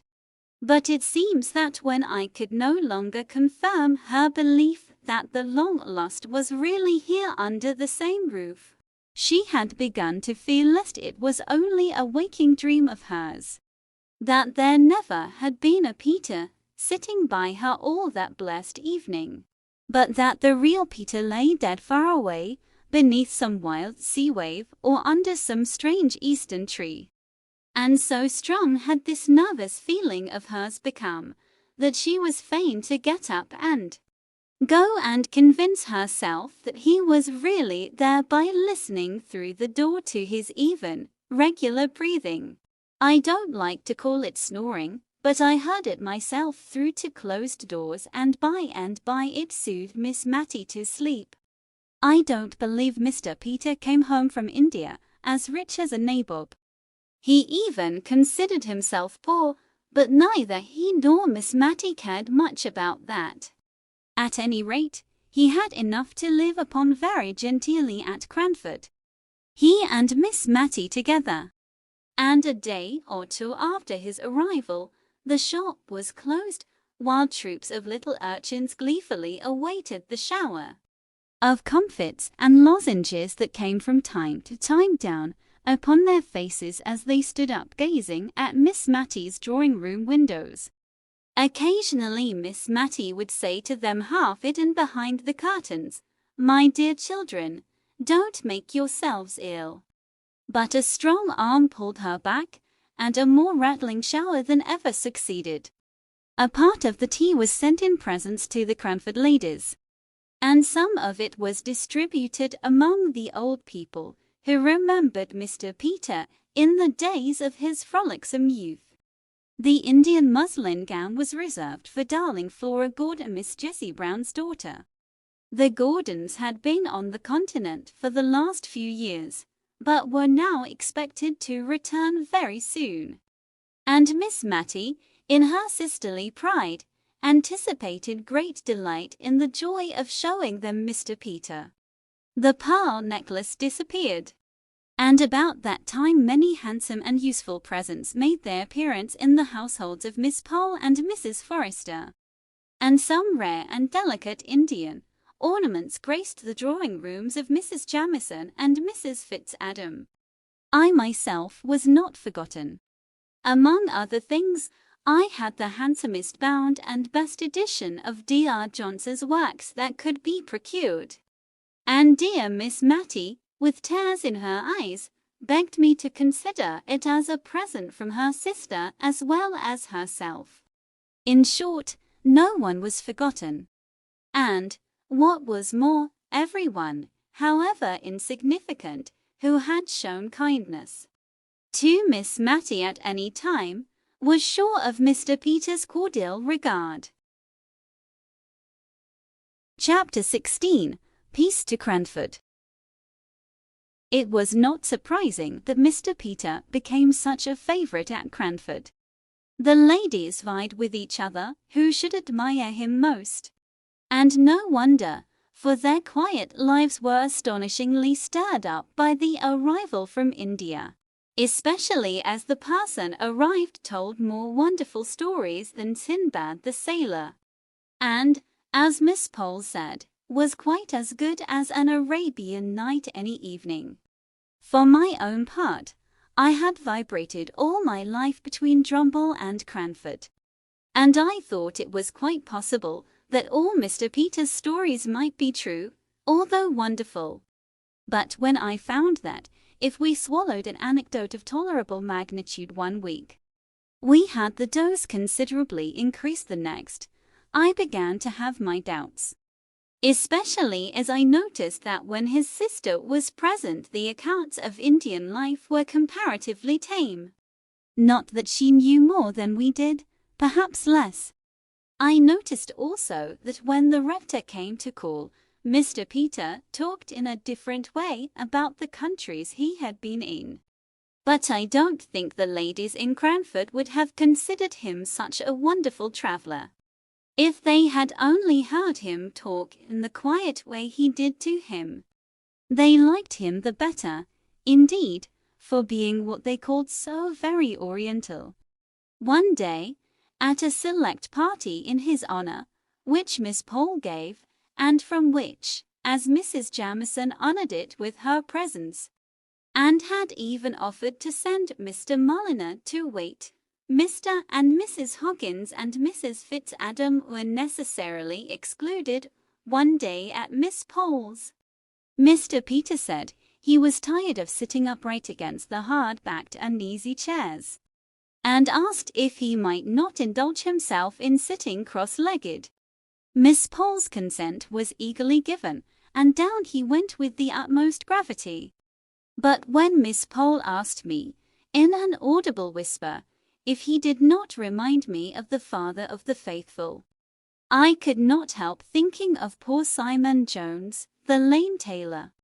And while Mrs. Jamison slowly commented on the elegance and convenience of the attitude, I remembered how we had all followed the ladies led in condemning Mr. Hoggins for vulgarity, because he simply crossed his legs as he sat still on his chair. Many of Mr. Peter's ways of eating were a little strange amongst such ladies as Miss Pole, and Miss Mattie, and Mrs. Jamison, especially when I recollected the untasted green peas and to prompt forks at poor Mr. Holbrook's dinner. The mention of that gentleman's name recalls to my mind a conversation between Mr. Peter and Miss Mattie one evening in the summer after he returned to Cranford. The day had been very hot, and Miss Mattie had been much oppressed by the weather, in the heat of which her brother revelled. I remember that she had been unable to nurse Martha's baby, which had become her favourite employment of late. and which was as much at home in her arms as in its mother's, as long as it remained a light-weight, portable by one so fragile as Miss Matty.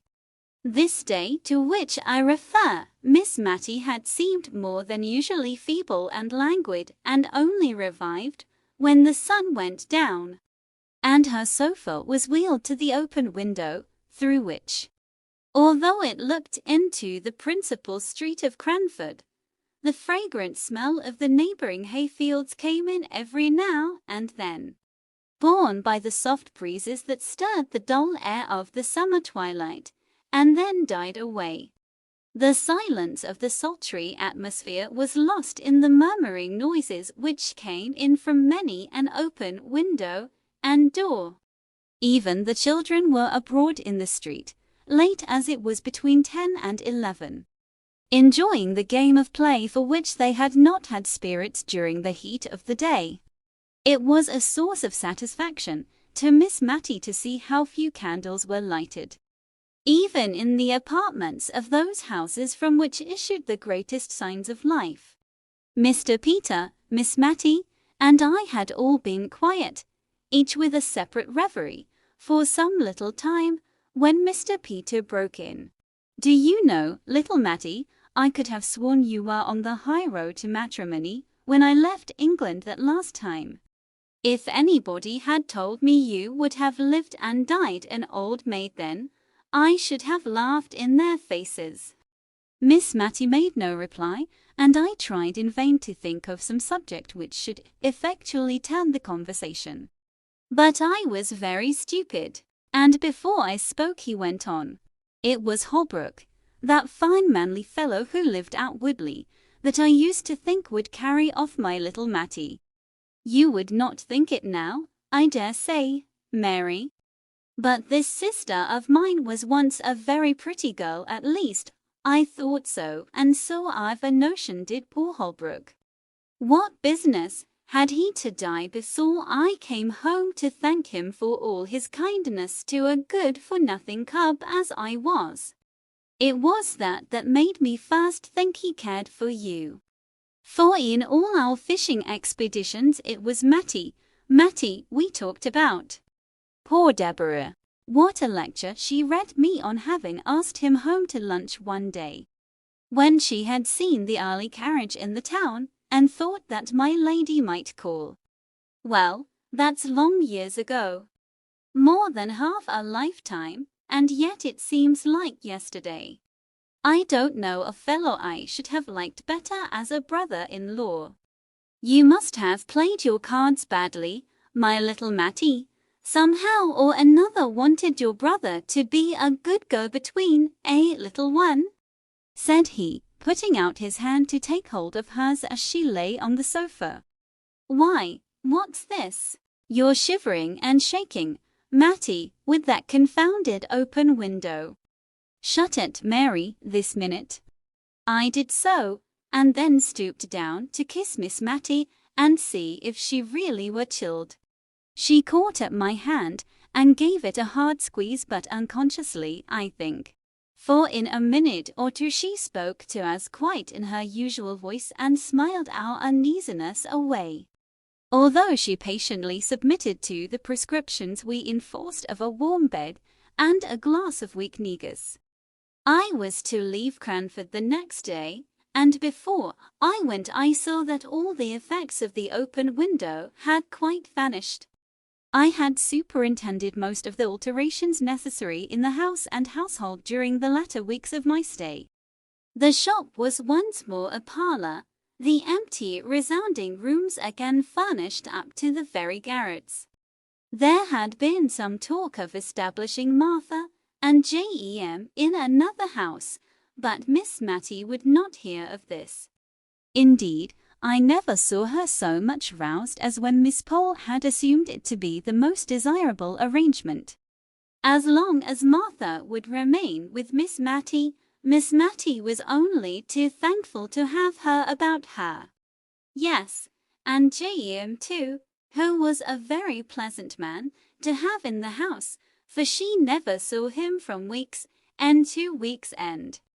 And as for the probable children, if they would all turn out such little darlings as her goddaughter, Matilda, she should not mind the number if Martha didn't.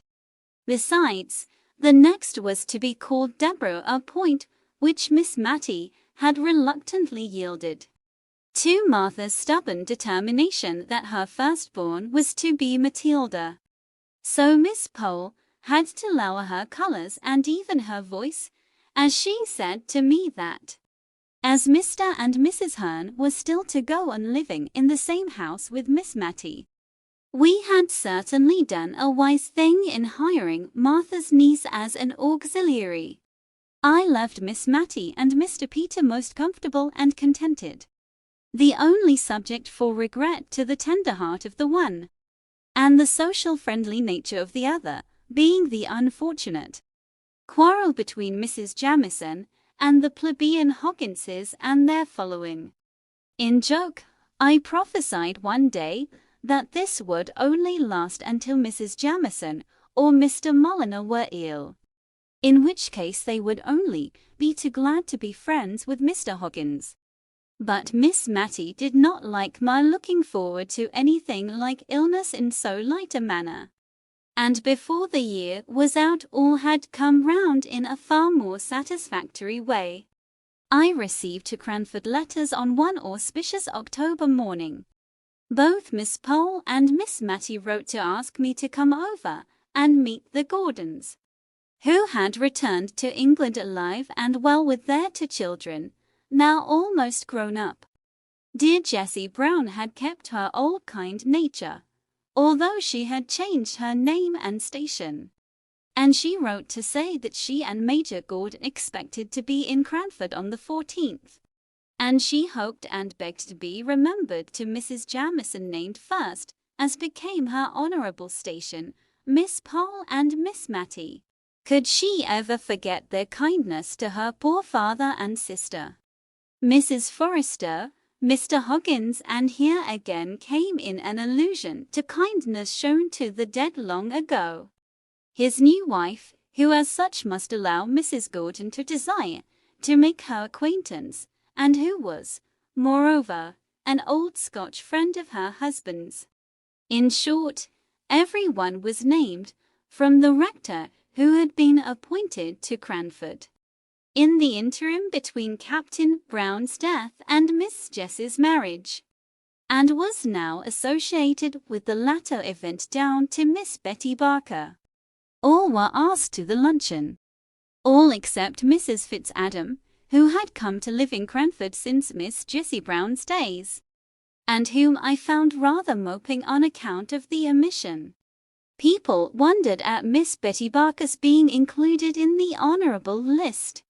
But, then, as Miss Pole said, we must remember the disregard of the genteel proprieties of life in which the poor captain had educated his girls, and for his sake we swallowed our pride. Indeed, Mrs. Jamieson rather took it as a compliment, as putting Miss Betty, formerly her maid, on a level with those Hogginses. But when I arrived in Cranford, nothing was as yet ascertained of Mrs. Jamieson's own intentions. Would the honourable lady go, or would she not? Mr. Peter declared that she should and she would. Miss Pole shook her head and desponded. But Mr. Peter was a man of resources. In the first place, he persuaded Miss Matty to write to Mrs. Gordon, and to tell her of Mrs. Fitzadam's existence, and to beg that one so kind and cordial and generous might be included in the pleasant invitation. An answer came back by return of post, with a pretty little note from Mrs. Fitzadam, and a request that Miss Matty would deliver it herself and explain the previous omission. Mrs. Fitzadam was as pleased as could be, and thanked Miss Matty over and over again. Mr. Peter had said, "Leave Mrs. Jamieson to me." So we did, especially as we knew nothing that we could do to alter her determination if once formed.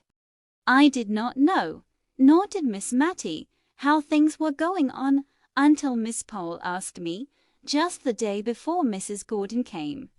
If I thought there was anything between Mr. Peter and Mrs. Jamieson in the matrimonial line, for that Mrs. Jamieson was really going to the lunch at the George. She had sent Mr. Mulliner down to desire that there might be a footstool put to the warmest seat in the room, as she meant to come, and knew that their chairs were very high. Miss Pole had picked this piece of news up, and from it she conjectured all sorts of things and bemoaned yet more. If Peter should marry, what would become of poor dear Miss Matty? And Mrs. Jamieson, of all people? Miss Pole seemed to think there were other ladies in Cranford who would have done more credit to his choice, and I think she must have had someone who was unmarried in her head, for she kept saying it was so wanting in delicacy in a widow to think of such a thing. When I got back to Miss Matty's, I really did begin to think that Mr. Peter might be thinking of Mrs. Jamieson for a wife, and I was as unhappy as Miss Pole about it. He had the proof sheet of a great placard in his hand. Signor Brunoni, magician to the King of Delhi, the Rajah of Oud, and the great Lama of Thibet and C. was going to perform in Cranford for one night only, the very next night. And Miss Matty, exultant, showed me a letter from the Gordons, promising to remain over this gaiety, which Miss Matty said was entirely Peter's doing. He had written to ask the senior to come, and was to be at all the expenses of the affair. Tickets were to be sent gratis to as many as the room would hold. In short, Miss Matty was charmed with the plan, and said that tomorrow Cranford would remind her of the Preston Guild, to which she had been in her youth a luncheon at the George, with the dear Gordons, and the senior in the assembly room in the evening. But I looked only at the fatal words, under the patronage of the Honourable Mrs. Jamieson. She, then, was chosen to preside over this entertainment of Mr. Peter's. She was perhaps going to displace my dear Miss Matty in his heart, and make her life lonely once more. I could not look forward to the morrow with any pleasure, and every innocent anticipation of Miss Matty's only served to add to my annoyance. So, angry and irritated, and exaggerating every little incident which could add to my irritation, I went until we were all assembled in the great parlour at the George. Major and Mrs. Gord, and pretty Flora and Mr. Ludovic were all as bright and handsome and friendly as could be. But I could hardly attend to them for watching Mr. Peter, and I saw that Miss Pole was equally busy. I had never seen Mrs. Jamieson so roused and animated before. Her face looked full of interest in what Mr. Peter was saying. I drew near to listen. My relief was great when I caught that his words were not words of love, but that, for all his grave face, he was at his old tricks. He was telling her of his travels in India, and describing the wonderful height of the Himalaya mountains. One touch after another added to their size, and each exceeded the former in absurdity. But Mrs. Jamieson really enjoyed all in perfect good faith. I suppose she required strong stimulants to excite her to come out of her apathy. Mr. Peter wound up his account by saying that, of course, at that altitude there were none of the animals to be found that existed in the lower regions. The game, everything was different. Firing one day at some flying creature, he was very much dismayed when it fell, to find that he had shot a cherubim. Mr. Peter caught my eye at this moment, and gave me such a funny twinkle, that I felt sure he had no thoughts of Mrs. Jamieson as a wife from that time. She looked uncomfortably amazed. But, Mr. Peter, shooting a cherubim, don't you think I am afraid that was sacrilege? Mr. Peter composed his countenance in a moment, and appeared shocked at the idea, which, as he said truly enough, was now presented to him for the first time. But then Mrs. Jamieson must remember that he had been living for a long time among savages, all of whom were heathen. Some of them, he was afraid, were downright dissenters. Then, seeing Miss Mattie draw near, he hastily changed the conversation. And after a little while, turning to me, he said, "Don't be shocked, prim little Mary, at all my wonderful stories. I consider Mrs. Jamieson fair game, and besides I am bent on propitiating her, and the first step towards it is keeping her well awake. I bribed her here by asking her to let me have her name as patroness for my poor conjurer this evening. And I don't want to give her time enough to get up her rancour against the Hogginses, who are just coming in. I want everybody to be friends, for it harasses Mattie so much to hear of these quarrels. I shall go at it again by and by, so you need not look shocked. I intend to enter the assembly room tonight with Mrs. Jamieson on one side, and my lady, Mrs. Hoggins, on the other. You see if I don't."